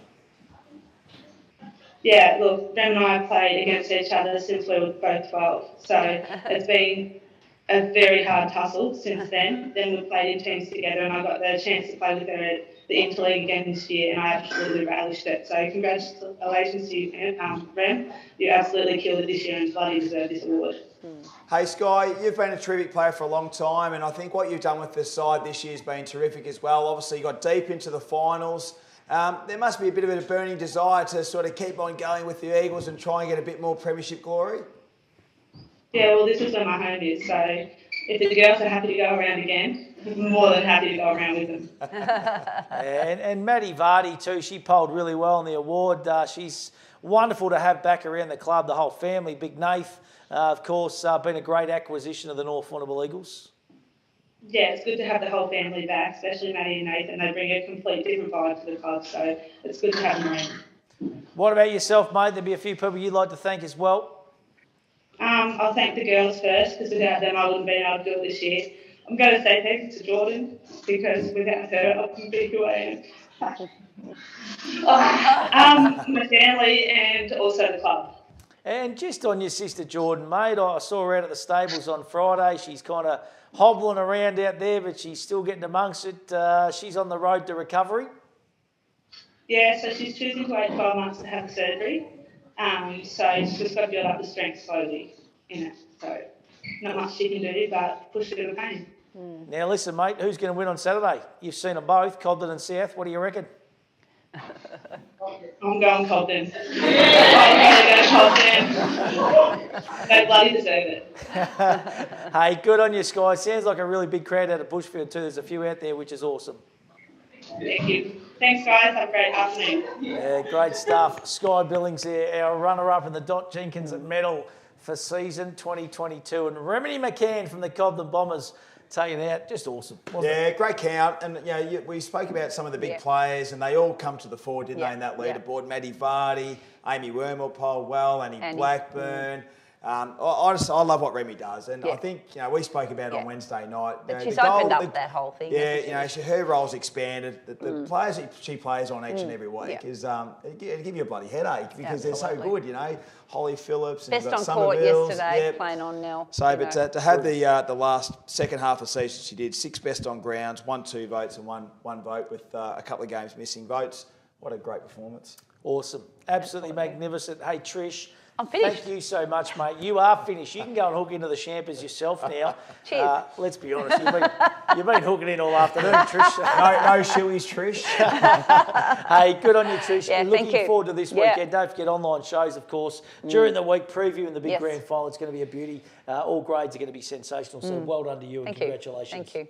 Great stuff. Righto. Trish goes out. Shane Trelfall, the president of the Hamden Football Netball League, comes back into the hot seat. We've got the Maskell medal to come, but before we go to the Maskell medal, let's go to the 3YBFM Scotty Stewart Football Team of the Year, Hilly. And, well, we had a dinner last Monday night at the Whalers Hotel, and fair to say it was great, wasn't it? Oh, a lot of robust discussion, that was for sure. It took us quite a few hours, but I think the side we've come up with is pretty impressive, and I think whoever would take the reins, especially the coach of the year, would be loving to take this side away to Interleague.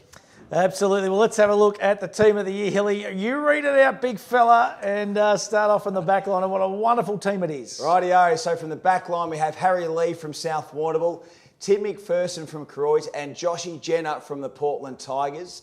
Half back line, Bailey Jenkinson from North Warrnambool, Jack O'Sullivan from Croydon, and Luke Wines from the North Warrnambool Eagles. Our centre line, Alex Pulling from Croydon, Daniel Jackson from the Portland Tigers, and we've named him captain of the side this season, and Jet Birmingham, the Maskell medalist from last year, on the other wing. Our half forward line, Paddy O'Sullivan from Croydon, Sam Dobson from Croydon at centre half forward, and Paul Pekin from Cobden. Our full forward line, Jai Turlin from the Warrnambool Blues, Tommy Sharp from the Portland Tigers, and Shannon Becks from South Warrnambool. Our followers, the big ruckman, he's had an impressive year from North Warrnambool, Nathan Vardy, Josh Saunders, our ruck rover, and our rover, Archie Stevens from the Roosters. Our interchange, Jeremy Horsler from Croydon, Matt Sully from Port Fairy, Jared Hay from Terang Mortlake, Andrew Pepper from the Hamilton Kangaroos, and Zach Sinnott from the Camperdown Magpies. Our coach is none other than Chris McLaren from the Croydon Saints. Our runner, Troy Shields from the North Warrnambool Eagles, so watch out Sebastian. And our umpire from the Warrnambool District Football Umpires Association, Mickey Lowther. Oh, absolutely love it. And Mickey's got the best flat top this side of the border, that is for sure. He's a ripper. And what a cracking side that is. Absolutely magnificent. There's obviously always going to be people that are stiff to miss out, but all in all, that is one of the best teams you'll see. That forward line, unbelievable in Paulie Pekin, Dobson, O'Sullivan, Turlin, Sharp, Shannon Becks. Then you got the followers in Vardy, Saunders, Stevens, Daniel Jackson, Jet Birmingham on a wing, Alex Pulling. Just magnificent. And then Lukey Wines, Jack O'Sullivan, Bailey Jenkinson. Would you find a better half back line, Hilly? I'll tell you what, Jenkinson and Luke Wines, terrific yesterday. And Jack O'Sullivan, I think this is probably one of the best stories out of the team of the year. The year that he's had, obviously great last year for the 13 games, but to overcome the injuries and so forth that he's had and the niggles and to get some consistencies in his football, I think it was a late Emma's there that he held down centre half back. It was that good of a year he's had. I think it's a great story. Yeah, well done to all the players that are participating. Well done to our runner, Troy Shields, of course. He was sweating and waiting on that. He's a bit stiff. He missed out last year, he reckons, but he got the job done this week. He's in a grand final next week as well. And Chris McLaren, our coach, well done to Macca. We spoke to him earlier. He's an absolute superstar and fully deserves to be the coach of the year in our Scotty Stewart football team of the year for season 2022. Righto, let's move along now to the big one, the Sungold Milk Senior Maskell Medal Count. It promises to be a beauty. Last minute thoughts, Hilly. Who are we thinking? Archie Stevens has gone really well in all our awards so far. Josh Saunders, Shannon Becks, of course, from the Croydon Saints. Alex Pulling's had a magnificent year. Liam Hoy, another one stiff to not make that team of the year as well. He's been magnificent. Sam Dobson we've touched on as well. It's going to be a great count. Oh, it's going to be a great count. I think my top three, I'm going to stick with what I've been for the last couple of weeks. I think Daniel Jackson certainly up there, along with Sam Dobson and Shannon Becks. They're my top three. I reckon Jet Birmingham can go back-to-back for mine. He's had another wonderful year. We heard from Adam Dewey earlier who said exactly the same thing. He's got the long hair. He wears the headband. He's in the play each and every week. I reckon he's going to poll very, very well. And I reckon a little roughy, the little maestro from the Cobden Bombers, little Paulie Pekin, the Ed Sheeran look-alike. And wouldn't it be a party if Paulie Pekin won a Maskell medal? But we did speak to him last Sunday up at the final and he said, I don't think the umpires like me, boys. So watch this space there. But Trolf, it's been a really even year and there's some quality players in the competition, isn't there? Well, if you have a look at that team of the year, wow, what a side. Wouldn't you like to take that away? That'd hold its own against other country areas, no doubt. So I think most of the people that named in that side would have to poll well today. So let's hope it's a nice even count and the best player's going to win it. Yeah, beautifully done. Well, let's go and have a look. And Shrolf, I'm going to hand over to you now for the counting of votes in the 2022 Maskell medal. Right, round one, Warrnambool versus Portland. 1 vote, Jai Turland, Warrnambool. 2 votes, Thomas Sharp, Portland. 3 votes, Daniel Jackson, Portland. Koroit versus Hamilton Kangaroos. 1 vote, Jack O'Sullivan, Koroit. 2 votes, Tom Bolsh, Koroit. And 3 votes, Alex Pulling, Koroit. Port Veri versus North Warrnambool Eagles. 1 vote, Nathan Vardy from the North Warrnambool Eagles. Billy Smets from the North Warrnambool Eagles for the 2, and the 3 goes to Jet Birmingham from the North Warrnambool Eagles. Camperdown versus Terang Mortlake. 1 vote, Brodie Karaka from Terang Mortlake. 2 votes, Charlie Lucas, Camperdown. And 3 votes, Judah Dundon from Camperdown. Cobden versus South Warrnambool. 1 vote, Christian Coronius from Cobden. 2 votes, Jed Henderson, South Warrnambool. 3 votes, Josh Saunders, South Warrnambool. Moving on to round 2, we start with the Hamilton Kangaroos versus Warrnambool. 1 vote, Cameron Pither from Hamilton Kangaroos. 2 votes, Jai Turland from Warrnambool. And 3 votes, Hamish Waldron, Hamilton Kangaroos. North Warrnambool Eagles versus Koroit. 1 vote, Alex Pulling, Koroit. 2 votes, Benjamin Mugovan, North Warrnambool Eagles. 3 votes, Liam Hoy, Koroit. Terang Mortlake versus Port Fairy. 1 vote, Kane Merkovic from Port Fairy. 2 votes, Jared Hay, Terang Mortlake. And 3 votes, Daniel Kanar, Terang Mortlake. South Warrnambool versus Camperdown. 1 vote, Jed Henderson, South Warrnambool. 2 votes, Shannon Becks, South Warrnambool. And the 3 votes, Archie Stevens, South Warrnambool. Portland versus Cobden. 1 vote, Paul Pekin, Cobden. 2 votes, Toby Oakley, Portland. And the 3 votes, Daniel Jackson, Portland. Round 3, Warrnambool versus the North Warrnambool Eagles. 1 vote, Jai Turland, Warrnambool. 2 votes, Eamon Radley, Warrnambool. 3 votes, Thomas Ludeman, Warrnambool. Koroit versus Terang Mortlake. 1 vote, Sam Dobson from Koroit. 2 votes, Dallas Mooney from Koroit. And 3 votes, Jared Corwa from Koroit. Port Fairy versus South Warrnambool. 1 vote, Ollie Bridgewater, South Warrnambool. 2 votes, Josh Saunders, South Warrnambool. 3 votes, Archie Stevens, South Warrnambool. Camperdown versus Cobden. 1 vote, Sam Gordon from Camperdown. 2 votes, Charlie Darcy, Cobden. And 3 votes, also from Cobden, Paul Pekin. Hamilton Kangaroos versus Portland. 1 vote, Cameron White from Hamilton Kangaroos. 2 votes, Toby Jennings, Portland. 3 votes, Daniel Jackson, Portland. Moving on to round 4, we start with Terang Mortlake versus Warrnambool.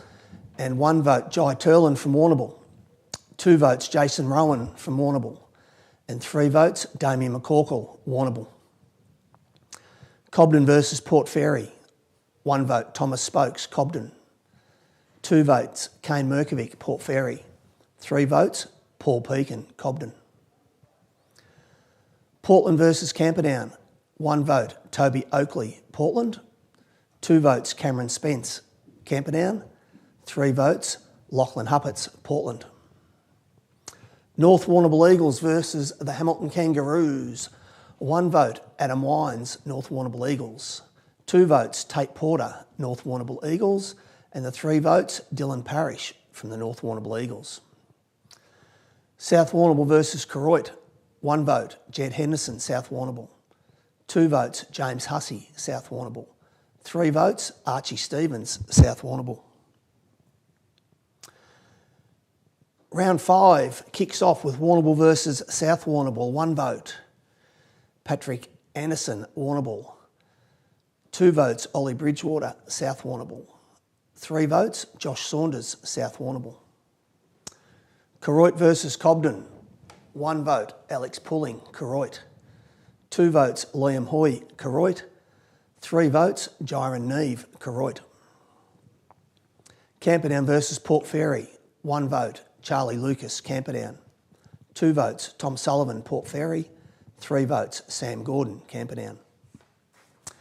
Hamilton Kangaroos versus Terang Mortlake. 1 vote, Andrew Pepper, Hamilton Kangaroos. 2 votes, Gus Burke from Terang Mortlake.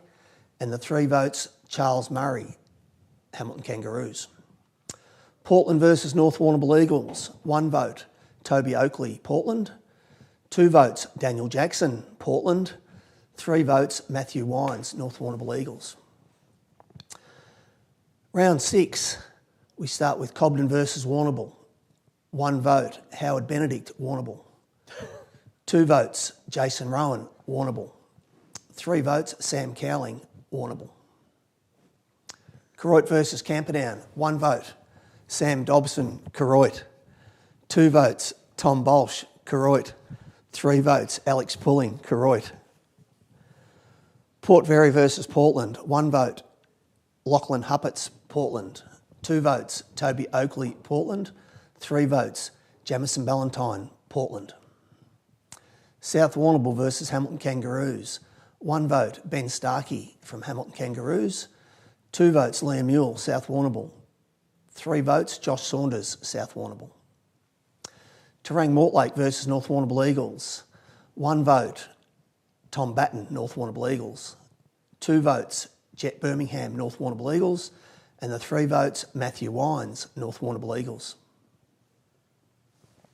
Let's have a look at the leaderboard here as it stands after 6 rounds in the Maskell medal for 2022. And we got joint leaders, Daniel Jackson from the Portland Tigers on 11 votes, Joshy Saunders from the South Warrnambool Roosters on 11 votes, Archie Stevens from South Warrnambool on 9 votes, Alex Pulling from Koroit on 8 votes, Paulie Pekin from Cobden on 7, Toby Oakley from Portland on 6, and Matty Wines from the North Warrnambool Eagles on 6. Jai Turlin, Liam Hoy and Jet Birmingham, a couple of previous winners there on 5 votes. Trent Hill, it's a very, very tight count thus far. Oh, absolutely, and it doesn't surprise me, some of those players on the leaderboard. You look, Daniel Jackson had a great start to the year. Josh Saunders started off on fire as well. Archie Stevens polling well. Pulling, as we expected, has been polling well too. So, and Paul Pekin. So, 5 names that I think we all mentioned in the last sort of 10 minutes ago when we were having a bit of a summarise of who we thought were going to win, and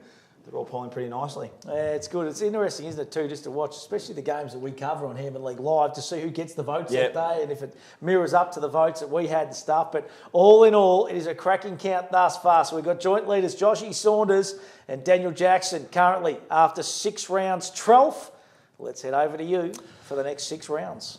Rightio, starting with round 7, Camperdown versus Warrnambool. 1 vote, Benedict Howard from Warrnambool. 2 votes, Darcy Graham from Warrnambool, and the 3 votes, Damien McCorkle from Warrnambool. Port Fairy versus Koroit. 1 vote, Jack O'Sullivan from Koroit. 2 votes, Jeremy Horsler from Koroit. 3 votes, Paddy O'Sullivan from Koroit. Hamilton Kangaroos versus Cobden. 1 vote, Paul Pekin, Cobden. 2 votes, Andrew Pepper, Hamilton Kangaroos. 3 votes, Cameron Pither from the Hamilton Kangaroos. North Warrnambool Eagles versus South Warrnambool. 1 vote, Matthew Wines, North Warrnambool Eagles. 2 votes, Josh Saunders, South Warrnambool. And 3 votes, Bailey Jenkinson from North Warrnambool Eagles. Portland versus Terang Mortlake. 1 vote, Toby Oakley from Portland. 2 votes, Dylan Jones, Terang Mortlake. 3 votes, Daniel Jackson, Portland. Warrnambool versus Port Fairy. 1 vote, Jai Turland, Warrnambool. 2 votes, Mitchell Bidmaid from Warrnambool. And 3 votes, Jason Rowan from Warrnambool. Koroit versus Portland. 1 vote, Jeremy Horsler, Koroit. 2 votes, Daniel Jackson, Portland. 3 votes, Benjamin Dobson, Koroit. Camperdown versus Hamilton Kangaroos. 1 vote, Cameron Spence, Camperdown. 2 votes, Andrew Pepper, Hamilton Kangaroos. 3 votes, Rory Gill, Hamilton Kangaroos. Cobden versus North Warrnambool Eagles. 1 vote, Billy Smets from North Warrnambool Eagles. 2 votes, Nathan Vardy, North Warrnambool Eagles. 3 votes, Matthew Wines, North Warrnambool Eagles. South Warrnambool versus Terang Mortlake. 1 vote, Gus Burke from Terang Mortlake. 2 votes, Shannon Becks from South Warrnambool. And the 3 votes, Liam Mule from South Warrnambool.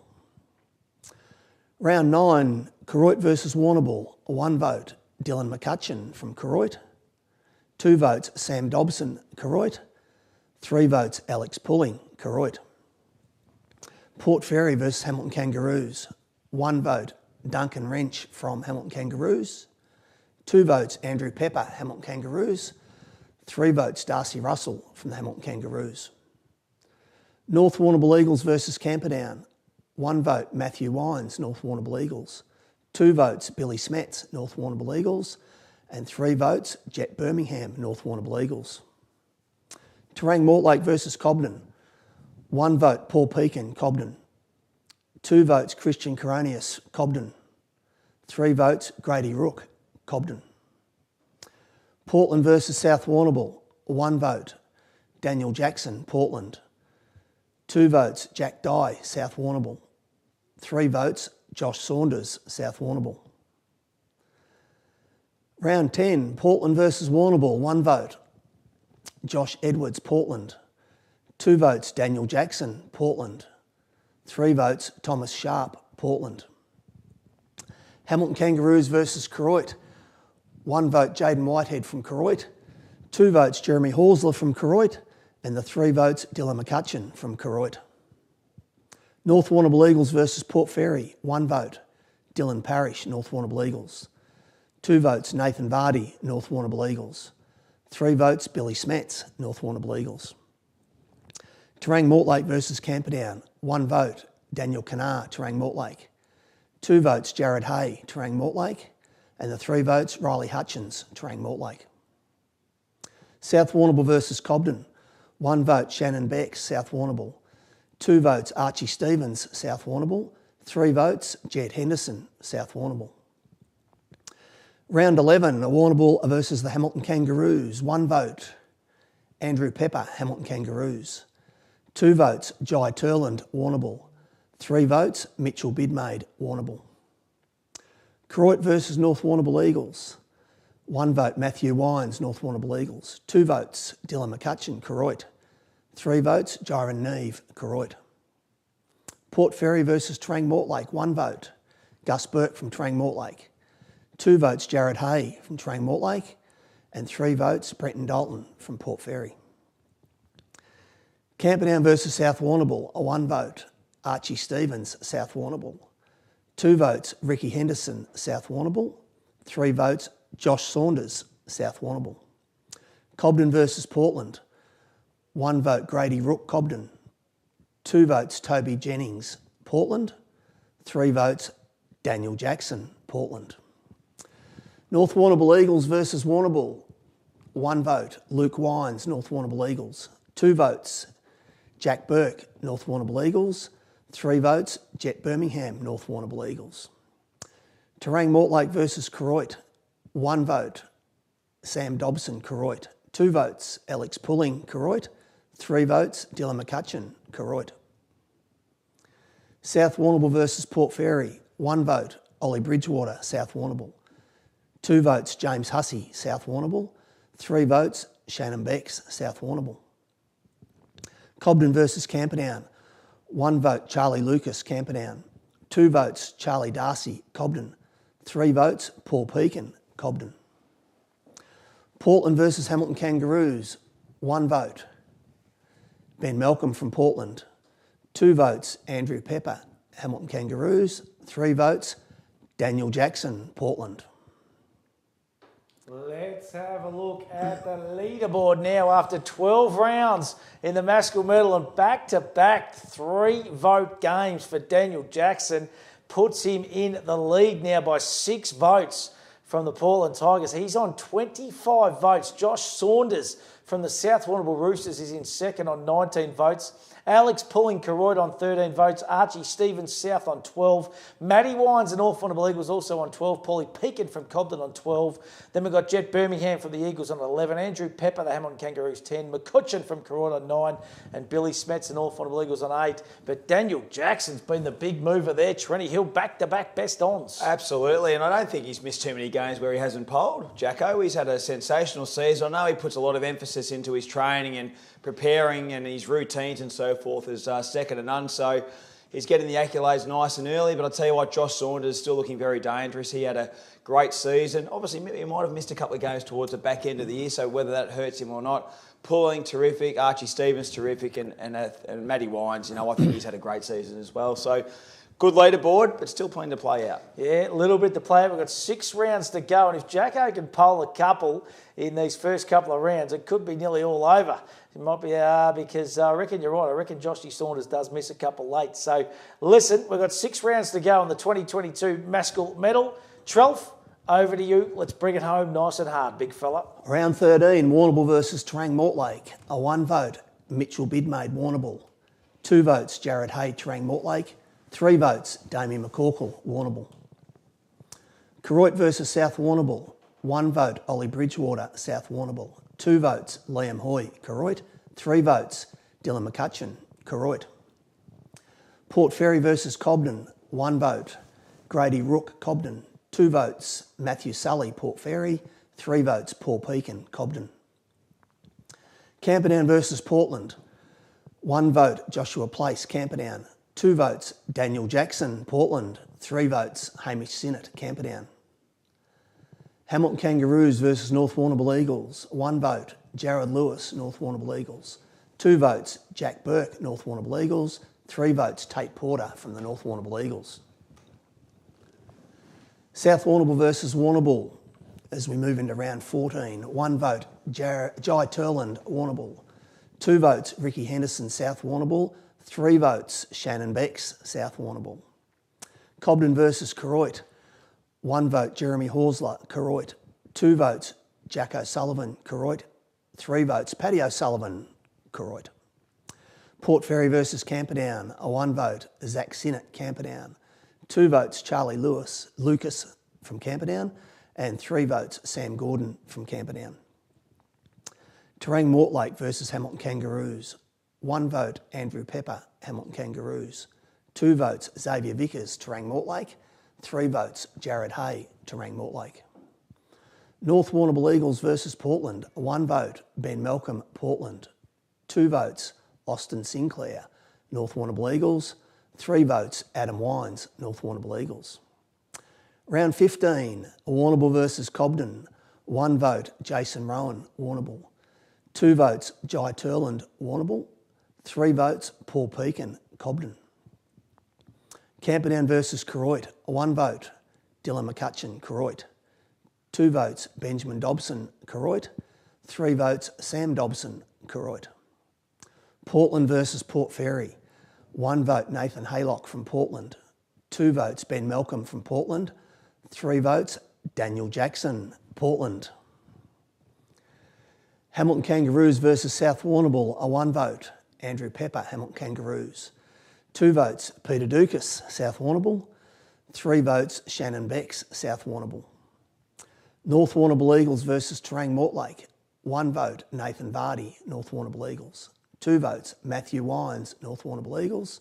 And 3 votes, Jet Birmingham from the North Warrnambool Eagles. Moving into round 16, we've got Warrnambool versus Camperdown. A 1 vote, Zach Sinnott, Camperdown. 2 votes, Thomas Ludeman, Warrnambool. 3 votes, Jed Turland from Warrnambool. Cobden versus Hamilton Kangaroos. 1 vote, Michael Coronius from Cobden. 2 votes, Andrew Pepper, Hamilton Kangaroos. 3 votes, Paul Pekin, Cobden. South Warrnambool versus North Warrnambool Eagles. 1 vote, Ricky Henderson, South Warrnambool. 2 votes, Jet Birmingham, North Warrnambool Eagles. 3 votes, Jed Henderson, South Warrnambool. Terang Mortlake versus Portland. 1 vote, Harvey Roberts, Terang Mortlake. 2 votes, Ben Malcolm, Portland. 3 votes, Gus Burke, Terang Mortlake. Starting off with round 17, we've got a tearaway leader at the moment, boys. We might be playing for mathematically, we're playing for second now, Trell. We might be playing for the Miners. But congratulations to Daniel Jackson from the Portland Tigers. He is going to win our Maskell medal for season 2022. There's still a little bit to play out behind him. Second and third up for grabs. Trolf, we've got 2 rounds to go. Let's do it. Let's get it underway and let's get over to Portland, and they'll be celebrating hard over there at Tigerland. Bomberland, I reckon. They can lift the lid on a couple right now, I reckon. Round 17, Port Fairy versus Warrnambool, 1 vote. Thomas Luneman, Warrnambool. 2 votes, Jai Turland, Warrnambool. 3 votes, Jason Rowan, Warrnambool. Portland versus Koroit, 1 vote, Daniel Jackson, Portland. 2 votes, Alex Pulling, Koroit. 3 votes, Sam Dobson, Koroit. Hamilton Kangaroos versus Camperdown. 1 vote, Darcy Russell, Hamilton Kangaroos. 2 votes, Charlie Lewis, Camperdown. 3 votes, Zach Sinnott, Camperdown. North Warrnambool Eagles versus Cobden, 1 vote, Billy Smets, North Warrnambool Eagles. 2 votes, Nathan Vardy, North Warrnambool Eagles. 3 votes, Tate Porter, North Warrnambool Eagles. Terang Mortlake versus South Warrnambool, a 1 vote, Darcy Hobbs, Terang Mortlake. 2 votes, Shannon Beck, South Warrnambool. 3 votes, Jared Hay, Terang Mortlake. Round 18, Warrnambool versus Koroit, a 1 vote, Dylan McCutcheon, Koroit. 2 votes, Sam Dobson, Koroit. 3 votes, Alex Pulling, Koroit. Camperdown versus North Warrnambool Eagles, 1 vote, Jet Birmingham, North Warrnambool Eagles. 2 votes, Ben Callett, North Warrnambool Eagles. 3 votes, Tate Porter, North Warrnambool Eagles. Cobden versus Terang Mortlake, 1 vote, Reece Buck, Terang Mortlake. 2 votes, Charlie Darcy, Cobden. 3 votes, Xavier Vickers, Terang Mortlake. South Warrnambool versus Portland, 1 vote, Aaron Shepherd, Portland. 2 votes, Toby Jennings, Portland. 3 votes, Archie Stevens, South Warrnambool. Hamilton Kangaroos versus Port Fairy, a 1 vote, Radish Mohan from Port Fairy. Radouche is his nickname. I should have called him by his nickname. 2 votes, Darcy Russell, Hamilton Kangaroos, and 3 votes, Cameron Pither from the Hamilton Kangaroos. There we go, guys. Runaway winner. Oh, well done, Shane Trelfall, and well done to our Maskell Medal winner for 2022, Daniel Jackson from the Portland Tigers, a runaway winner on 31 votes. Paulie Peakin from the Cobden Bombers comes runner-up on 21 votes. Josh Saunders finishes third from the South Warrnambool Roosters on 19 votes. And let's have a look at the leaderboard as it stands right across. Alex Pulling, of course, from Koroit on 18. He's polled really well early. Jet Birmingham come home late from the North Warrnambool Eagles on 17 votes. Shannon Becks was consistent on 16 votes. Archie Stevens consistent all year on 15 votes. Andrew Pepper, the doctor from the Hamilton Kangaroos on 14. Dylan McCutcheon from the Koroit Saints on 14. And Jared Hay, Terang Mortlake also on 14. But Hilly, a really, really runaway, deserved winner in Daniel Jackson. He's had a magnificent season. Dominant season from Jacko. He leads from the front. He gets himself extra fit. And goes down in history now. He's the first Portland Tiger to win the Maskell medal since joining in 2013. So he puts a lot into his football, and I'm glad that he's someone that gets the benefits of an award like this, because he's an amazing player and a really good bloke to boot. Yeah, absolute ripper. He got involved. He put his hand up too for the under-23 competition, the Clinton Bolsh last year. He made the trek over here each and every week. You're spot on, Hilly. He gives back to that football club. He is an absolute beauty, and he is the best player in the competition this year, and well done to him. Had a cracking first final and then elimination final over there against the Warrnambool Football Club at the Gardens Oval, Port Fairy. He would have been disappointed with the way the boys played last Sunday to bow out, but all in all, he has had a magnificent season. And what about Paulie Peakin? Hasn't he polled well from a side that hasn't won a lot of games in 2022? He's polled so well. Real bolter for mine. Obviously, there was a bit of murmurings that he'd had a terrific season and so forth, but I think this year's been the making of Paul Peakin. He was given the leadership now, and I think Paul will be the first to admit that he can be a little bit wayward with his discipline and stuff on the footy ground in previous years. But this year he's been given the co-leadership with Jack Hutt, led from example, and I think that's played dividends to his football. And well done, Pico. Terrific work, and he's a quality footballer, there's no doubt about it. Yeah, Joshy Saunders too finishes in third, missed a few games too, and they would have loved to have had him out there yesterday afternoon. We might go to our runner-up, or we're going to go to Portland. We're going to go to our winner first, from the Portland Football Netball Club. Hang on, we're actually going runner-up first. Sorry, I'm just getting told down the line that we're actually going to be going to Cobden first. So let's go down, let's get our runner-up. Paulie Peakin from the Cobden Bombers, who's been kind enough to join us online. I reckon they've had a day and a half down at Bomberland. I reckon this bloke could be leading the charge. Paulie, congratulations on a really sensational season, mate. Well done to you. You should be absolutely wrapped, Paulie. Yeah, I can see. Paulie, congratulations, mate. Well done on a sensational year, mate. Just brilliant. Paulie, congratulations on a really sensational season, mate. Well done to you. Yep. Hopefully. Thank you, boys. Thank you very much. Hey, Paulie, we spoke to you last week, mate, down at the footy, and I actually said to you, geez, I reckon you're going to poll all right in the Maskell, and you swung around and you said, oh, I don't know whether the umps really like me, Matty, but you've done really well. And Hilly just touched on it, mate. You know, a bit of a breakout season for yourself. You know, like you like getting under the opposition's skin. You do it in a great way. The Cobden faithful absolutely love you, mate. Opposition teams, let's be honest, they hate you at times, big fella. But I'll tell you what, you love getting out there and you love getting amongst it. Cheers, umps. I'll start there. But being captain of the boys, mate, it's I've taken on an opportunity that I've really wanted, something I wanted to do, and I've really enjoyed it. So it's been great, and the boys have been great with me as well. So it's a two-way street there, and I've enjoyed it so much. Cheers. Pico, congratulations, mate. You're an absolute ripper, and your football ability, mate, is nothing short than sensational. Tell us a bit about the Cobden Bombers this year. Case has come on board as senior coach, and I think from round one to the end of the season, you guys showed great improvement, and things are looking really on the way up for the Bombers, I reckon. Yeah, definitely, it's going up, and we had no expectations on the year of this year that or whatever. No one gives any expectations, and we enjoyed that. So we enjoyed being the underdog, but from how we finished is you feel like we've taken a step for next year, and we've enjoyed that a lot, and which we've enjoyed it, I suppose. Yeah. And Paulie, just got some really good, exciting kids coming through. That's what must really spark you up. I know Case is excited about it. You know, if you can keep your list together, who knows what can happen next year?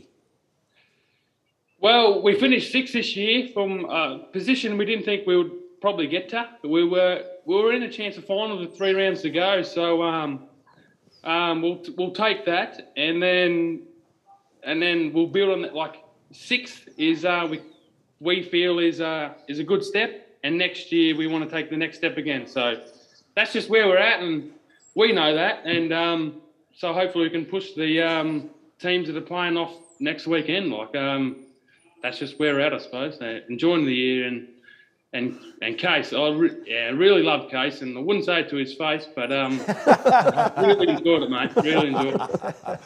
Hey, Pico, if there was one part of captaincy that you reckon's improved your footy this year, what would it be? What's the one part of the captaincy role that's really helped you with your footy this year?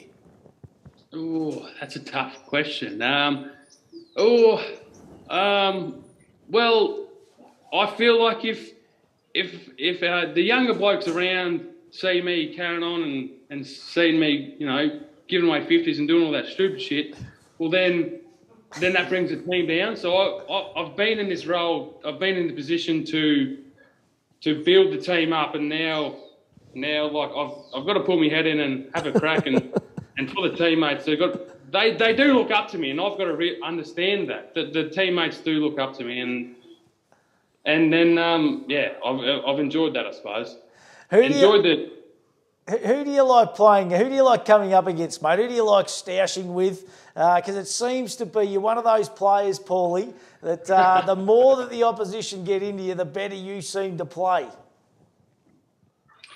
When you go to South Warrnambool, you drive in the gate and you think, geez, this is going to be a tough day. The people on the gate know who you are. You know what it's like. But in all seriousness, you come against good players and you think, and you know you're in a good team. Like even Archie Stevens, mate, didn't even know him much, but he was a good player, and just an honest player. And even the Croydon lads, like, they're just honest, and that's the best thing you love about footy, I suppose. They're just honest players, and you just want to be, you just want to be honest back to them, and hopefully I get a bit of respect. I have a lot of respect for a lot of teammates, opposition I play against, and hopefully I can build that respect back my way at some point in time. I don't know if it's yet, but we'll work on that. Now listen, Paulie, we've labelled you the Ed Sheeran lookalike.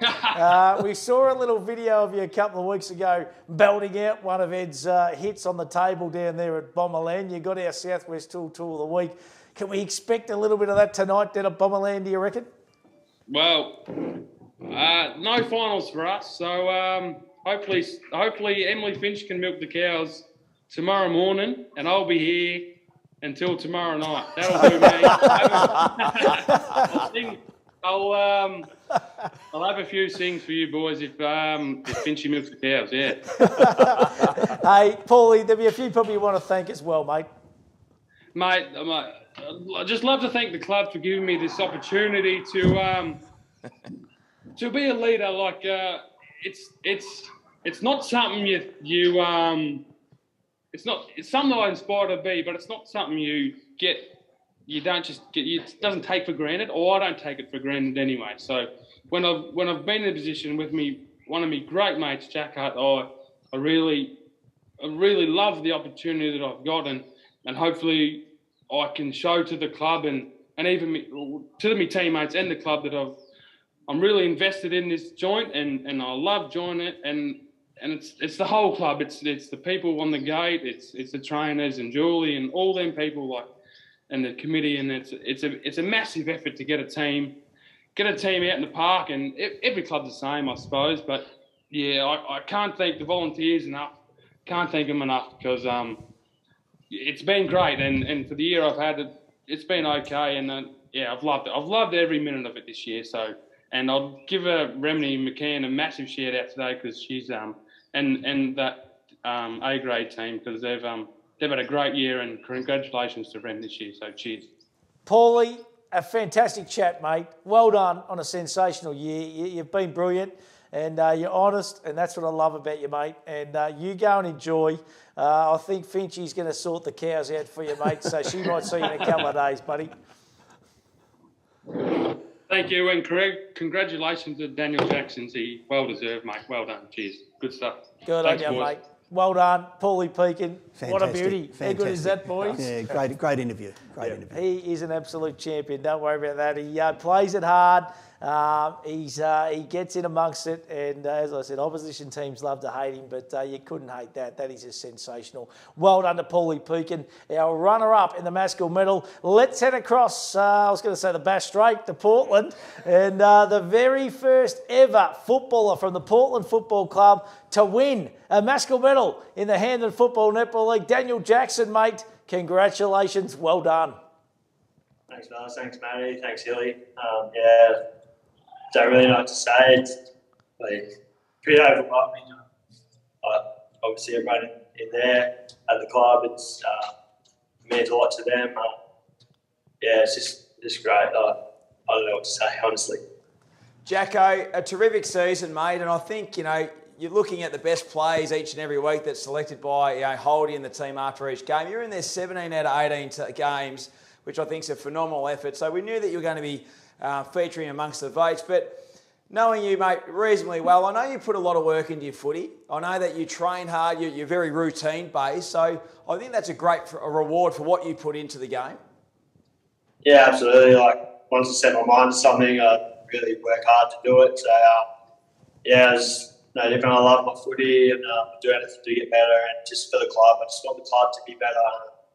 I've been around since I started in 2012, come across the Hampton League. We had our first couple of years in seniors, we were really competitive and really made finals. And then after that, we sort of dropped away a bit. And really, it would have been easy to go away, but I really wanted to stick at it, give the club what they deserved, chance to play finals in the Hampton, which I'm so proud of the club that we got to do it this year, even win our first final.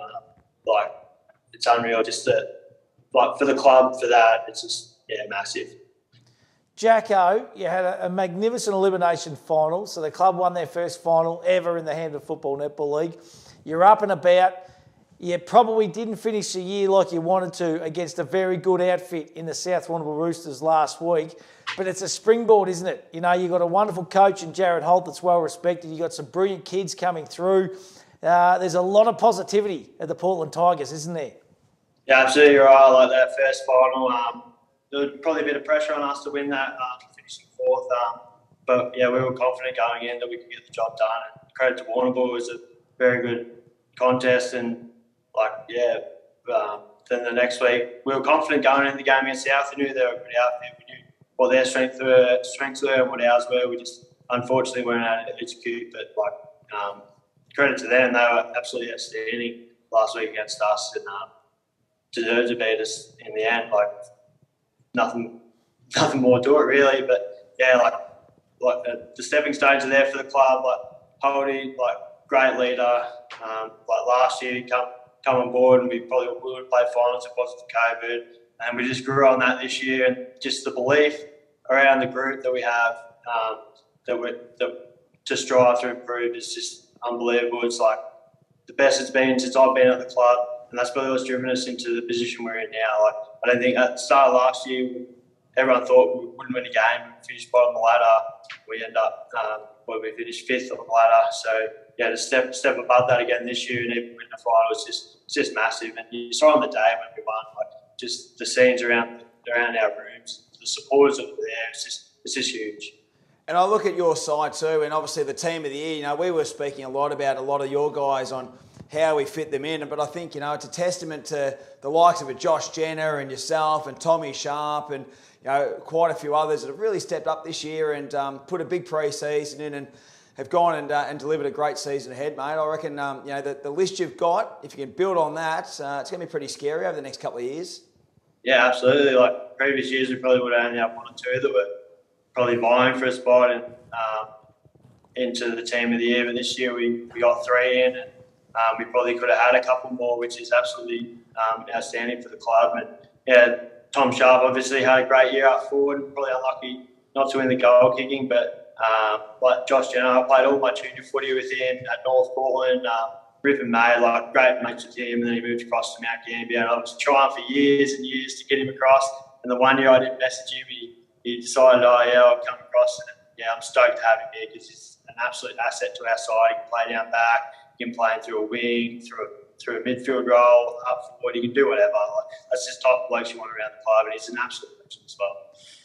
Hey, Jacko, it was Silly Sunday over there, mate. I know they've quickly whacked the old polo shirt on top, mate. What was your dress up? We saw a couple of the boys earlier on. What was your get up to Silly Sunday, buddy? No, it was nice and respectful. I told I probably should wear something nice. I had a nice dress shirt on underneath, probably better than the polo. But yeah, the boys there and the girls in there that decided we have a dress up today. My costume didn't even arrive anyway, so I would have been Captain America in a morph suit, so you wouldn't even recognise me. Hey, Jacko, I've seen on the socials that there's a fair outing there at the Portland Footy Club with the amount of people there, part of Maskell Medal Day and Jenkins Medal there today. What was the noise like when we read the votes and you were that far ahead that there wasn't going to be able to be called up? There must have been a bit of adulation in the room, I would have thought. Yeah, it was huge. Every time I ended up getting a vote, the boys and the girls in the room, they were up and about. It was a little bit embarrassing to be the centre of attention in the room like that, but that just shows how much it means to the whole club. It's not just an individual award to me, it's like everyone around the club. I couldn't do it without everyone around the club, the volunteers, the holders, my coach, even give a special shout out to Benny Malcolm in the ruck. I've played a lot of footy with him over the years now, and he gives us first use most weeks. And as a midfielder, you couldn't ask anything better from a ruckman. Hey, Jacko, I know your dad, Tony's been heavily involved in your footy career for a long, long time. I reckon Jacko would have been pretty proud once the final leaderboard come up and your name was at the top. Yeah, he's right here right now. How good's that? He's been massive the whole way through my footy career. Juniors, he coached at North all the way through. struggled there at the start as well. And at the end, we won a premiership my last year at juniors. And then, Mate. Followed me the whole way through, even to Portland. He was a Tirrendara man, but he supported me to go to Portland. I couldn't thank him enough for everything him and Mum have done for me throughout not just footy career, but just life growing up in general. I've had a very good upbringing, so yeah. Jacko, get the old boy back in, mate. He just whacked the medal on. Where is he? Is he still there? Let's have a chat to him as well. Come in, Dad. You must be so proud, mate. What a moment this is. This is huge. Oh, it's massive for the club, for the town. Like Daniel said, even his junior footy, we started at North Portland. We started with 7 kids and built the club up. And he was a big part of that, getting all his mates to go and play, and sort of the same thing, here at Portland. They were down for a little while, and he's been a big part of helping everyone at the club, build it up and get it strong. So, it's just great reward for the effort and the investment, that everyone around the town and the clubs put into the place. And he's been lucky enough to, capture the Maskell for the club. So it's wonderful. And part of history, the first ever Portland Tiger to win a Maskell medal. That is huge, Jacko. Yeah, very good. And of course, Holdy, he's helped him take his game to the next level this year. And Daniel's played in a variety of positions. We made sure we did that through his junior career, and Holdy's switched him. He's right here. Should interview him. Yeah, boys. bring Holdy in as well. Bring Holdy in. Have a look at the great into the man. midfield this year, so it's paid dividends for him. So. Hey, now listen, I actually just want to now, Daniel, you're about 5'4", mate. The old man must be about 5 foot even, because you got him by about half a foot here, big fella. Yeah, it's all tallest in the family. I wear that with pride. I get called short on the field a lot, but at home I'm the tallest, so it's all good out there. It's not the size of the dog. Hey, Holdy, you must be so delighted, mate. This bloke is just a ripper, and I touched on it earlier, mate. Even the under-23 comp. I go back to November when the Portland Footy Club were reached out and they said, listen, who do you want to get involved? And you went straight, and this bloke put his hand up to get involved, want to be involved, because that's the kind of bloke he is. Yeah, exactly. That is the kind of bloke he is, and his leadership around the club, not just this year. I know this is a reward for this year, but he's someone who's stuck around over the last 7 or 8 years when times have been a little bit tough. And there's no one more deserving, to be honest. He works harder than anyone. His leadership's exceptional. And it's great for the club. Like as just mentioned before, we've played finals this year. We've won a final. Talk about the second final, and also having a Maskell medal winner. It's just something that we feel maybe a little bit isolated down in Portland, down here from the league a little bit. Not that people don't take us serious, but it just feels like I guess these kind of things help us be amongst the league and right involved with it and amongst the best. So it's great for the club, great for Daniel. Hey, Holdy, when I watch Jacko play, he's a player that doesn't change off the ball that much. He's got a motor like none other. He's fit. He's very routine based. You must just love having him just feeding off Benny Malcolm and the like in that midfield group. Yeah, no, definitely. He's to be honest, when he's around the ball, I'm sure as a coach, and I'm sure the other players and spectators, you just feel safe. You feel safe when he's around the ball. It's going to be good quality. He's not just someone who gets over 30 touches a game. It's all high quality as well, which sometimes goes a little bit unnoticed, I reckon, with some players. But he does the basics better than anyone. He brings everyone else into the game. Yeah, no, he's definitely deserving. I tipped him to win it today, but you never know, I guess. But he's definitely deserving to be a winner. What about the old moustaches over in Portland, boys? The old Tom Selleck's back by the looks of it. It's a trend over there happening at the moment, boys. Party contractors, captain and coach, Danny. A few years. It took me about 3 years. I took Daniel since he was about 7 or 8. Hey, Jacko, no doubt, mate, there's a lot of people you'd like to thank. The microphone, it is all yours, mate. You go for it. I'll start it. the volunteers, especially Selwyn, Morning down in the trainer's room, and Mitch. The amount of work they put in on Tuesday, Thursday, and Saturdays to get us right. It's a credit to them. They just love the club, which is a lot to say for a lot of people around here. We got Holdy. I'd love to thank Holdy. The last 2 years, these coaches, I've been playing probably halfback before then, and I was probably ready to step up into the midfield as I got older. And Holdy sort of gave me the go ahead to move into the midfield, and it's sort of been a revelation for me. That's where I played my juniors, and I was probably happy to go through it. I probably tried a few years before, and I probably wasn't ready for it. And just that training in the pre-season with Holdy just gives me the confidence to back myself in, play an aggressive attacking style of footy, which I probably haven't played for in the past. It's probably been more defensive. Dad over here as well. To just been massive for my football. He's probably pushed me a little bit too hard at times, but it's probably come off the better end at the end of the stick. But that's probably it. The club as well. Just it's a great place to be around, and I'm just so stoked that we got into the finals this year and won our first final. Just stoked for all the boys around the club. Like play with all your mates out here. Like we're all locals, and it's just absolutely amazing. Well, I tell you what, mate, congratulations. You've just created history. The Portland Football Club have created history. Daniel Jackson has created history, becoming the first winner from the Portland Tigers to win the Maskell medal, mate. We can't congratulate you enough. Well done. Absolutely sensational. And you go and enjoy the night, boys, and have a big party over there at Portland. I'm sure you will. Thanks, Matty. Thanks, Hilly. Well done. Absolutely magnificent. Sensational. A deserved winner, Trelfyn Hilly. And it is. It's history in the making here today in the 2022 Maskell medal. Yeah, proud of him.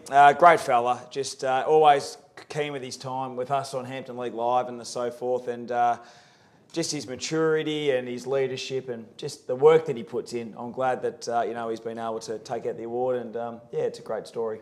Yeah, my oath. And the margin he won by indicates he's had a great year, doesn't it? Yeah. He's had a brilliant year. Trelf, you've had a brilliant year as president, mate. We've still got the grand final to go next week. We must thank the team at Fitz Media too that have put this together this afternoon. Harrison, Fitzy and the entire crew. It has been sensational. Mike Farrow too, behind the scenes to put all those slides together for all those vote counts and to collate it all. It's a big job, massive job. He's got enough on his plate at the moment. He's got a fair bit going on. Well done to you. Well done to the clubs for getting involved as well. It's been a fantastic afternoon. Well done to Trish Butters. Well done to the Hampton Football Netball League. And I tell you what, we've still got the grand final to go this Saturday from the Reed Oval. It is going to be absolutely sensational. Before you go, Trelf, you can't tip, can you? No, I can't pick a winner. You can't pick a winner. I would just like to thank you guys too. I was talking to Fitzy before with yourself and the Ace Radio boys and Fitz Media. I reckon we probably get as good a coverage of our football netball as any region in country Victoria. So it's fantastic the work that you guys do. So thanks to all our media outlets for the work they do. Good on you, Trelf. Absolutely sensational, mate. And Hilly, we've got a big week to go. Yes. We're going to be live from the Reed Oval from 7 o'clock Saturday morning. That is ridiculous, but we are going to be live from 7 o'clock Saturday. It is going to be absolutely on like Donkey Kong. And it's just going to be a big game. It's going to be a big day. Netball, I must admit, I'm equally as excited about that Cobden v South Warrnambool Open netball game as well. So it's just going to be a great day. Well, the storylines, there's one for each of the sides competing in the major ones, isn't there? South Warrnambool, long drought for the netball. Cobden have never won one. The football, North Warrnambool looking for their first ever. Koroit looking for 7 in a row. It's, the narratives from each of the games is going to be pretty impressive whichever way it goes. So looking forward to it. Hampton League footy and netball well and truly alive. It's been a great season and hopefully we can wrap it all up in a really strong way on Saturday. Beautifully done, boys. Well, I tell you what, we hope you've enjoyed the coverage of the 2022 Maskell Medal live from Fitz Studios.